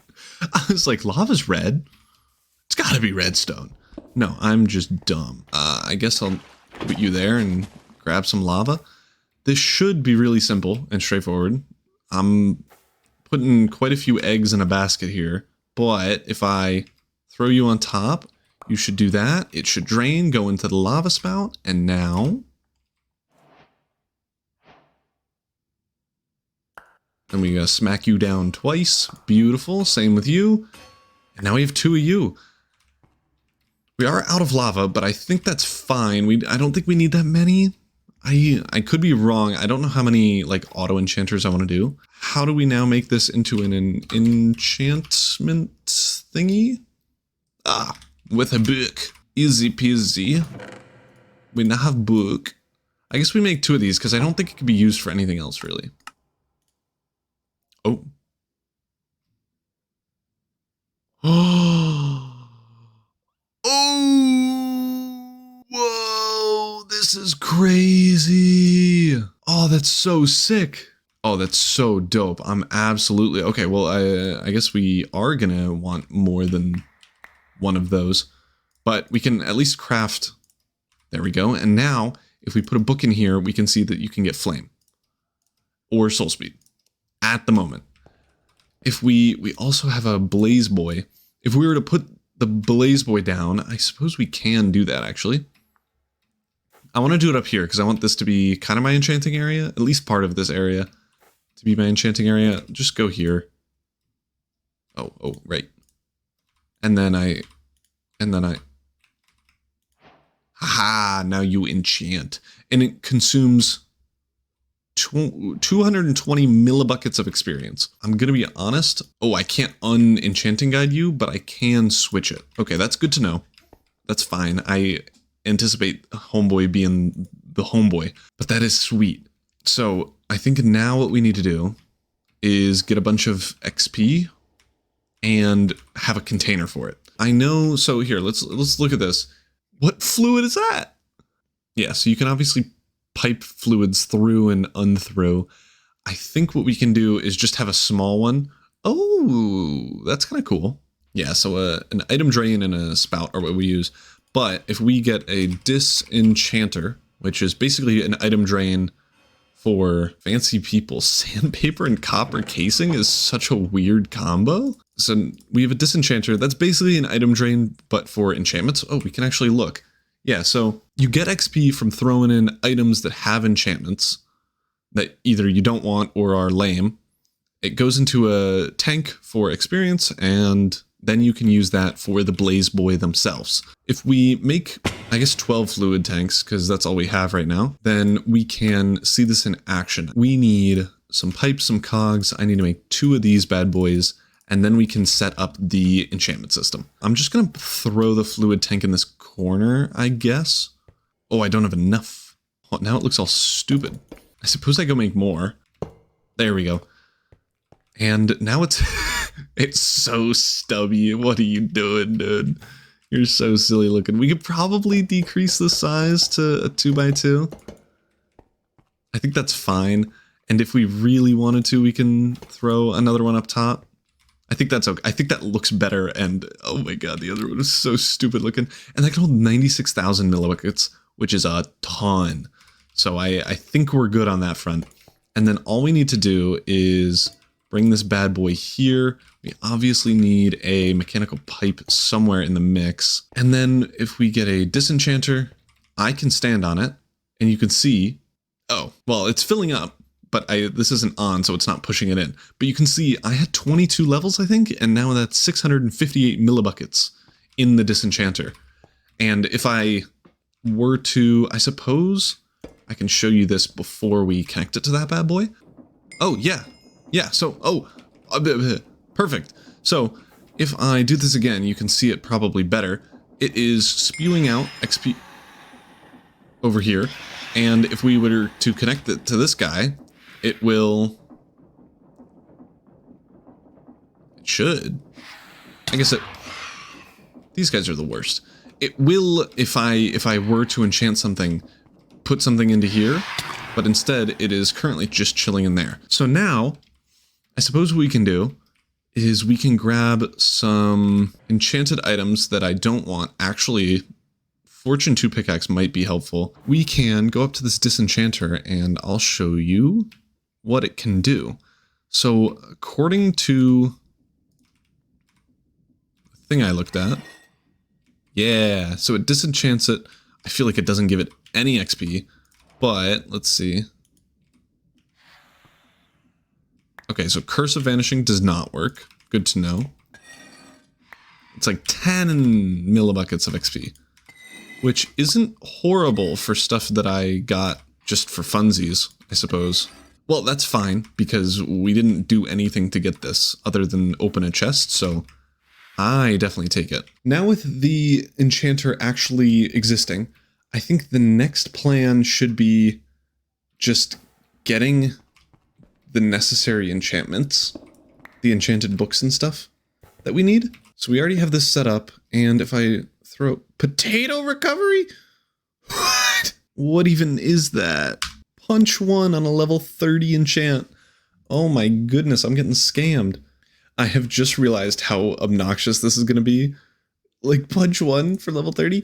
I think the best thing to do is probably to just make an XP farm of some kind. Okay, so I have looked up a little bit, and allegedly these cart assemblers can pick up spawners. So I assume that means we can just grab these rails, grab a cart, and potentially just be able to pick up spawners in the cart and be able to just mess around with them. So I think that will be step numero uno. I think just try to find a cave with a spawner in it. There's a lot of skeletons here. Oh, and I haven't been here. Oh no. Oh no, I'm out of power. I came so unprepared to this. I don't have any torches. Do I just send it? I can't even, it's in the air. Ah! Okay, but now we can actually light it up. So that's something. Okay, this won't spawn anything. And a skeleton spawner's really good. That's probably the best one we could have gotten. I think there's spider, skeleton, and zombie, not creeper. What am I talking about? If I am correct here, we should be able to just put something here. Let's put, right. It has to be a rail block. And then, why didn't that work? I need to power it, because of course I do. Duh. There we go. And now, oh, I can't pick it up. Okay, that is fine. I can still transport it. I just need a much bigger setup. I think probably the best bet, if you see on the map here, I am really quite close. So I think if I could just like make a bubble column up, then we can be able to place this whole thing with water and get that started. So I have everything to bring it up, but I've actually thought, why am I bringing him up here before I have anything to like actually use for it? So why not just build the thing first? And I was thinking, why not build it here? You need a 9x9 space for one spawner. We have, I guess we could check. 1, 2, 3, 4, 5, 6, 7, 8. We have 16 blocks of room. And since it's 16 wide, we could probably do 2 spawners pretty comfortably, and we can just throw in more if we ever need to. This is going to be how long it is, and then we're going to need a belt here that basically brings us the guys. And then at this height, we're going to have a boatload of shafts here. And this is definitely going to have to move, but that is okay. Yeah, we can move that at the very end. But we just throw down a bunch of shafts here, and then we need to do the same thing up until pretty much right here, yeah. Beautiful. If we just throw these all the way down, and that is now done. So we can remove all these things. And we actually also want 2 blocks over the spawners like this. This is so that if something spawns, it can't spawn on the top of that block there. We should have everything pretty much set up here. I do need to get through, thank you. If something spawns here, it'll go yeet onto the bottom one, and then I guess down into that hole, but I need to cover that up actually. Down onto this block.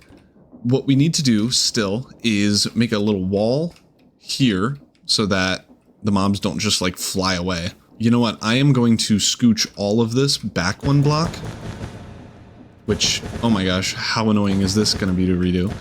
But mainly just so that we can have this belt be on this spot, and then I can have the wall here and not have to deal with the glass there. I think that'll genuinely save me more time to redo the whole thing than it will to even attempt to fix the outside bit.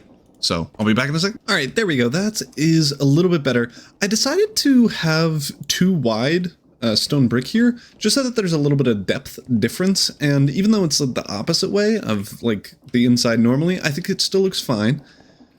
But now, oh, I forgot that I had auto eating on and I was wondering where the food noise came from. So now that we have that, I think we can maybe get started on the deployer attacking everything stuff. Deployer has been deployed.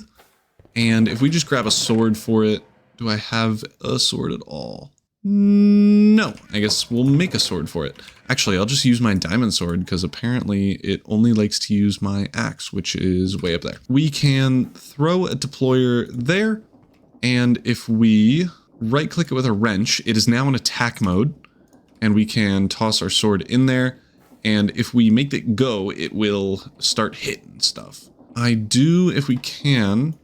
there we go. Rotate it that way. I guess for now, we can just throw shafts here. And that will start attacking. Perfect. Great. And I can test it, I guess. Yep, that works. Fabulous. And I'm pretty sure this can go through blocks. Yeah. So we can just block this off pretty much. But first, I am going to want to do a hopper line starting here. I genuinely forgot that I would get hurt doing that too, which is so embarrassing. So I think we can throw a hopper line in here and bring that bad boy out this way. And then we can just have a row of chests or something with funnels or something else and throw that on a belt line that we can make real quick here. And then hoppers should just be able to yeet themselves onto that, maybe? I do really appreciate the magnetic create mod only thing. I learned that if you crouch, you can pretty much fully avoid all belt movement stuff. So like right now I'm crouching, but if I let go, I get yeeted forward. So that looks like it works. Let's see. Yep. Awesome, awesome, awesome, awesome, awesome. I guess we also probably need some funnels. Perfect. And I guess let's make some drawers of all the potential items that they could be. We could just reuse these spruce drawers because they are in a separate spot, so they'll look less stupid. So if we just line them up like this and then yeet a spruce this thing on the back, we should now, if we throw that in there, it should just all of them get funneled in. Perfect. So it's not speed specific. We can go the max speed and we'll still get everything. I think we probably want one filtered brass funnel to be able to take items up to the second floor where we have the enchantment and disenchantment section so that we can put all the XP into this thing. But I think that'll be a later issue. If we now, I think we're ready pretty much to put stuff, the spawners in here. Okay, so I finally made a bubble column and this should be as easy as pushing this bad boy up the elevator. And hopefully I can follow it. I guess we'll see if I die. It is zooming. Holy, I think it's faster than me. Okay, nice. So I am up. Let's see if I can push you this way. Just go. Come on. Okay, maybe not. I can do this though. There we go, and block. Perfect. Okay, now let's just hope that this gets all the way there. I should be safe enough to just let this happen. Yes. Okay, so perfect. We now need to remove that. Tear down this scaffolding. And now, this will only work at night, probably, because it's probably too light in the day, especially with these windows. And I'm not going to replace this yet, because there's not really a point, I don't think. So yeah, this will only work at night, but that should be fine for at least the testing portion of this. That was pretty quick, actually. Love to see that. Let me...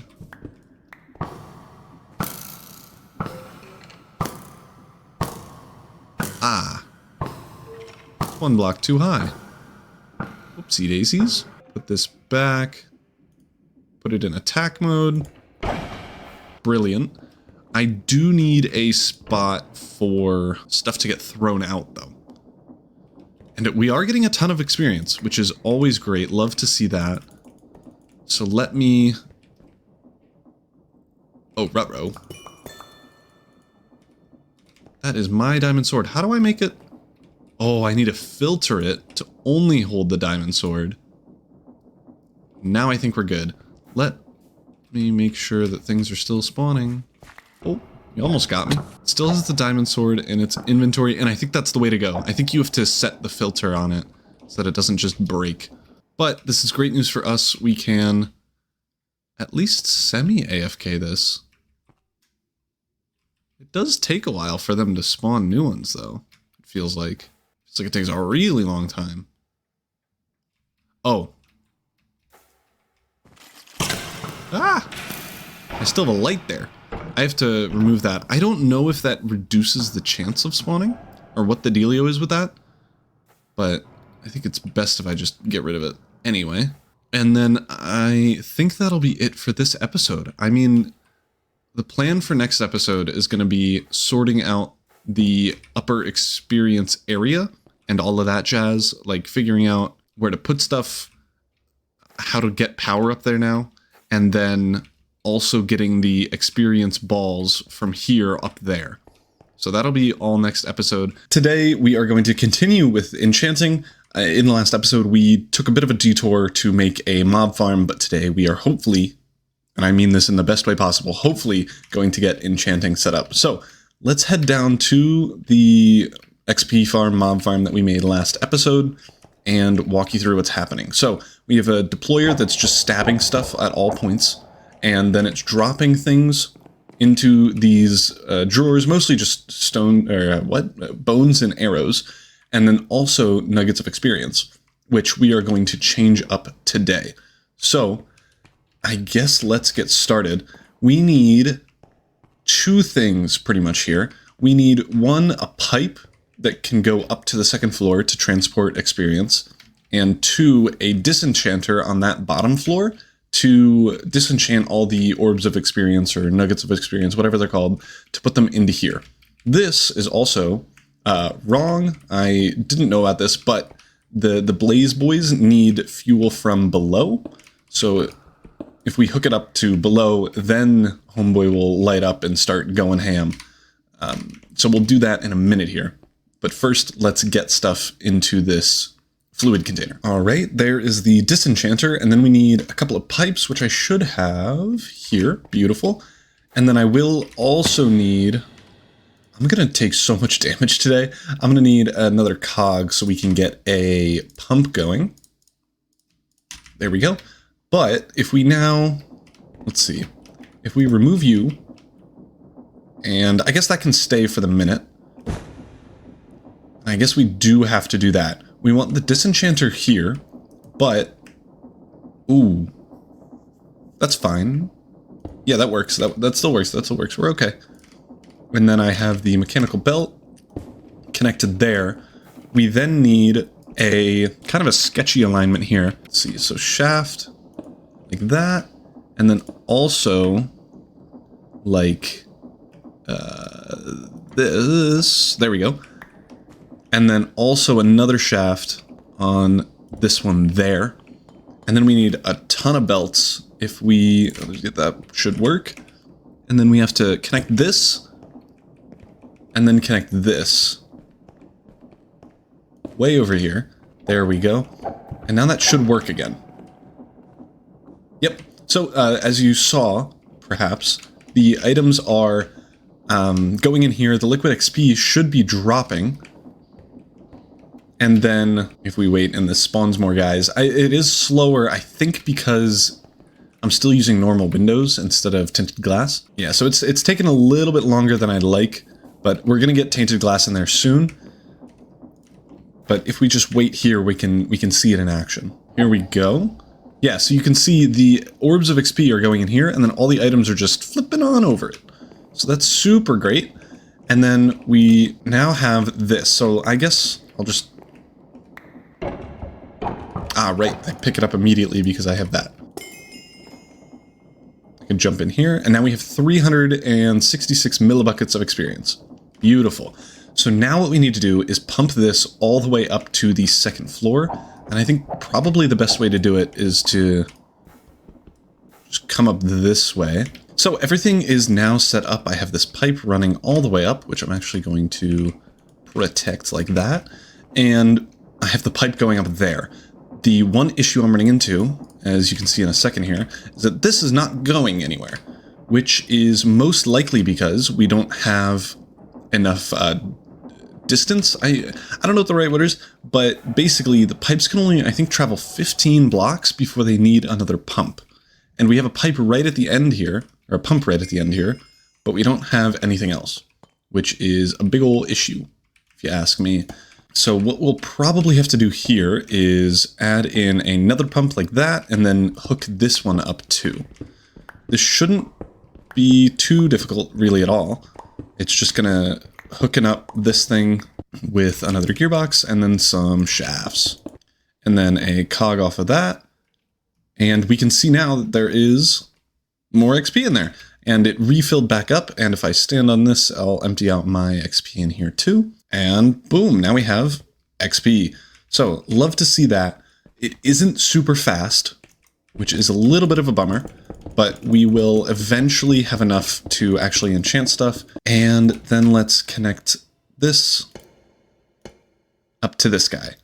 So now if we connect this, this is now active. Beautiful.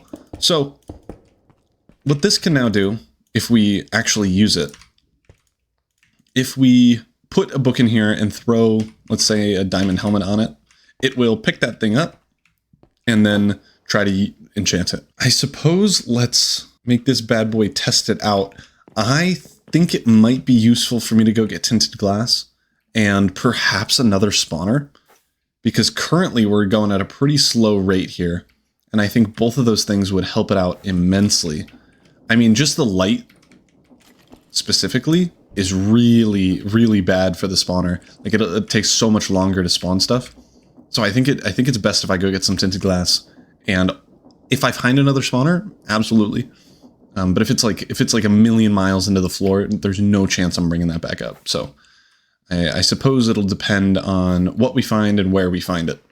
But yeah, I will go try to do that, and I'll be back. Okay, I finally found an amethyst cluster. Crystal? Geode. A geode, that's what it's called.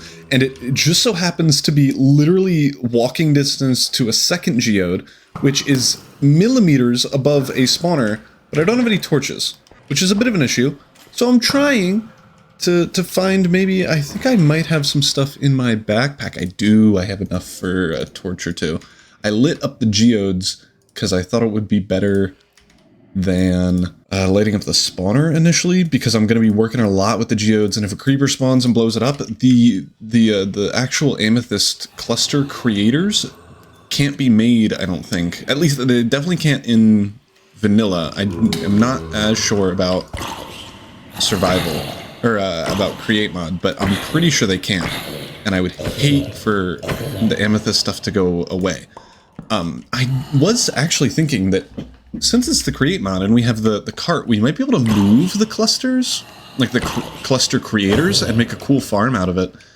So that might be something we do later, but I am right now going to just immediately get this cart in a cart, this spawner in a cart. There we go, that's the words. Can you guys stop?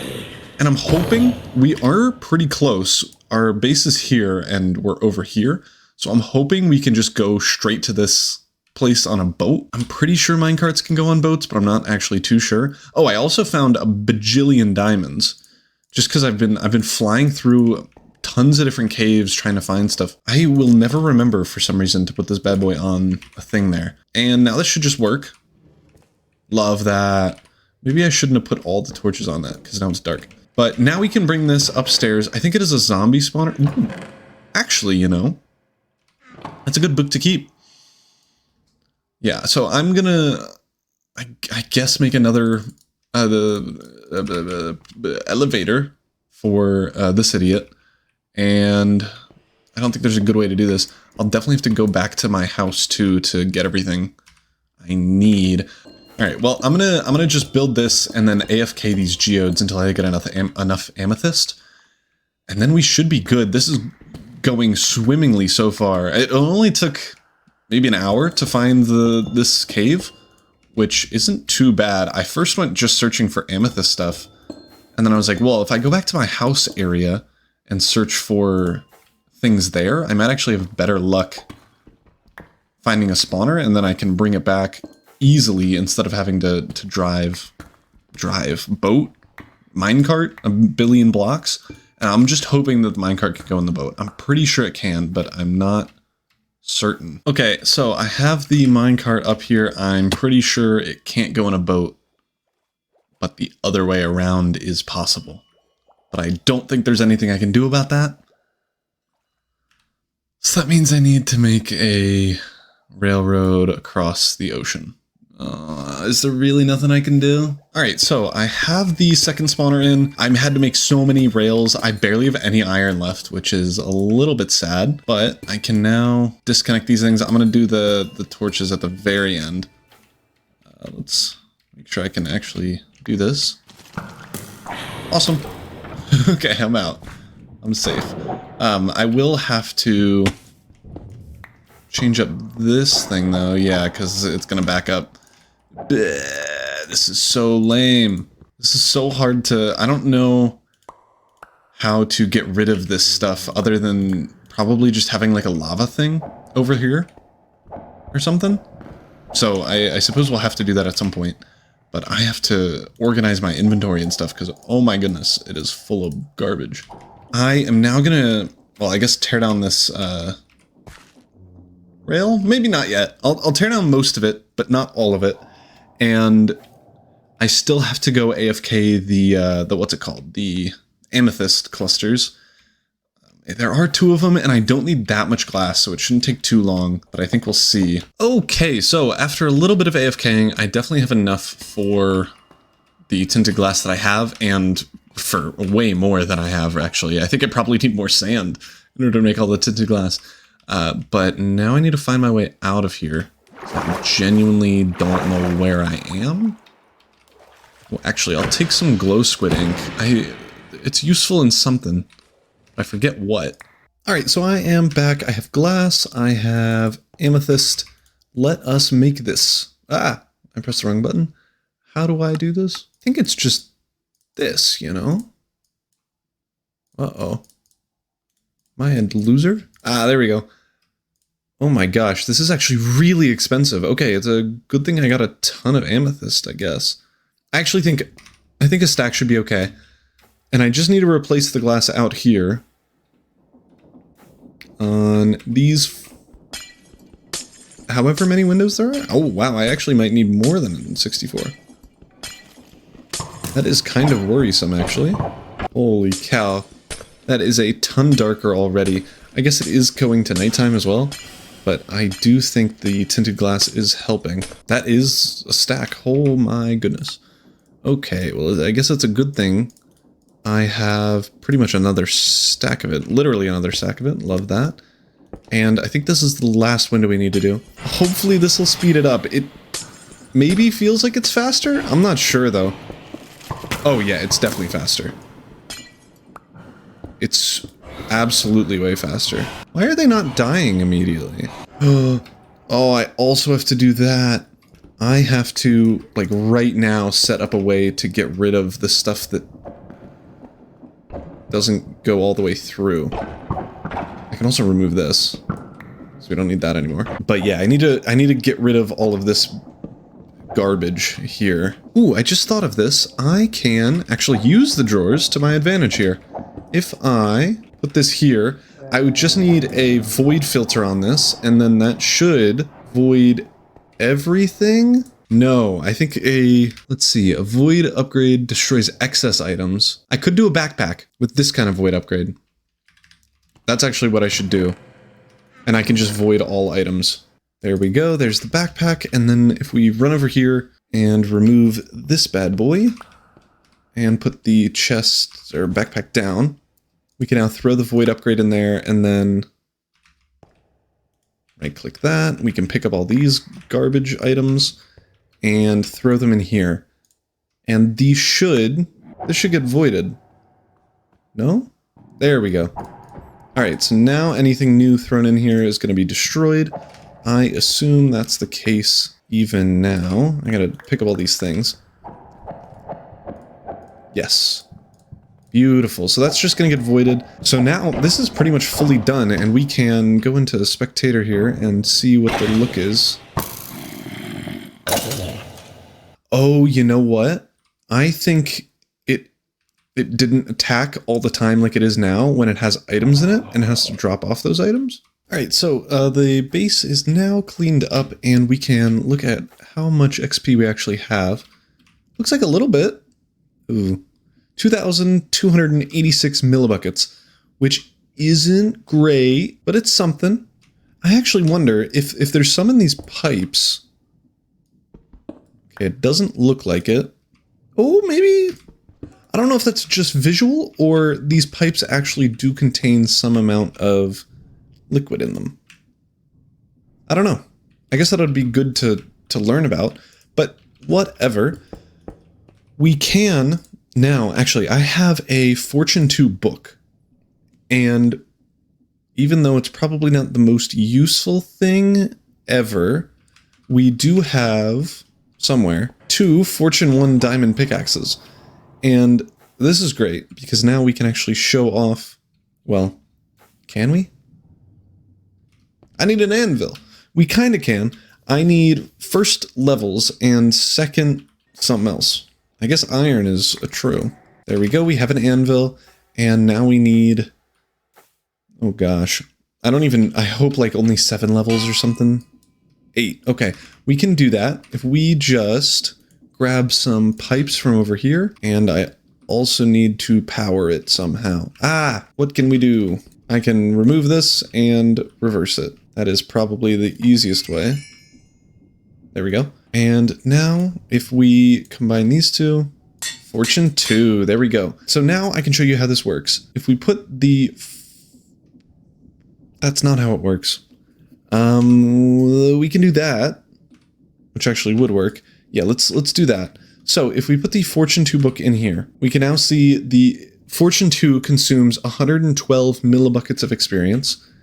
And if we throw a pickaxe onto it, right click to give it to him, then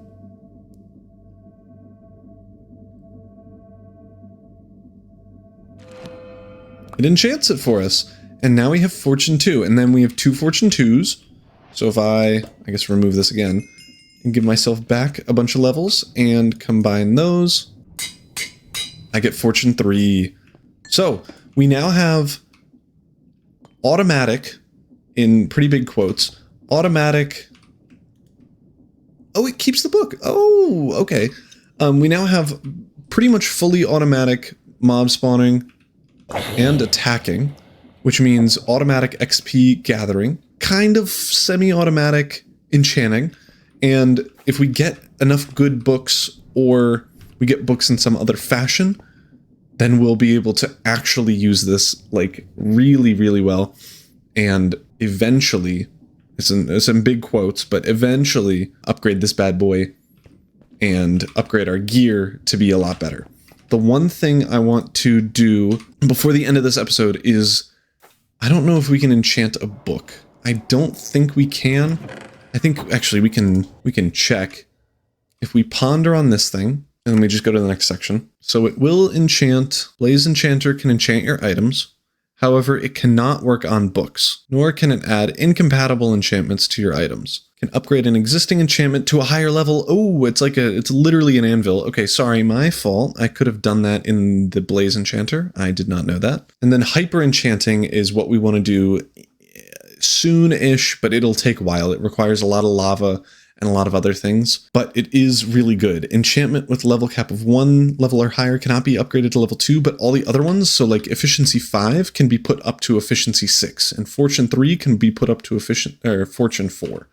So stuff like that, which obviously is amazing. So we still have Fortune 2 to this. I can't right-click it on there, but I bet if I got another pick, I could right-click it on there twice and upgrade it to Fortune 3, which is good to know. But what we can also do is make a printer, which basically just lets us copy books. So with the Fortune 1, we can print it and copy it to make 2 Fortune 2 books and then combine those for the 1 Fortune 3 that we need. And it low-key isn't that expensive. So if we throw this bad boy down, I don't know if there's a good spot for it. I suppose that will work. I need a depot here, but then we can get a cogwheel and I guess actually some more pipes and stuff. And we get a mechanical pump going into this bad boy. We can connect this and we have 340 millibuckets of XP in there. And I'm just going to block this up and hope that it looks okay. Not really, but actually let's get some casings and just toss around that. I wonder if this, no, it has to be andesite. That's such a bummer because I do really like the copper casing look. And there, ooh, there we go. That is now set up. I am going to really quick make a depot, unless we have one in here. Perhaps? No, the game hates me. That's fine. So we now have the depot, and then we have this Fortune 2 book. If I right-click it onto the enchantment thingy, you can see that it consumes 112 millibuckets to print, I guess, something, which, again, we know it's kind of cheap. And we just need some books, which are over here. And if we run over here, throw a book on the depot, we should see...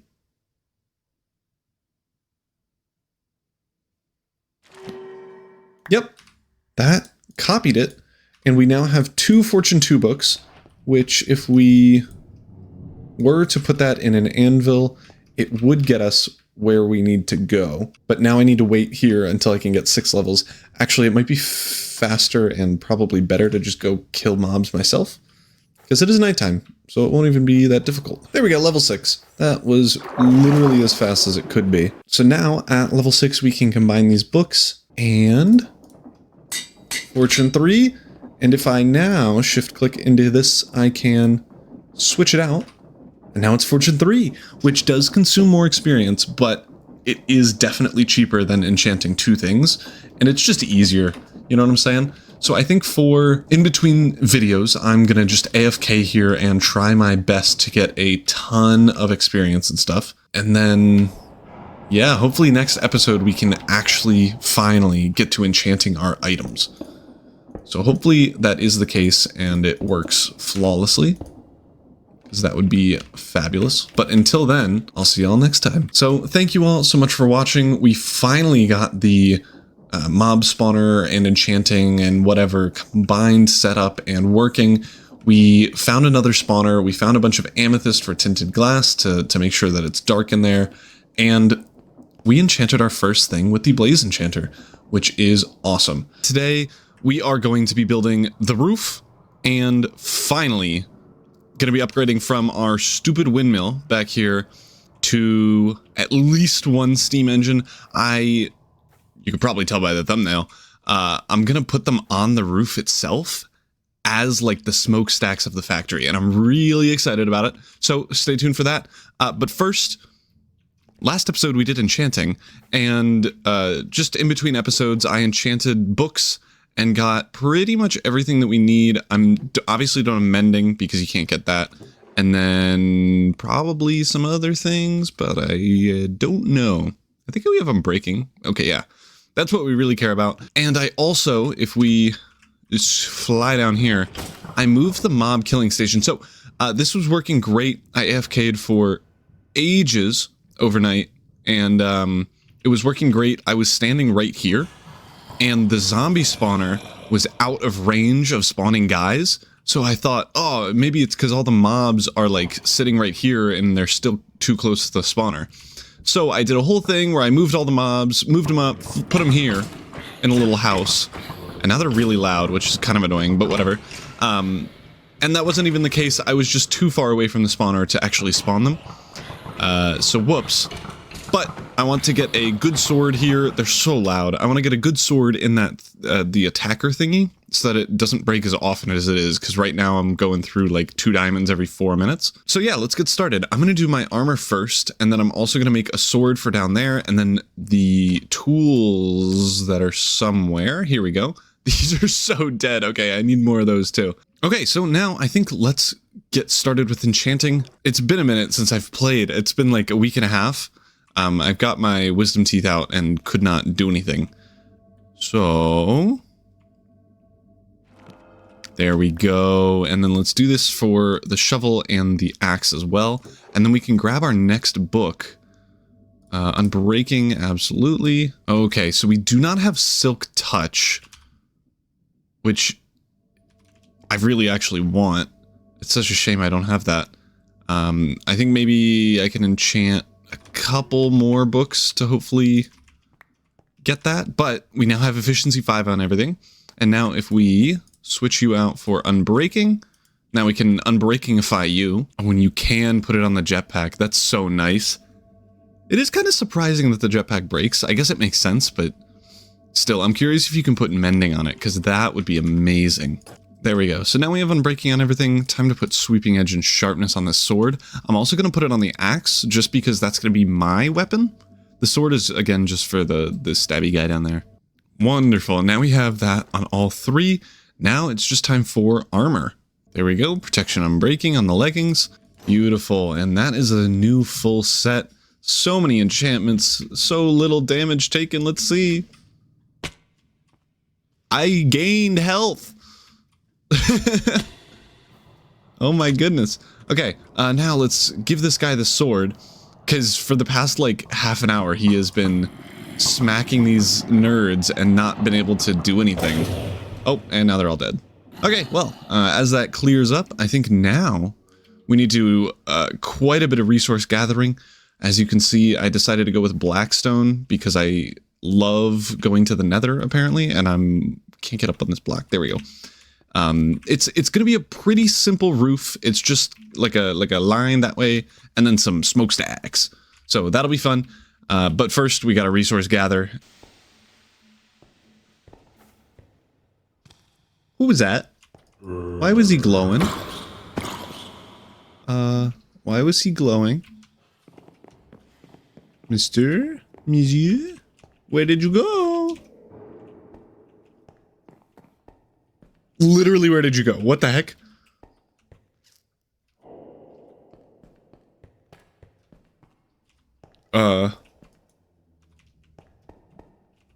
Is that Herobrine? What was he? Why was he glowing? And where did he go? Okay. Well, I guess a quick status update. I have a lot of copper, and then a little bit more here. This is probably enough, actually. It's like, copper is really easy to get, apparently. Who knew? Oh, deep down, dark deep down. Oh dear. Oh no.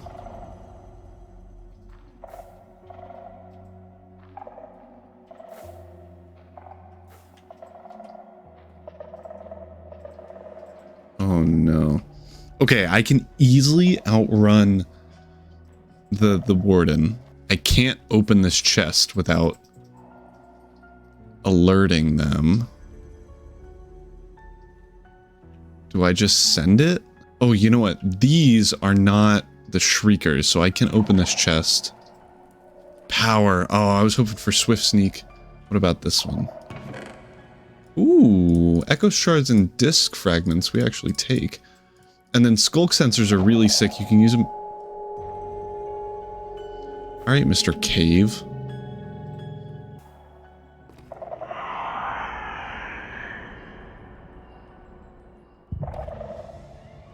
Oh no. Come on.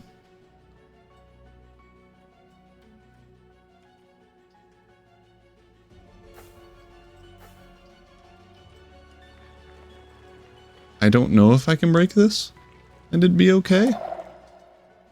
Okay, that's fine. Man. Oh, diamonds. And I have fortune. I don't have that many diamonds, so I do actually kind of need this. Man, if I had swift sneak, this would be so much faster. 4 diamonds. That's actually pretty good. There is a chest here. Oh, this isn't wool. It's just carpet. If I can break this and there's no other shrieker around. Okay. Riptide. Oh.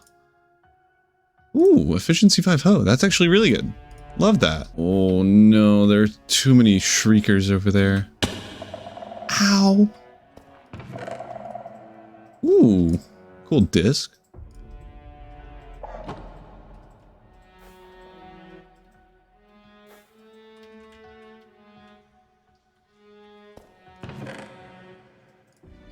Okay, we take coal. These are the same music disc. I'll take some candles, actually. I don't have any.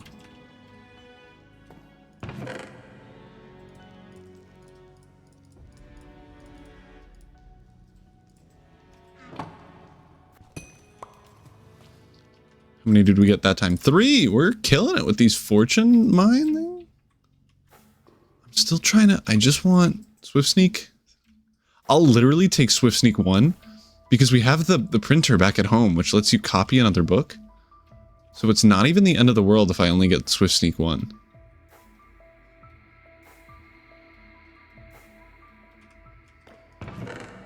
Oh, Unbreaking 3. That's still good. Thorns, Swift Sneak 1. Okay. I can leave whenever, and I don't need to come back now. That is good news. Nice, another Swift Sneak 1.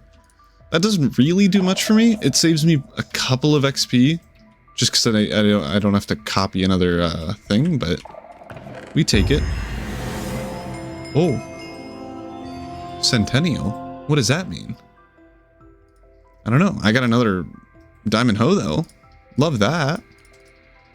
What does Centennial mean? I have to put some stuff. Oh.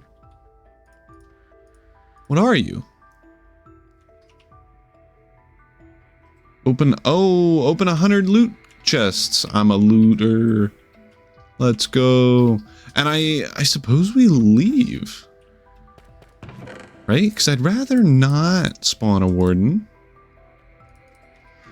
You know? I feel like that would be better for everyone if I didn't do that. Or, what would be funny... Okay, run! Run, run, run. Oh no. Oh no. Oh no. Okay, I think I'm okay. Maybe I'm not. Okay, I am okay. Haha, see ya, losers. This is the final bit of copper I'm gonna mine. This is a huge vein. Love this. Oh my goodness. It just keeps going. Oh my goodness. I just got like 18 stacks of copper. And now we're basically back at the entrance here. And it is time to head home. Oh, a little bonus copper. I'll do a haul at the very end to see how much we got. But I was mining copper and iron. Like if I saw... Can you stop? Stop. No. I said... I've been mining like copper and iron at the same amount. Like if I saw iron, I mined it. If I saw copper, I mined it. And I'm pretty sure I have like 40,000 more copper than iron. Like I have so much copper. But let's go home. And we are back home. I guess time to smelt everything. The lava bucket I was just using so I could light up where I was going. Oh my goodness, we have full inventories of raw copper. Oh my gosh. Cook, cook, cook, cook! Oh, it's not all done yet. Is that it? It looks like it. Let's go. Okay, so let's throw all this away, and then we can get started working on... I think it should be a permanent blackstone farm, solely because we're going to use it for the roof on this build, which is going to require just a boatload of blackstone, and probably on quite a few others. Why are there a bunch of mobs? And probably a bunch of others, so I think... I don't know where I want to put it. I feel like down here should be my, they're very far apart. Should be my, like, house quick manual do a thing things. And then up here can be my more automatic stuff. I want this area for something that we'll get to in a couple of episodes, but I think we can steal, like, maybe right here. This could be a good spot for it. But I do have to get quite a bit of materials for that. I need a mechanical bearing and a couple of other things. So, I suppose let's now gather materials for the material gathering. And cool transition. I'm not going to edit that good. All right, so we're going to start building with, like, ground up, if that's the right word. And I just have to make sure that we're enough blocks away. So let me just get a temporary building block here. I'm going to build... Let's see, think. I might build this sideways, actually, because then I can't mess it up. Let's throw this here. This is going to be where the blackstone goes into. Eventually, I might want to make this a vault, but I am too poor. And then let's throw a brass funnel into that, and we got to specify blackstone eventually, but we'll get there. Then we're going to put an encased fan here. And... Oh, that's why I did it. I'm so smart. I forgot I did that. I'm going to put soul sand there, and I need a flint and steel. We'll get that later. But now this will blow air this way, and the stuff will drop right in front of it. So I guess let's grab some shafts and some belts. We just gotta yeet, and then I'm going to build this 7 away. So 1... 2, 3, 4, 5, 6, 7. Like that. And then belt this bad boy. Beautiful. And then on top of that, in the back, I suppose... Yeah, let's do it in the back. I am going to throw 7 hoppers down. 6, 7. I actually haven't tested this bit. I'm going to just wing it, but it should work. So a cool thing that I learned...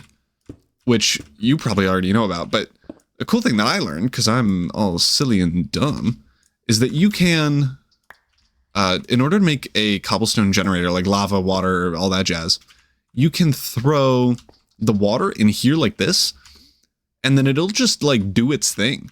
And then I'm going to throw a mechanical bearing there. We got to flip it around. Thank you. Yep, and that's fine. And then... we're going to put glass blocks on top of this bad boy. Just so... well, eventually we're going to have lava where this diorite block is. And if there's no blocks here, it'll just pour out. And that will not be good. We don't want that. Now, I think we can get most of the actual circuitry in here. So this thing is going to need to be powered by a sequential gear shift. Right here, then everything else is going to need to get powered at kind of a normal, as fast as we can get speed. It doesn't super matter how fast, but, you know, we'll need it a little bit kind of fast. Okay, so we've got it all wired up. I'm going to go turn it on, and I assume it'll get overstressed just immediately. But then after we figure out how to undo that... Oh, it didn't. Well, I think that means this will work. So let's go to grab some lava and water, I suppose. Throw this in here. There we go. And so I think I can backpack fill. Ah, haha, cool. Then we just need to do this 7 more times. And there we go. Water is in. Time to now get the lava. I only have 2 lava buckets, but it should be okay for now. I'm going to go quickly to the nether and just grab a couple of more. This should make lava sources or stone. And yep, looking good. Great. Ah! I jumped in the lava. What a good day. Alright, this should be the last lava that we need. Stop being on fire, please. Thank you. This should be the last lava that we need, and then we can test to see if it works. The only thing else that we need to do is get a clock system to power that, and glue together the stone here. So the main mechanism behind this whole thing, if I can find my super glue, is that the mechanical bearing will spin this stone for just long enough for new stone to be created from the lava and the water. And since the create mod's kind of wacky, the stone that's here that's glued together will take priority breaking the stone that was just generated and making a super compact cobblestone generator, and hopefully make the system work.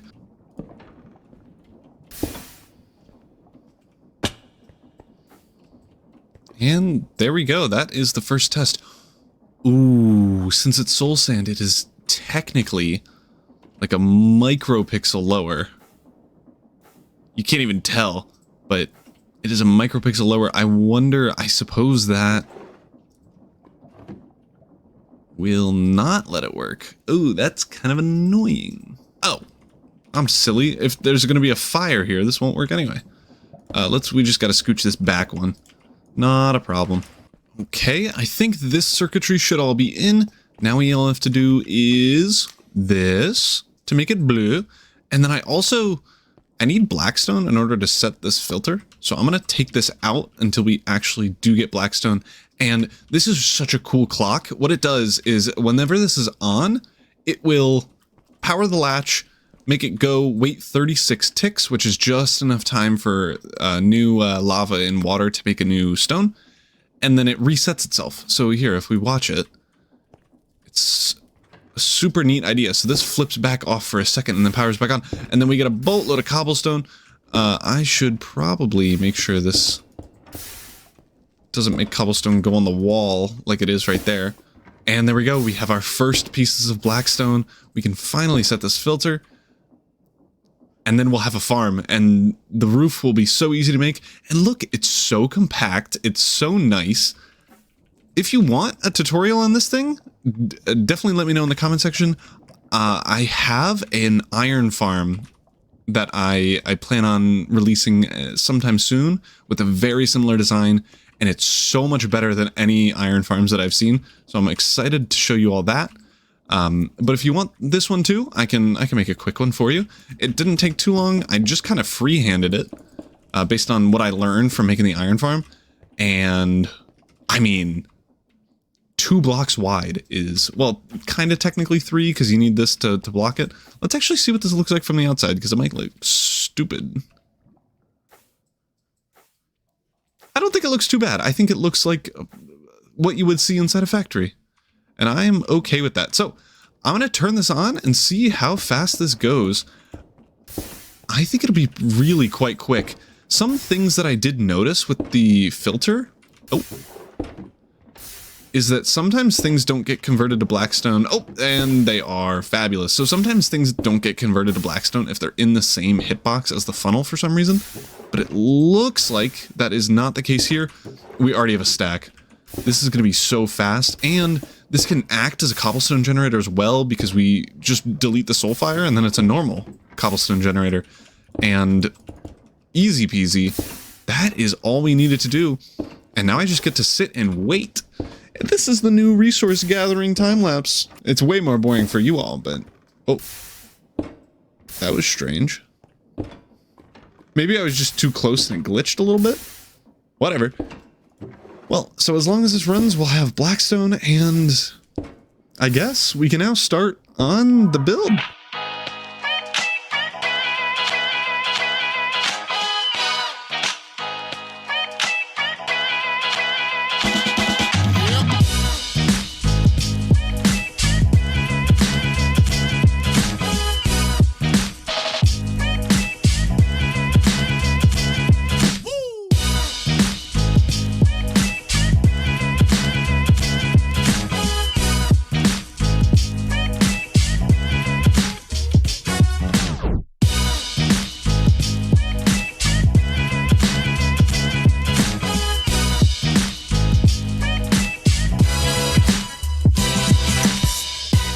And the roof is now done, and it looks so good. I want to see what it'll look like when it's like green copper or blue copper, this color, whatever this is. So we'll see. It'll eventually turn to that. I think it'll probably look cooler if it's all weathered and stuff, but that is going to come in another episode. In the last episode, I built this roof that I'm standing on now and that you can see behind me. And today I hope to build a steam engine, numero uno, and secondly, build some smokestacks. So I was just doing some measuring here. I need it to be 9 blocks long and in like a circle. So let me really quick, here, let me build something. So it's 1, 2, 3, 4, 5, and then we can delete these. Oh, actually, I wanted this block first. I think this is 5. 1, 2, 3, 4, 5. There we go. And then it's going to be up here. And then like that. There we go. So that's going to be about the size of the base of the smokestack. And that's just because I'm going to put the steam engines inside of these things. And I'm going to be honest, I think height-wise, it'll be good. It needs to be... Let me up. Let me up. Thank you. It needs to be, I'm not entirely sure, but it needs to be pretty tall.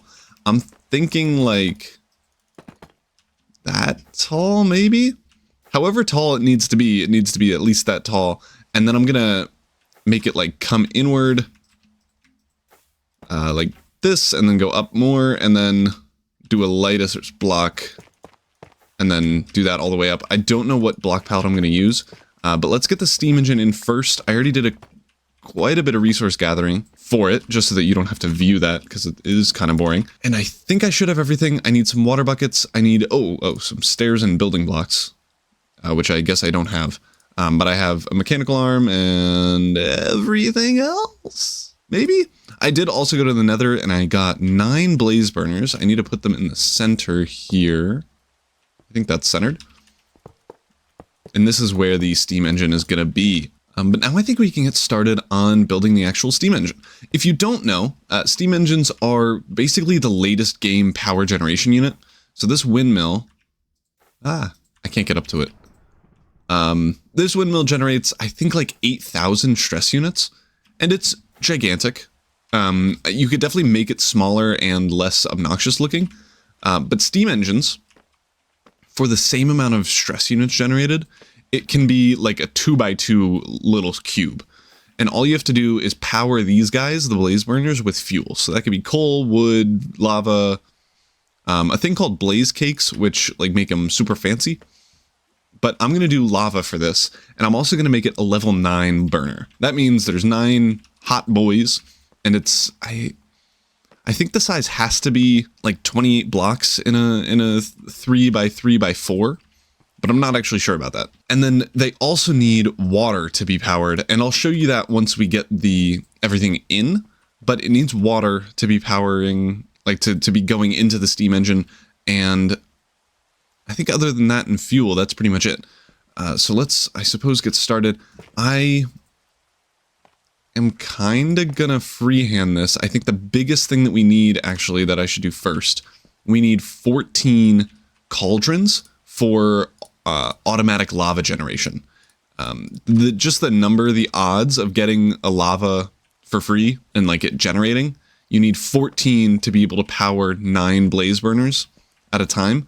So we need enough space here to have 14 of these bad boys. Okay, let's get started on placing in these pipes. So I need it like this, and then over to there like that, and then a bunch of pipes here, and I think 2 more right there. That should be 14 if we count 1, 2, 3, 4, 5, 6, 7, 8, 9, 10, 11, 12, 13, 14, 15, minus 2 is 13 plus 1 there. So it's not 14, but it is what we need.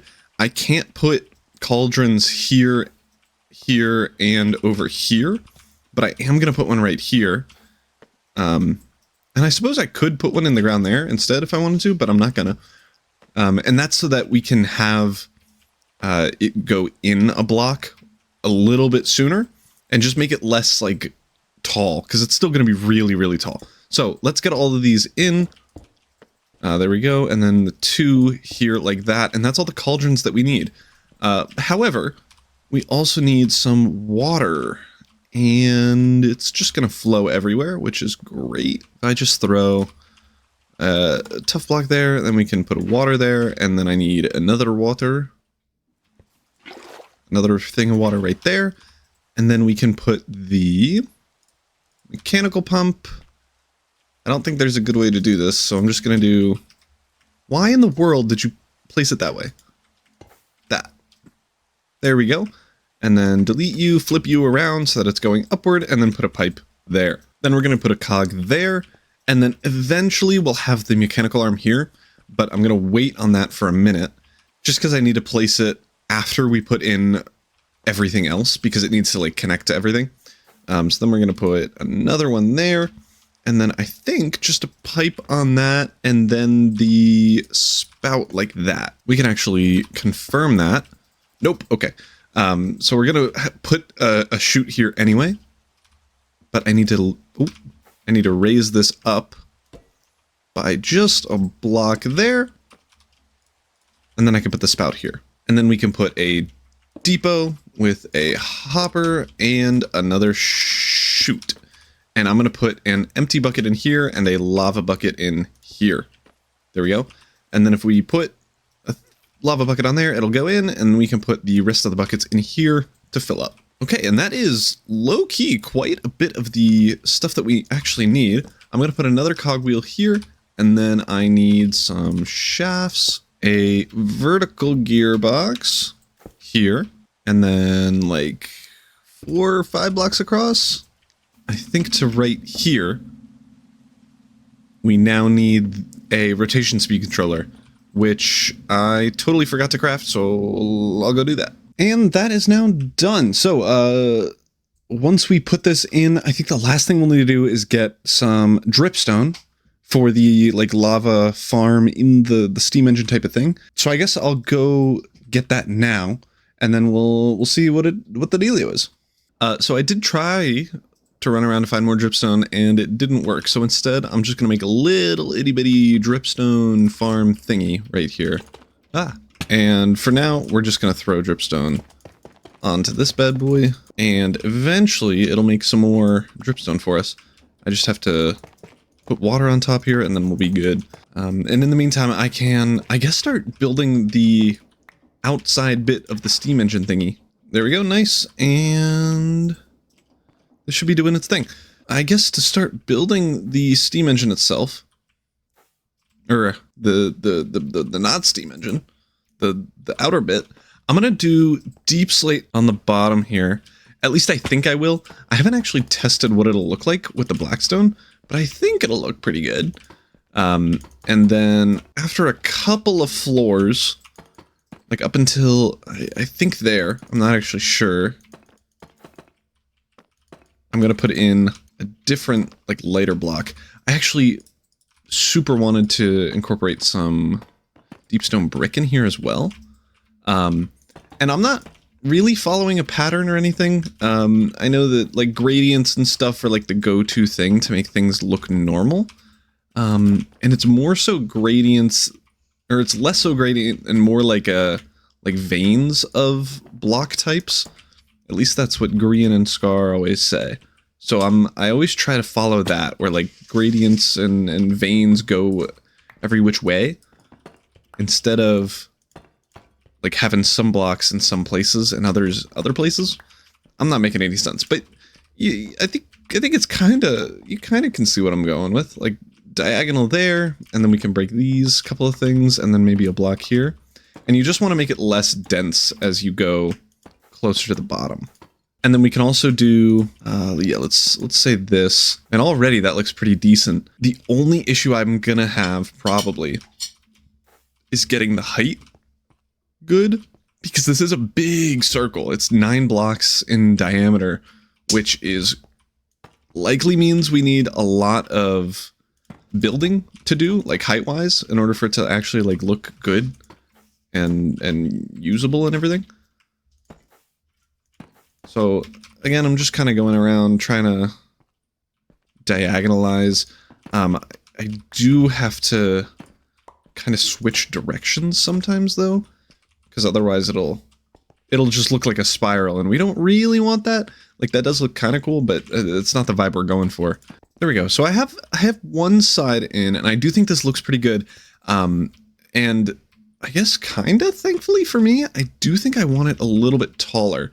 The reason I'm saying thankfully for me is because the taller this thing is and the more normal it looks, the better it's going to look given the size of the circle. So if I could have this be kind of tall and it still look to scale with the rest of the factory, I think that'll make it look the most normal. And hopefully that'll be the case. I suppose I just keep building here, and then we'll see kind of what it looks like and how it goes.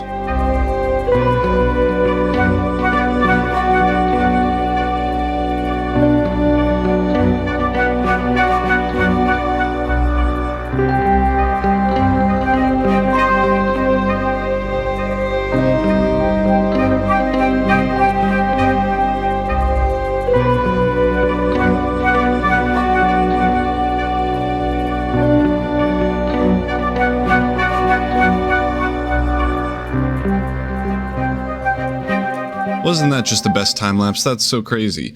Well, while I was building, I actually did get enough dripstone for, I forget what I was building in here, steam engine? For the steam engine, and I already put most of them in. I'm keeping, so there's 2 more cauldrons here that I don't have dripstone for, but I do, if I free cam over here, we do have enough. I just want to hopefully generate 2 more instead of taking these, because I've cut the farm down in half or so, and it takes so long, so I want to get as much as I can there. But we have enough for definitely the start. And if I put a block there, we can do that. So let's start throwing down these lava buckets. All we have to do is fill in this whole thing with lava. And these steam engine blocks will prevent lava from falling, which is really great. And so will the shafts here. So we can put lava here and here. We just have to put a block right where I would be standing if there was a block here. But first we have to put the dripstone under. So I guess I have a couple of trips to Nether, and then this should start working. We can see that it is working kind of successfully, because these are dripping lava. So eventually lava will be in these, and after we have like 4 or 5 filled up, then we are probably good to start this thing up. To start it, I just need to connect a cog to this thing, and then hit go, basically. So let's do that now, just so I can get this up and running. Here we go, hand crank. So I'm just going to throw this on that, and then when I want, I'll start this, and it will start going once it has some lava. So we'll do that in a smidgen, but first let me get more lava to put into the engines. Okay, I totally gave up waiting for the dripstone, and I have all the lava that I need. So I'm going to throw the dripstone in here. These are the last 2 that we need. And then we just need a block here.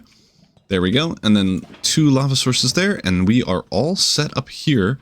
And we can confirm by going into free cam and... Oh my gosh, not being able to see a thing. Oh, I almost got it. I think that's as good as we're going to get.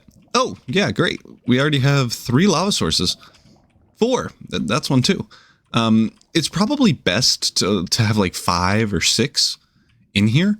What I can do to speed up the process, since I have a lava bucket already, I can just throw a lava bucket in there. There we go. And then that will... That's 4. That's probably enough. If I built everything correctly, I should be able to turn this lever enough to get this going, and then it will go on its own. Yep. There we go. So we are max amount of water, and we are getting up there with the heat. We should see that all of these cauldrons are now empty, which is the case. Fabulous. And eventually this will get up to max speed. Right now, hovering over it, you can see that it's boiler status level 6, and it's already producing 98,000 stress units. This stupid thing, 8,000. So 12 times the amount as that, and it's 3 levels below what the max level of this size is going to be. Which means that area can be closed off. I'm going to do hay bales. You'll see why in a second here. And campfires. There we go. And now that looks like a smokestack because it's smoking. You get it? Fabulous. And now we can't... I'm out of fuel. Ruh-roh. I guess I should get some coal. I need to get an infinite lava thing. Maybe next episode we fix up the home base, get us some good drawer storage, get some good, like, lava refillers for the fuel and stuff. But until then, I'm just doing this. There we go. Now we can fly again.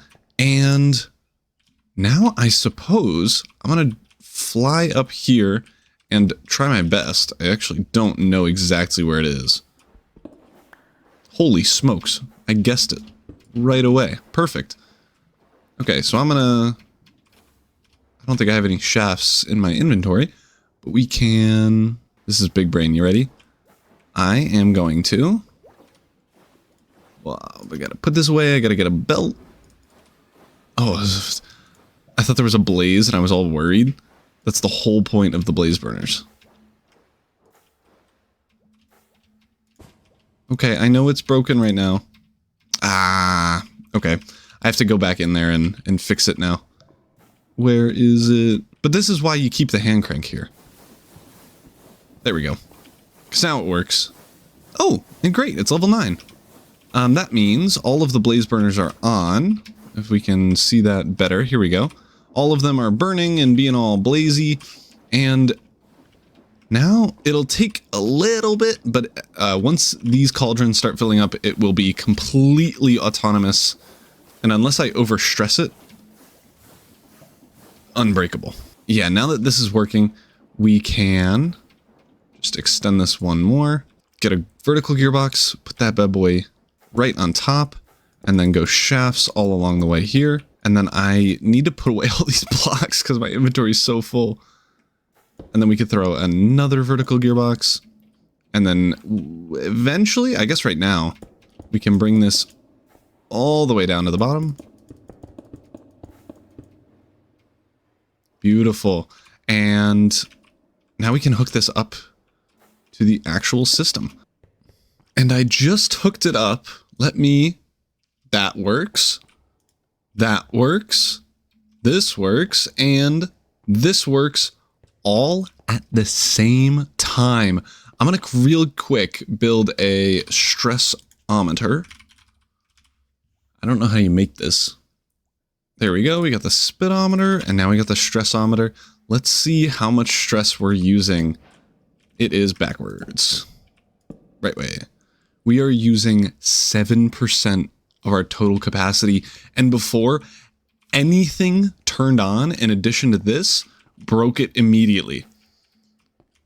I think it might soon be time to take down that windmill and repurpose it for something else. We have so many things that we can do. I might just quickly... Nah, I was going to say I might double the speed, but I low-key don't think it's worth it.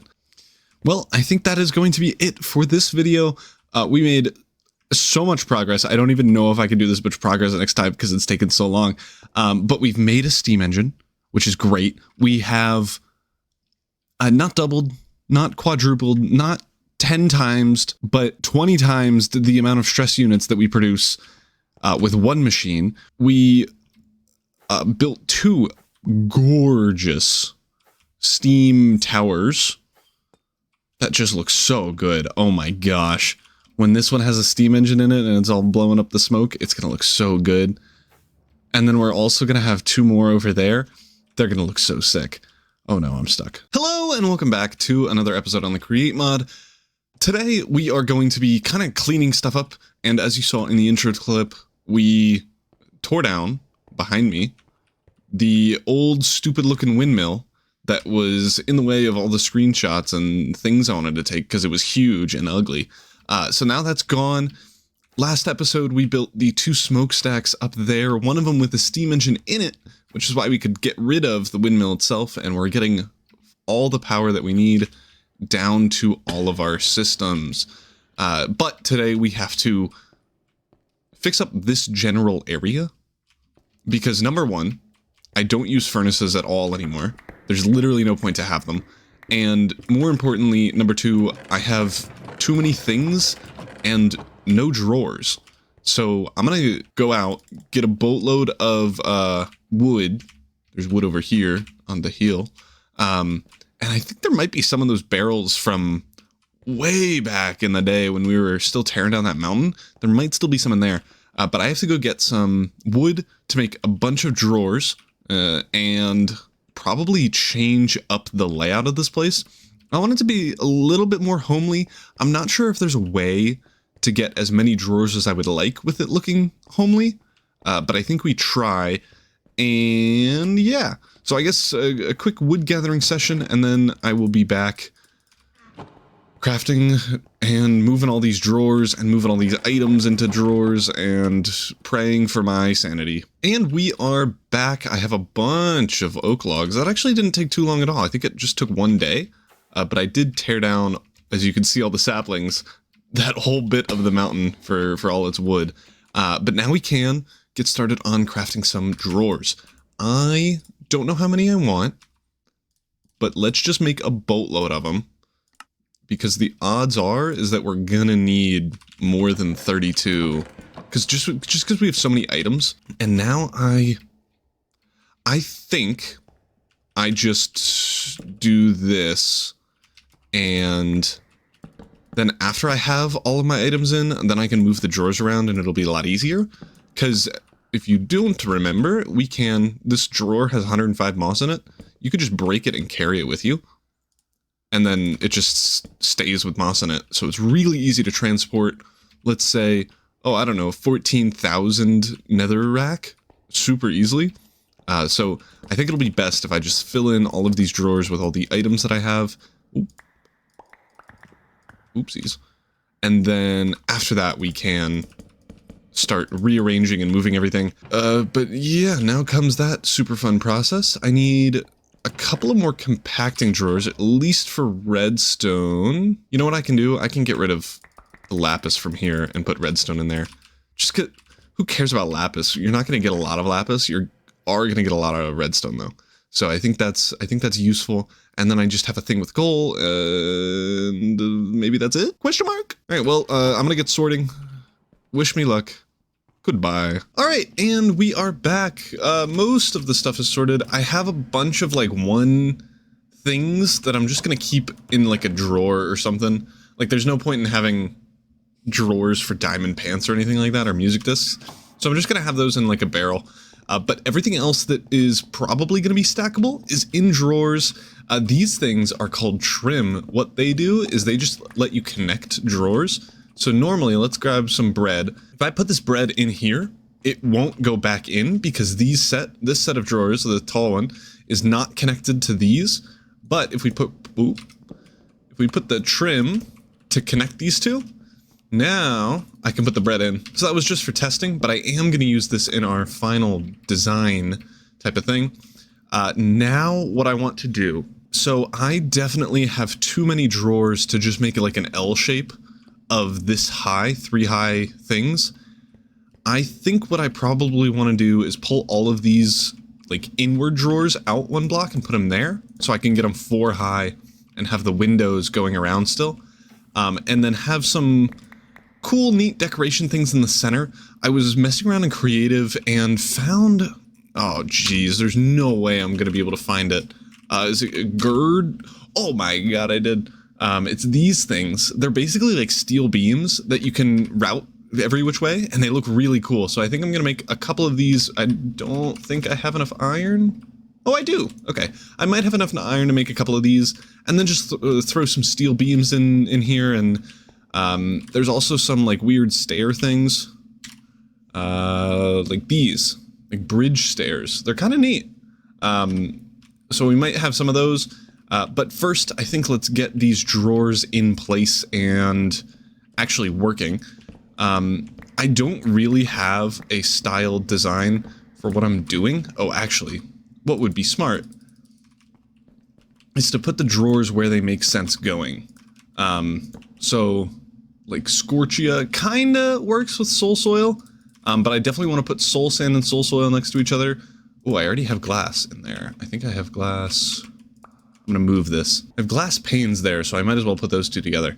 But I just realized that I want to put stuff where they go, because, like, wood logs should go over here with all the rest of the wood stuff. So I'm gonna just pick these up and move them around, but I am okay with wood being over here. You can see that I organized it so warped on top, then spruce, then oak, then birch. And then I have a little bit extra of the, I don't even know what they're called, cherry tree stuff. I don't have a ton of cherry stuff yet, but I am probably going to, at least relatively soon, if not right now. So I'm preparing to have a drawer of just cherry stuff. But yeah, I don't really have a plan. I just want wood in an area, and then maybe redstone, and then plants, food, mob drops, valuables, so most of the compacting drawers. But yeah, I'm gonna do this pretty quickly, and we'll get back. A cool transition. Whoa. Boom, and it is pretty much done.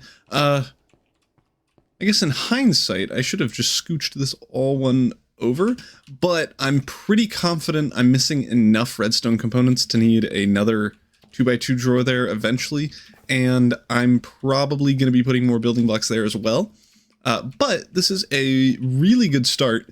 I think, I need at least a couple more storage bits for the stuff in this chest in here, and then after that, I think we can get to actually decorating instead of just functionality. I do like the stone cutter, and it is really useful for quite a bit of things, so we're going to keep that. I need this cutting board somewhere. So I think maybe we throw a kitchen in, like, over here somewhere, and have, like, a little vent hood thing, which could be cool. But I think let's get in the final bits of storage that I might need. I know that there are some cool crates that actually do store stuff. It's the, not oak plank crates, it's these, the reinforced oak crates and the normal oak crates. But these will actually store stuff, and they look kind of cool. Or I could just rep some barrels. I don't know where I put those. In here, perfect. And these look really good. Oh, I actually didn't know there was a hole here. And these look really good as flooring if you throw them in sideways. Like this, and it would break up the factory bit from my storage area. So I think maybe that's what we do. Yeah, because I really like that. And I don't know if I want to do a full, like, square of this, because I think that's going to be a lot. But maybe I just try it and see what it'll do. I don't think it'll look too bad. I'm horrible at interiors is the issue. So it's not going to look great anyway. Yeah, that's going to be a lot. What if instead I do like a cool, not checkerboard per se, but like a ruined floor pattern with planks, logs, strip logs, and then throw in some barrels as both storage and also a way to mix up the pattern? I think that could look pretty cool. I saw on Hermitcraft, the thing that Pearl built, the post office, she used planks, stripped logs, and normal logs in the floor, and it looked really cool. She used, let's see, if I can recreate it real quick. And then let's grab some planks. So she did something like this, where if I... There we go. So it was something like this where she had a cool pattern with I think it was spruce, but still we could do it with oak if we wanted, or spruce, and it made it look really good. And I think if we do it with spruce, these will blend in pretty well. And then we could also use it as a bit of storage. So I think that's the plan. I'm gonna I'm gonna try my best because, again, I'm terrible at interiors. I can build big buildings like this, but as soon as you get me detailing, I am pretty horrible. But I don't have any spruce, so I think I need to go get some spruce. Good thing there's a big old forest right behind my house. Yeah, so I'm gonna tear down some of these. I'm gonna try the floor design, see if it looks good. And if it does, you'll see me back soon and I'll be happy instead of devastated. Okay, I'll be back in a minute. Okay, quick progress update. I got some spruce and this is what I suppose I wanted to summon a demon. This is what it's looking like so far, and I think it looks really good, and it gives us some extra floor storage that's out of the way and looks great. I actually think it adds a ton to the build. Like, I think if these weren't there, it would look a little bit annoying and bland, but I think it looks really good like this. So I'm just gonna keep doing this at least up until here, probably, and make a square. The issue is, there's an exit right here. I could probably move it so that it's in line with this, but I don't think... Yeah, no, it wouldn't be symmetrical with the windows. And that's just because of how I designed it, unfortunately. So I think I somehow need to have this path that's gonna start here, go like this, and then curve a little bit to then end like right here. Because otherwise it's going straight through this archway, and I think that's gonna look really stupid. So I don't know how I'm gonna do that, but it's only like a 2-block curve. So it shouldn't be too hard if I just go like this, and then a whip, and then a whip, and then we're good. So I think it'll be okay, but that's what I'm struggling on now.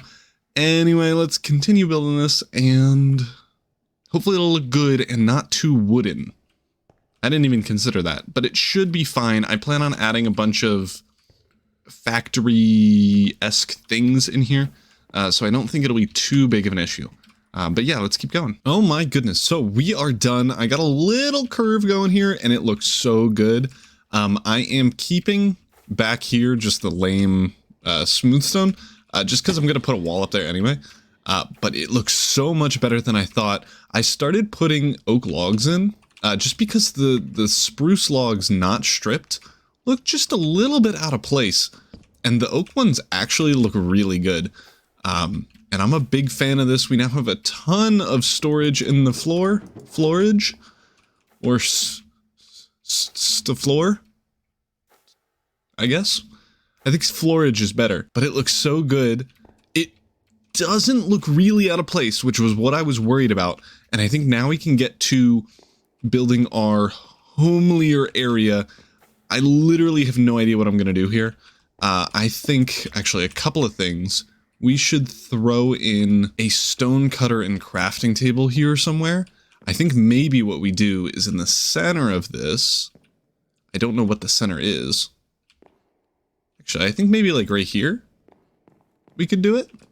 Because that's at this point and this point.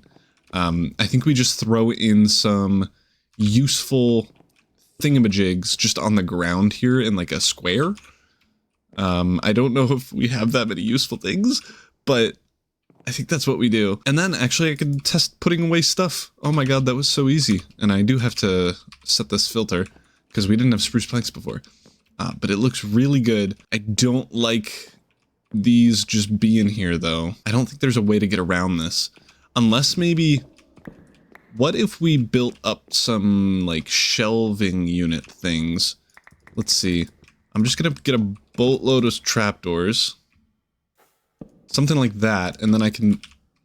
Ooh. Okay, that's actually fine. If I just put them over here, it'll fix it. So if we have something like this, and then we can throw the crafting table and this on there, I don't think it looks too out of place. I have to scooch this way a little bit. But I don't think it looks too out of place, and then we can throw some more stuff on top of that. And I don't think it looks too bad, so I'm gonna... That was just a proof of concept to make sure that it looked good. I'm gonna move this over just a smidge here, and then we'll see if it actually fits in the space. So, where would I want this? I think here is a good start. There we go. This might be just a little bit too long, but I think that's fine. And then we can throw in probably another shelf. Just, how many blocks is this? 1, 2, 3, 4. So another 4 block gap, 1, 2, 3, 4, and then here as well. And I think this should be good enough. It'll be kind of even. And I think it'll make it look not super out of place if we have 2 of them. And what we could do if we wanted, actually, now that I'm thinking about it, we could put storage on this as well. And then we wouldn't have to do floor storage. I don't even know. It's these 2 ones that have stuff in them. I could put more storage up here, but who knows? Anyway, I think that looks good. I'm gonna get... I don't even know what else we could use. I mean, these things, actually... This takes so long. I don't even know how... So if we yeet you in there... That's not awful. It's not exactly what I would like, but it's not horrible. I think...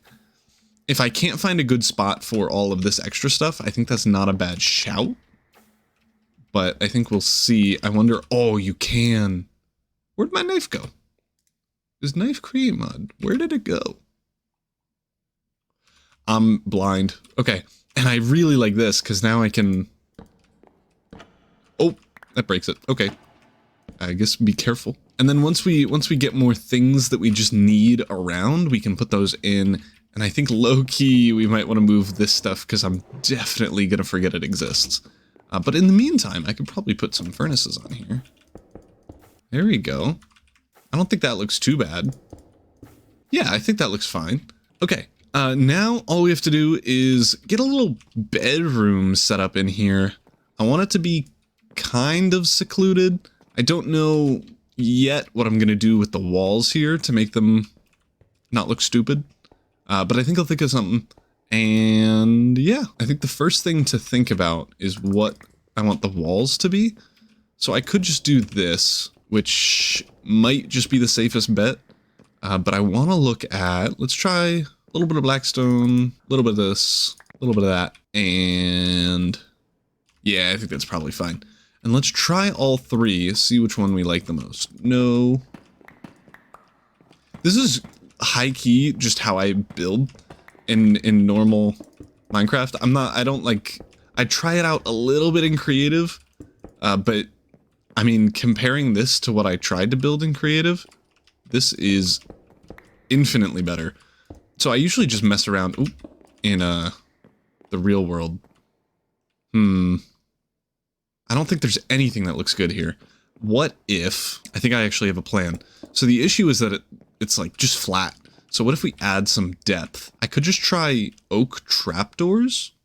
I don't know how to make... So there are like chiseled trapdoors. Airy oak trapdoor. This type of thing. I need a carpenter's workbench, which is just some wood, planks, crafting table, iron.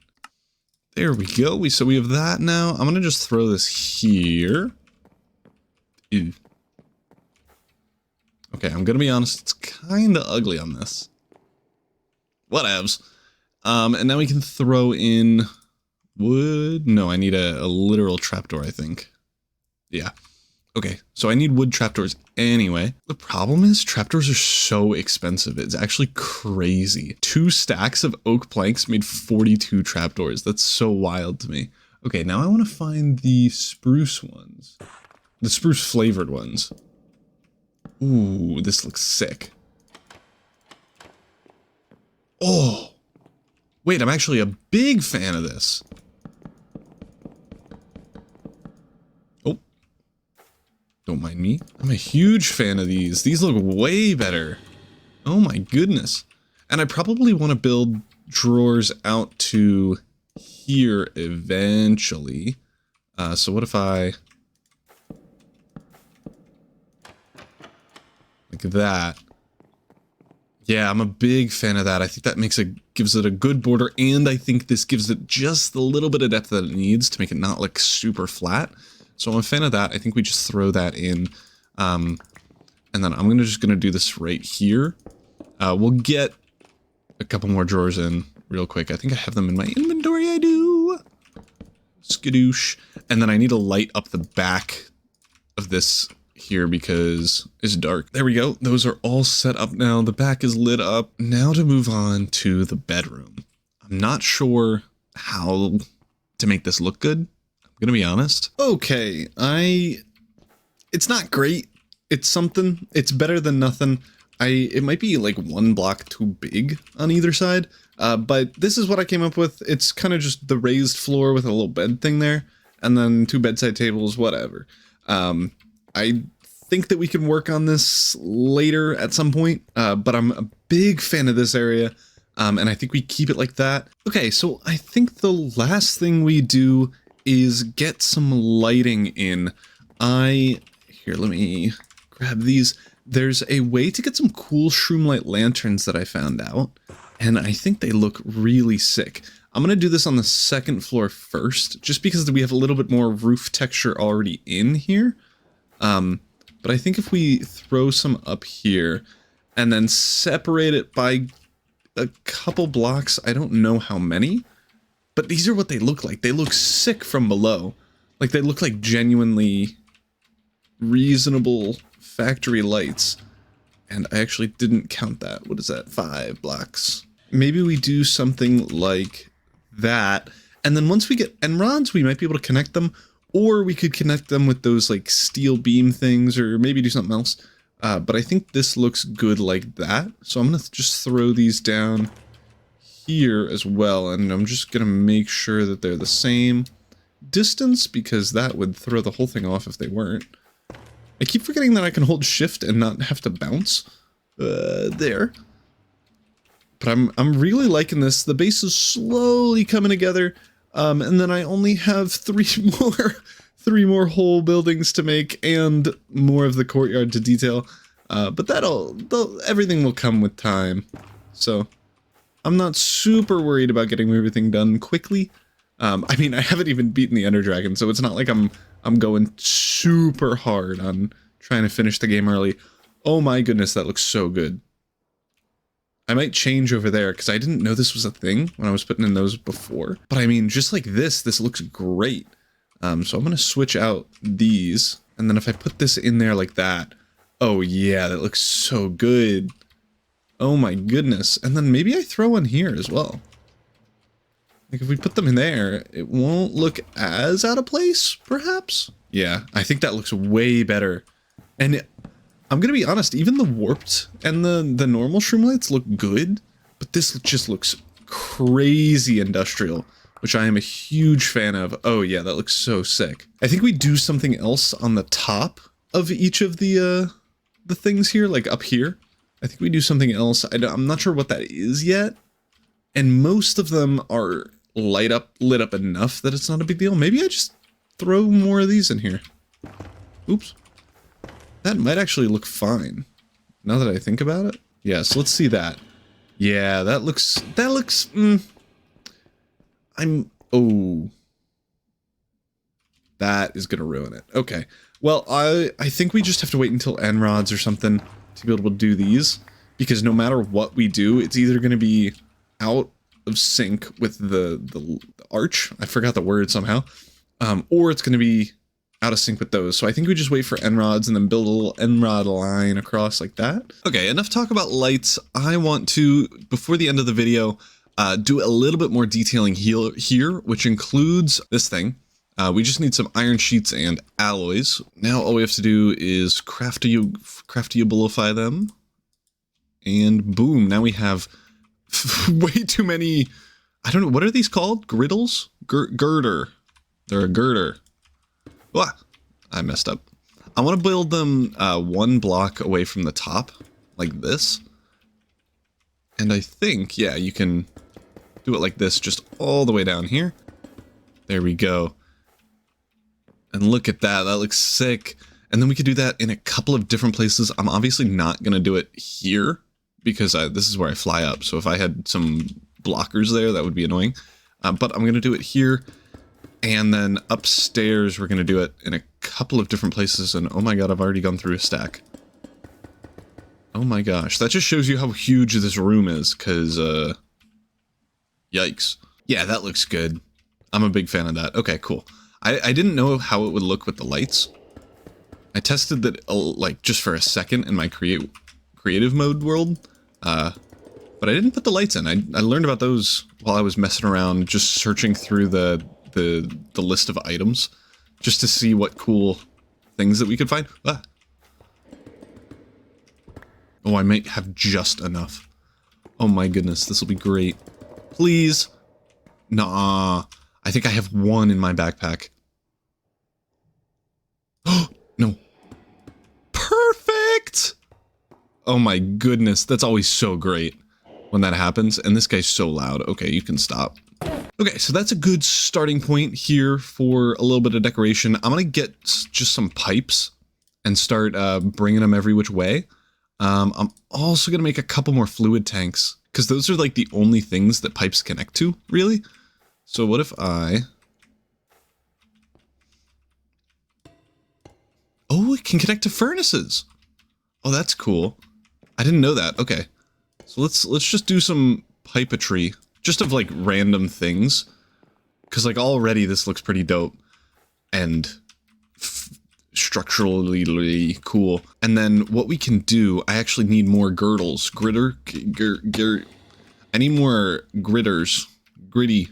I need more gritty. And what you can do, you can connect pipes with a metal bracket. Let's actually make a couple. Yes, you can connect pipes with metal brackets here. And let me yeet onto you, and then this one here probably.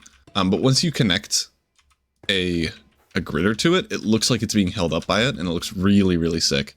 Yeah, so if I connect this, it looks like it's being held up. And the sideways ones look even cooler. Like, look at that, looks so good. And then we could do the same thing here. Boom. Now it's being held up by the steel beam. And it looks dope. Okay, I did a little bit more here. I just added some fluid containers and some more pipes and stuff. And I think it looks pretty okay. I am later eventually going to add more of these carpenter botanist table workbenches. There are a couple more. I think there are 5 in total. So I'm just going to leave that blank for now. And then over here, I don't know what I'm going to do. But in the meantime, I think what we can do is move a couple of these over here, pretty much solely because I'm going to be working a lot here. And I think it would be good to have at least the lava cooking everything thing, like right here. Which, as you can see, I already took the lava out.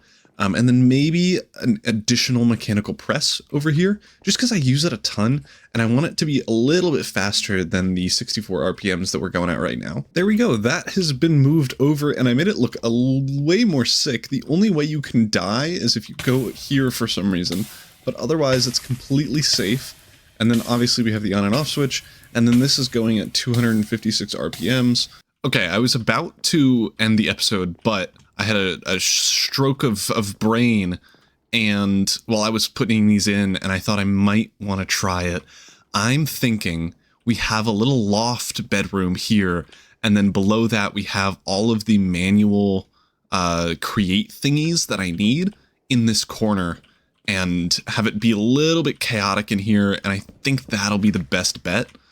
So right now I'm re-putting the floor back to the ground, and then I am going to get a little loft thing with those stairs that I mentioned earlier in the episode, and hopefully it'll look good. Actually, it'll definitely look better than a little raised platform with a bed and 2 blocks and this idiot next to it.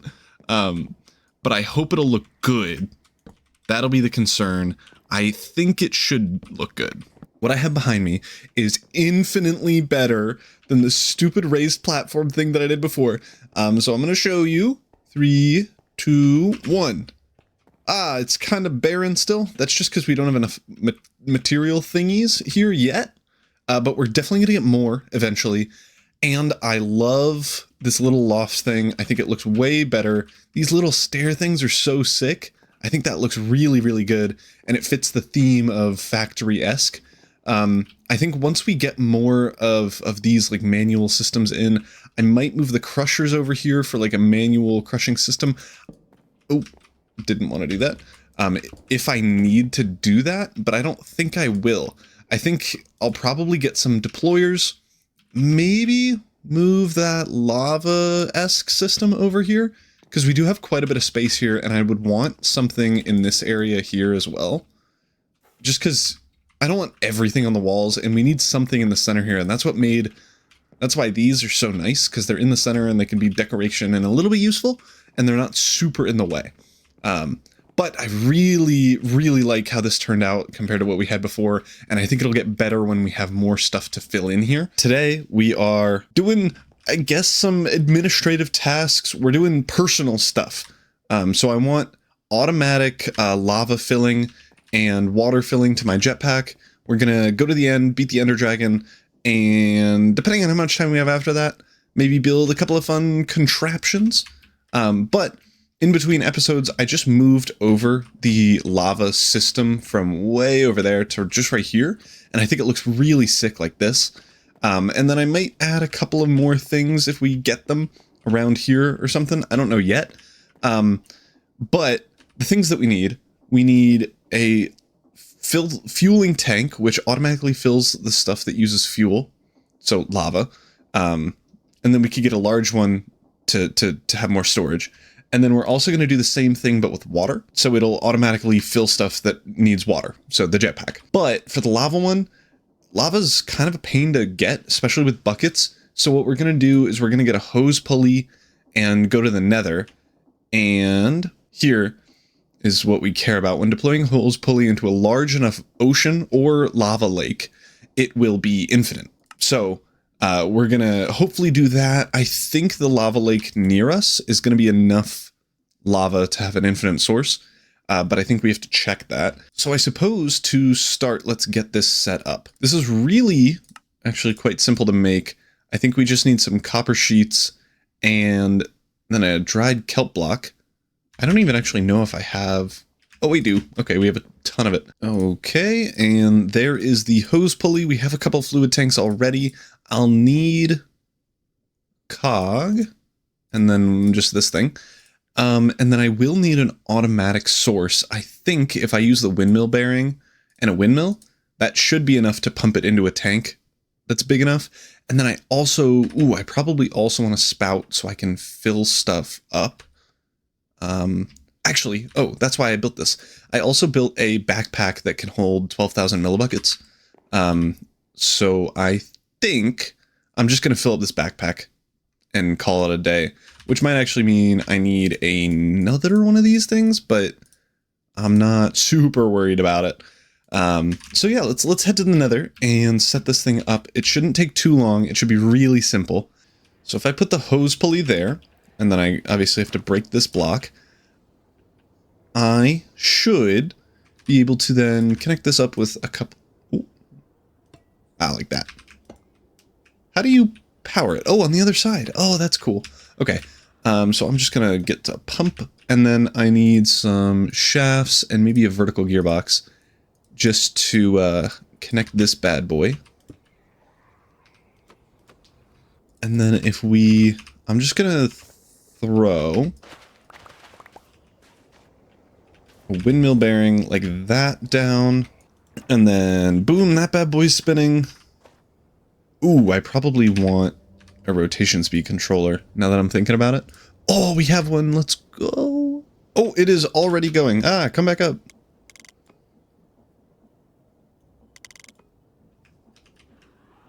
Okay, but that probably means it'll start working. But I have to set up pipes first. So let me definitely do that first. Okay, I think we have this set up now. So if I switch this back to the correct way, this should start going down, and soon...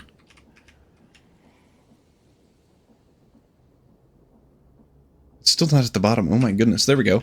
That is there, and this should be filling up with lava. Perfect, perfect, perfect. Okay, and now if I connect this backpack to here... Okay, that's going in, and if I turn this on, you can see lava is traveling in up at the top. We have 1 bucket, 2, 3. Nice. Okay, and just to confirm, this lava pool is not shrinking. It shouldn't. I mean, it's... Oh yeah, this is huge. We're good. Okay, perfect. So, this lava bucket's already full, and we can turn that off, pick that up, and now we have a full backpack of lava that we can then put maybe right into the system? The lava system that I have in here? So if a backpack? Yep, it's already going. And it's already making these. Perfect, perfect, perfect. And now I'm just going to do these a bunch of times so I can get a lot of these. I don't need a ton to make these, but I probably want a couple. There we go. That is done, and I'm already out of lava. So I'm just going to pick this up and put the drain back. There we go. And now we should just be able to build this thing and then do the same thing here. Medium, large. There we go. And now if we fill this thing up with lava, it should let us automatically refill our jetpack. The thing that I want to know is, will it automatically refill it when it's inside of a backpack? Because if that's the case, that'll be crazy. It says right-click on lava to fill the tank. Huh? Okay, so it does use a lava source. I'm curious how do I spout it? Oh, maybe I have to. Here, let me go to a spout and see what it does. I want to also build these large filling tanks, which need glass. Ooh, I'm really poor right now, so maybe I cannot do this? Oh, okay, so that already makes a small one. And then this... Why did I think it makes glass? Literally in the recipe was copper. Sorry, I'm just blind and illiterate, I think, is the big issue. Okay, there we go. So if I put you there, how do I fill?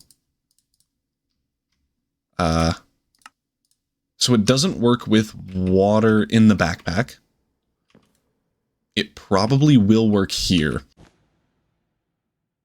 Oh, yikes, it doesn't. How do I fill this all easy like? Okay, so I did a bit of Googling, and basically the answer was get owned, you don't get any fun, and you just have to right-click on a source block, and it will fill it, which is a bit of a shame. But I think actually what we can do, we can test if it will refill it when it's in a backpack. So right now I'm at 1600. I'm just flying around until I use enough jetpack-abiliness. No, it doesn't. Okay. So it'll refill it if it's in your inventory, but not if it's in a backpack, which is okay. It is kind of annoying that we can't automate this, I don't think. What if we used a deployer? I don't have a deployer. What if we used a deployer and could have the deployer right-click on the lava source for us? I am going to check this before I actually spend time doing it. But if we put a lava source in here, and then we do this, and then we power it. What? Uh-oh. Did I disconnect it accidentally? Oh, I totally did. This needs a belt. Oopsie daisy. Okay, that does work. Okay, that's good news, because then we can automate this, and it's less annoying than I thought. So that working means that we can automate both lava and water. It'll have to be in obviously different biomes. Yeah, but that means we can automate it. So I'm going to make 2 more deployers and then get to it. Okay, so I did a little bit more work here and I finally got it working. What I had to do for some reason is create a brass funnel with a filter on it, and the filter, here I can look at it. I just have a full large water tank and I clicked allow data. That's what this one is. And then it worked. And I already made 2 more of these to show you that it worked. I can actually make more of these and show you what I mean. So if I let's just do 8 for now. Oh my god, wait. Maybe I don't want to do this many. Whatever. And I make them all large. There we go, they're all large, and then I run over here and put them in this top hopper. I didn't actually consider this, I probably want more space. So let's put, oh, not you. There we go, so we put them all in there. You can see that it stays in its inventory, and eventually, when it's fully filled, it'll go in here, like these two are the ones that were pretty much already full. So they just went straight in here, and then when this one's done, it'll go straight in here. So I'll just have basically an inventory of pretty much all full water tanks that I can then throw in my backpack to save just for later. And now I guess I have to go copy this over to the nether side of it. But it is really simple. It's just a deployer, brass funnel, filter, in this case 3 hoppers, but that's just because I can't put a block or a chest of some sort right here, and then a barrel. So it's really quite simple, and it's a good way to automate this. Yeah, there you go. We just got another full one, and when this one fills up, it'll go in here too. Let's try and catch it in this, the filter coming out of it. There we go. It just came out, and it's full. So love to see that. That is working properly. But let's go transfer that over to the nether, and then we'll have lava going, and the water, and this whole ordeal should be finished. Okay, so in the nether side here, I'm just going to put glass around this area, and then we should just be able to, let's see, build up, place a deployer. I think here is correct. And then we just got to rotate this bad boy around to be facing there. There we go. And then, am I just going to carry cogs all the way up? Oh my gosh. I guess I am. Okay, and there we go. That is in line now. And then we could just connect these. I need one more shaft. You're kidding. There we go. That is connected. We could just throw a hopper. We'll do it there. It doesn't really matter. I'm going to put a barrel on top so we can put our empty fluid boys in there. And then we just need a funnel. I can put it on the front. It doesn't really matter where it goes. Make sure it's facing outward. And then another hopper and a barrel next to it. Like this. Beautiful. So now this should just work. What we need to make sure we do, I'm actually going to not use this funnel yet. We need to specify a list filter with a full large fueling tank, and I don't have the funds for that right now. So what I'm going to do is make this a lava source with the pipes, and hopefully... Perfect. So this is lava source, that's being, and if we put this in here, this should start filling up. Oh, there we go. Love to see that. And this could be faster if I sped up this mechanical pump, but I'm going to be honest, I don't really care that much. I think it'll be plenty fast. This does need to take 32, I think, buckets of lava to fill up the whole fueling tank. But since, actually, let me check. That's the wrong one. Is it F3G? Yeah. Since we are within, oh my god, like perfectly within, and I think it's a 3-chunk radius around our nether portal, this will be loaded quite a bit, even if we're not in the nether. And then obviously when we are in the nether, it's going to be loaded pretty much all the time. So I'm not too worried about it like being really slow and not working. Now we just have to wait for this thing to fill up. Oh, there we go. So it is no longer collecting any more lava. So I'm going to put it in this bad boy. I'm going to take off and put in here my jetpack, so then I don't lose any fuel left in here. Put it in there, set it to respect data.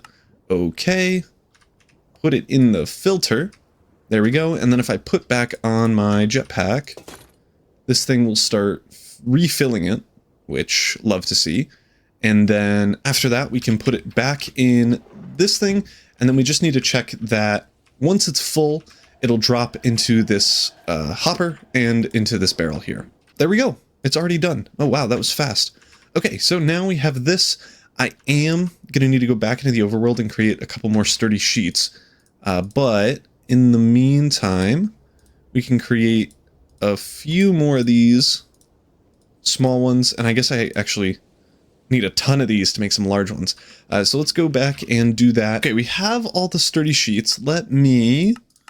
pressing all the wrong buttons. Let me make just as many of these as I... Ooh. No, let me only make... So I think I made 8 plus 2, 10. There we go. That's quick math for you. That's 8, 9, 10. There we go. And then we can make a bunch of large ones. I even might need to make more sturdy sheets. Oh my goodness.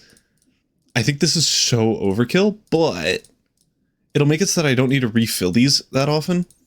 And when I do, it'll be super easy to do. So I'm not devastated about that. Yeah, I will need what, 12 more? Okay, and now we can try to craft the rest of these. Yeah, we easily have enough. Okay, perfect. Oh, and by easily, I mean we have 4 extra. Not super perfect, but it's good enough. Now we can try out actually filling up all of these automatically. I think I might want to speed up the lava pushy.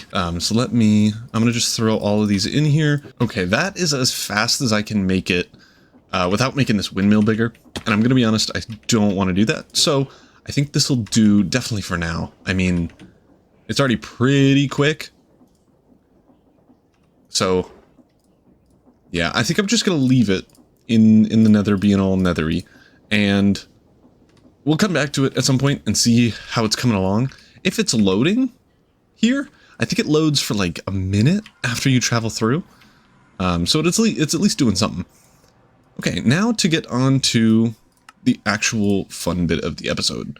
I want to go to the end and beat the Ender Dragon. But that means I need to go run and get a bunch of Ender Pearls. Where are my Ender Pearls? They're here. I have 6. I need, I think, 12 or 13. I think it's 12, but likely one's gonna break. So I'm gonna go try to find myself a bartering area. I think I just go the little pathway that I created.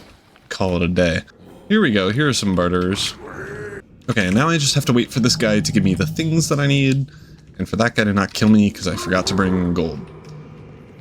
Hey, come here, get the gold. There we go. Finally, we got 3 Ender Pearls, which is just under what I need. I think he has like half a stack left, but I've gotten so much garbage. We just got 4 more Ender Pearls, which is enough for what I wanted. So I'm going to take the rest of my gold and run away. Ooh, actually, this is a good time to check in on how this is going. Not too shabby. I'm going to take these and then store them in here just for safekeeping. Oh my god, I forgot I had a stack upgrade. Oh, that's actually so good. Oh my gosh, that's perfect. Okay, and now I'm going to convert all of these into normal Eye of Ender. I have enough fuel. I'm going to leave you there. It is time to go. I'm going to just throw this on the first one. Oh no. That is not a good sign. This is an awful day. We're even further. Oh, there we go. Okay, going backwards now. That means we're closing in. Let's try here. Oh, it's back this way. Yeah, it's like right here. I'm going to just go down into maybe this cave and see if I can find it. Maybe I go back up to the surface and just find a place to dig straight down and hope that that leads to better results. Oh, hold on. I might have accidentally found a good cave. Okay. Take that. Yes, please. Thank you. I was trying to get out of here, and then I found a much bigger cave that might lead down to the end area. The problem is I don't know. Oh. Yes. I need to find the portal. Oh my god, it's all dead ends, dude. This is looking promising. Another chest. Ooh. We take that. Some diamonds, okay. I mean, I'm not finding what I'm looking for, but I'm finding diamonds. Which, you know, is something. Ooh, this is new. It's a downward area. We'll check it out real quick. Ooh. I'll look around for chests real quick and see if I find anything. Oh. Oh. Genuinely, completely forgot those were in the game. That means I want to make a cool thing. Oh, this is another but bigger library. Love to see that. Another template. Nice. I know you can duplicate them, but they cost like 7 diamonds each or something. Blow up. You're a loser. Have I not gone this way? Oh, please. That's down. I have been here. Okay, let's go down. Maybe I haven't gone down. Oh my gosh, it's right here. I was here at like the very start. I already grabbed that chest. Oh, okay. Well, at least we found it. Okay, good. We have enough Eyes of Ender. That's really what we care about. I'm just filling in most of this lava so I don't die. But let me... Boom. Beautiful. I am going to set my spawn. Like a smart person. And then I'm just gonna throw the rest of my garbage in here. Maybe I leave my backpack here. Because if that gets yeeted off the edge, I am dead for sure. So I'm gonna put that there. I got gapples. Yeah, we're good. Oh my gosh, the end. And I'm stuck in a thing. Oh my goodness. I'm going the wrong way. Good thing the minimap exists. Hello? I'm the worst shot ever.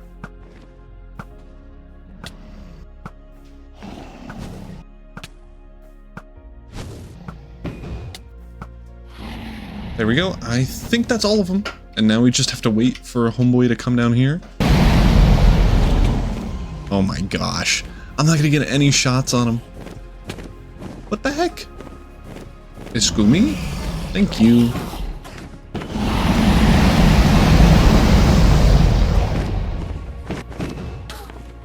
Oh! It's a good thing I have a jetpack. Oh my gosh. I got flung. That's the first time I've shot a bow. What are we, episode 13 or something? The first time I shot a bow as the Ender Dragon? That's so funny. Where are you? Oh, this might be it. Oh, it was not it. Maybe I just shoot him to death. What? Oh, there we go.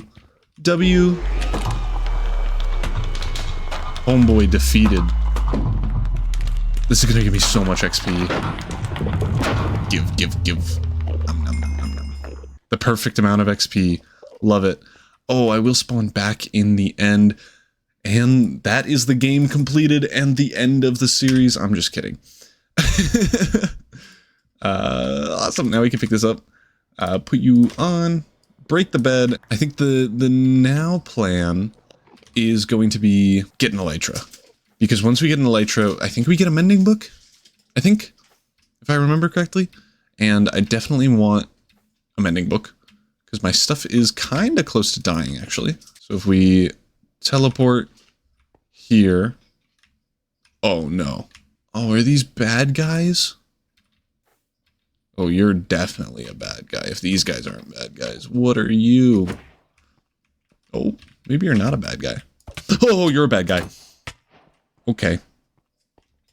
It's like a leech guy. A capsid. Oh, please have an elytra. Oh, I don't think it will. It looks all sad and lame. Yeah, it's just a stupid little tower. Yeah, I'm pretty sure there were only 3 on this whole tower. Oh my goodness. Oh, that's a big one. That's a big one. And it has a boat, which means we're getting an elytra, baby. And I guess a couple of shulker boxes. I'm thinking about it. I don't even know if shulker boxes are worth it. Here we go. What is that? What the heck? There's just a block of goo. There we go. I've literally gotten 0 shulker shells, like, at all. I don't want that sword. I'll take those leggings, though. I suppose I'll take that. And now, the thing we've all been waiting for. Boom. Sky's the limit. And more importantly, by, like, far, I get a mending book. Beautiful. We're putting that away right away. Okay, we're leaving. I don't think there was anything good. And we are back. I made that Enderman mad, but I am going to jump straight into the portal and not have to worry about it. Boom. We're back at spawn. I can just fly a smidgen this way, and then we will be back home with our fun new stuff and our mending book, which we can put on all of our stuff. I'm so hype. Oh my goodness. It's been so long since mending has been a thing. Oh, and our factory over the horizon looks so sick. Okay, the first ever mending of the season. I need to throw that on there. And I think the pickaxe is worth it. It's the one that is used probably the most, maybe right after the jetpack in terms of how much it's used. But I think it's worth it. There we go. Our first ever mending of the series. And once we get there, once everything has mending on it, I'm going to take a quick XP shower. Mending on the jetpack. Now, that won't ever break, and it is so close to dying, so good thing I actually have that now. And I think that pickaxe is the last one, so I'm actually going to take everything out and turn on the XP fountain. I'm going to jump in here and get rid of all 65 of my levels. Which is actually going to take quite a while. I'm curious how high up this gets, because I'm at 63 right now. So we're at 30,000 millibuckets. Let's see when I run out of XP what we'll be at. There we go. We're at 39,000 millibuckets. And let's now shower. Everything's like dead or really close. And get that mending XP. Oh my goodness. Everything's already full. And I'm at 30 levels. That's so fast. That took what, like 3,000 XP to do all that? Oh my goodness. This is OP. And that is everything. Mending Ender Dragon, refilling our jetpacks automatically now with the new systems that we built in this episode. Today we are being not poor anymore. As you can see, I have 57 iron ingots to my name, and where's my netherite? 7 netherite scrap. This is poor behavior. In create mod, when I can mine forever infinite amount, and I only have 7 of these and 57 of these. No, I am making a farm first for iron, so then we can pretty quickly get a farm for netherite. So what do I need for an iron farm? Oh, what a great question. I have a video on how to make an iron farm, and it's so good, you should watch it. It can make 600 iron an hour, or 300 if you want to make a small one, but I'm going to be honest, I don't know what to do, which one to do of the two. I actually suppose I can make the big one and then not finish it if I don't want to. So, I guess let's get the ingredients that I need for that. But you want to know what's great? I have a schematic in that video, which if you don't know what schematics are, I think let's get into that first, because that will let me build the whole thing for me without me having to do anything. I think it just needs gunpowder to actually start building it, but I'm getting ahead of myself. If we just look up schematic, you can see that there is a schematic cannon, a schematic table, an empty schematic, and a schematic and quill. This we don't need to care about, but we do care about these 3 things. So the schematic cannon, oh, that's 2 of my blocks of iron, and then the schematic table is cheap, and then the schematic is literally free. So let's make these 3 things, and then we can get to what the heck a schematic is. And now we have those 3 things. Let's go up here and kind of show you what the heck is going on here. So we have a cannon, and then we have the table. The table, if you interact with it and put the schematic in here, I just shift clicked it in here, you can then scroll through all of your available schematics. You can open up a folder here in your create folder and drag in the .nbt files. So if per se you looked at my iron farm tutorial and saw the .nbt file in there, you can just drag it in here and then it will work. So back in here, I'm going to just get the 2x iron farm, and then you click the check mark, it will turn it into that schematic for you. And then if we just right click it into a spot, it will show up the size of it. And actually that's huge.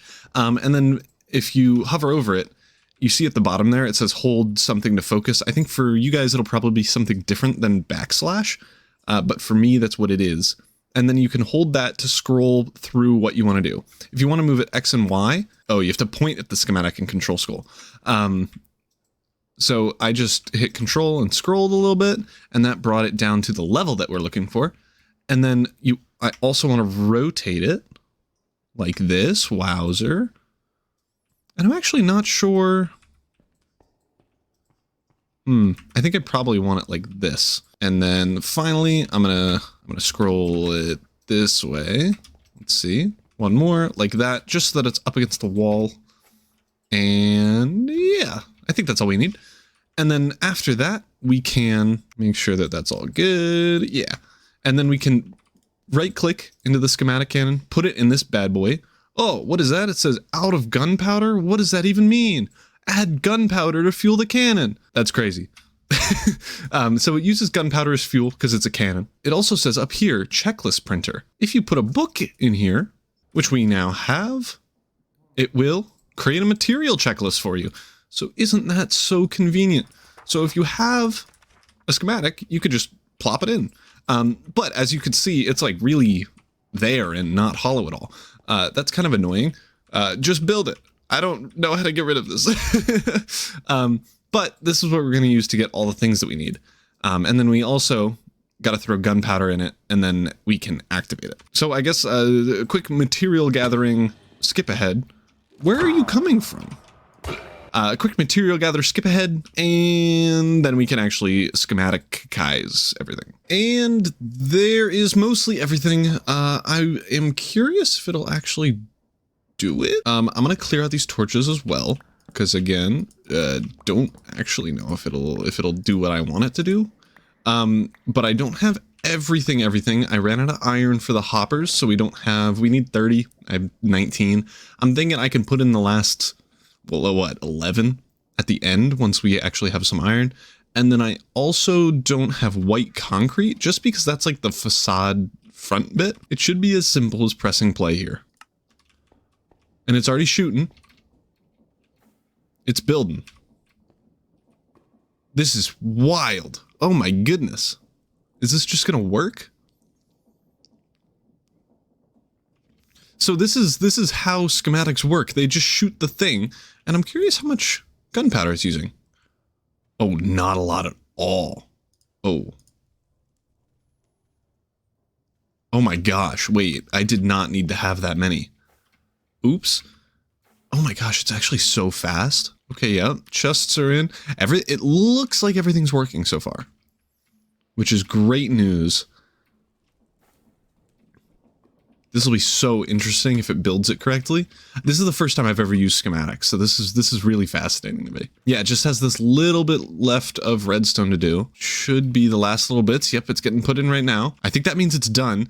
I did see that not everything worked for some reason, but that's an easy enough fix. I think that's everything we need. This is finished. Oh, and it turns it back into an empty schematic. That's actually really cool. And if I put this back, oh, okay, so the volt is a little bit broken. That's fine. There we go. Now it's fixed. And now all I have to do is put in the water, the lava, super glue, the blocks that are going to go here. But then after that, we should be good. Okay, that is now connected. And then I also just forgot to waterlog this leaf block. But now it should work. Perhaps. Okay. That looks good. That looks like it's pulling. What is the issue? Ah, these are backwards. Flip. There we go. Those are all going the right way. It sounds like it's crushing stuff, but I can't really see. Oh, what if I go into fast mode? Yeah, this is doing stuff. We have 4 iron ingots already. This is so fast. Oh my goodness. This is actually so fast. That's crazy. Oh my goodness. Now both top and bottom should be working and producing stuff. Yep, beautiful. And this one's getting a ton, and now this should be working at full speed. Literally in the time that it took for me to get the iron, or get the hoppers, and fill water and lava up here, we have 26 more ingots. And that's with just the bottom one running. So with both of them running, I would have gotten 60. That is nuts, and this is going to be full, like, immediately. I know in the long run, I'm going to want a backpack here instead of a barrel with a couple of stack upgrades so that we can just go ham on the iron storage. That is the iron that we needed. Now it's time for netherite. Oh, my pickaxe was in the way. Netherite time. The reason we needed iron for netherite was because we need a ton of drills. So I think now we can get started on building that. I'm going to be using a design that is kind of similar to others on YouTube, just like way bigger. It's going to be like a minecart that is just running along on a track and it's mining stuff along its way, so we don't need to bring a power source with us while we mine. The only issue is that it's not like permanently forever, if that makes sense. So I'll have to follow it and monitor it and keep like deleting and replacing it. But now that we have a boatload of iron, that's not even going to be a challenge. So I guess let's get started on material gathering for that. Hey guys, Editing Sky here, and I didn't record my microphone, so you're gonna get a super sped up version of our process gathering netherite. So we made this big old contraption with a bunch of drills, stuck them all together, added a bunch of deployers, a few chests, and then tested it. It kind of worked. You can see that it falls, but then we tested it in the nether, and it works great. I got netherite immediately. After filling up my backpack with some netherite, I added a few upgrades, got some more netherite, and ended up with 9 netherite ingots, total. And that's including upgrading all my gear. All right, back to real life. Whoa, hey, we're back. And I'm sitting on my chair, getting more netherite. I've been doing this. I think that last clip was recorded at 3 p.m. No, earlier than that. 2 p.m. today. Uh-oh. Well, this isn't great. And it is now 6. I have been doing this for literally ever. Actually, that wasn't too bad. I've been doing this for literally ever, and I've gotten a lot of stuff. And I also installed a texture pack. You can see there's a blue block there that makes all of the ancient debris all blue, because I was missing so much of it. Like, actually a surprising amount of it. What is going on here? Oh. And this is literally what I've been dealing with, but I'm gonna pack it up and go back home now, and I can show you kind of the cleanup process of after this thing runs for 100 or so blocks. I just come back with my cool texture pack, picking up all the blue ancient debris. So this is the process, and it's low-key kind of surprising how much ancient debris there is. Okay, this is really lucky, how lucky I'm getting. Normally it's not this many ancient debris. But it's surprising how much the machine glides by and gets, like, it like exposes it to the air but doesn't actually get it. Like, it's surprising how often that happens. You always gotta stay vigilant flying back, and there's a reason I need the blue texture pack, because I tried doing it without it for the first couple rows that I did, and then I turned on the blue texture pack and went back to see if I missed anything. I probably missed 10 to 20 ancient debris per tunnel, which adds up a ton. So we're actually not too far from home right now. We're at I think that's X like 200, and the home base is like at -40 or something. So we're pretty much home, but more ancient debris, love that. All right, there we go. We are back at our main thing. I'll just show you how much I've done. So each tunnel goes about 1,000 blocks that way. 2, 3, 4, 5, 6, 7, 8. So I've mined, I'm starting right here. So Y level 80 all the way to Y level 200. I've mined 120 blocks widthwise by 1,000 blocks, which is absolutely bonkers. And we are back home. I'm gonna just put as much away that I can. There we go. Everything is away, and now the spoils. I might have gotten a little bit carried away.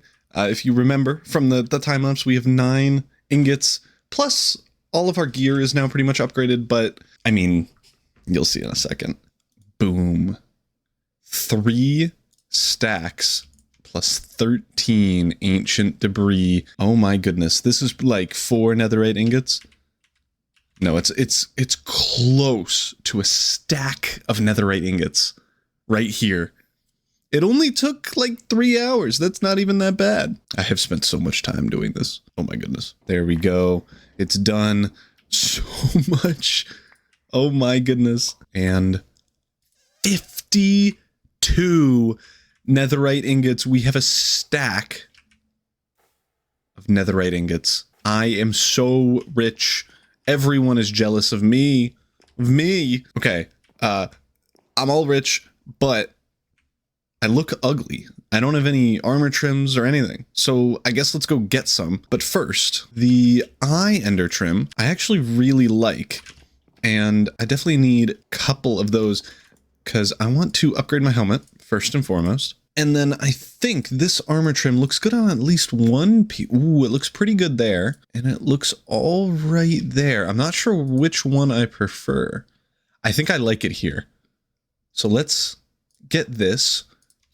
Repping the gold because I'm sick. Oh yeah, that looks dope. Let me take off this so you can see the pantaloons.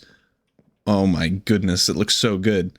Now we just need a helmet and boot one that I like, because I don't think the the eye armor trim is very good on the helmet or boots. So we have to go find one for that.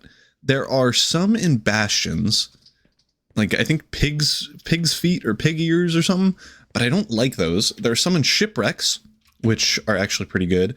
There are some in guardian temples, which I think look really good. So I think we head there and try to get some good stuff for the rest of our armor pieces. So I'm just looking around on the map. Oh, there it is. We have two actually in a pretty close vicinity. So I'm just going to head this way and see if it works. Do these zombies actually exist? Oh my god, they do. And they are now on fire. Losers. There it is over the horizon. Do guardian temples have chests? Or do you have to kill the big guardian, the elder guardian, to actually get it? Oh, there are squids. I already got mining fatigue. Bro, good thing there are cows nearby. Thank you. Time to get the guardians. Die! Yes, there's one. I still haven't gotten mining fatigue yet, and I don't think I've gotten... Oh, maybe I have. Yeah, I did. I got the tied armor trim. Okay, that's all I care about. Goodbye, losers. Okay, we're back at home with the tied armor. I've already duplicated it and put it in here, so that I don't need to go back out and get it. And let's just test to see... Ooh. Wait, the diamond in the netherite looks sick. Oh no. Do I like diamond more than gold? That looks so dope. Ah, dang it, I did the wrong thing. Okay, well, we can now look at them. Oh, the diamond looks so cool. I think the boots look stupid though. I like them on the helmet though. Okay, I'm gonna switch the pants from being gold to diamond, because diamond looks sick. Oh my goodness. And then I want the title on the helmet. Oh, I look so sick. Oh my gosh. I wish I could put trims on the jetpack, but I cannot. Anyway, I want maybe a different one on the boots, but I don't know which one. Problems. They're good problems to have. I mean, I'm not super complaining, but they're still problems. And with that, I am going to end the episode here. We made an iron farm this episode. It feels like a long time ago, but it was only like 10 minutes. We got literally a stack of netherite ingots, or 4 stacks of ancient debris. We mined, like, what's that math? 100,000 blocks in the nether to get all those netherite ingots. And we got some sick armor that looks sick and is blue and netherite-y. And literally, I think the only thing left to do is get hyper experience, but that's going to be way later. And that is my first 100 days playing the Create mod. If you're already hooked, I have a bunch of other videos public already. And if you liked it, like, comment, subscribe, and I'll see you all next time. Peace.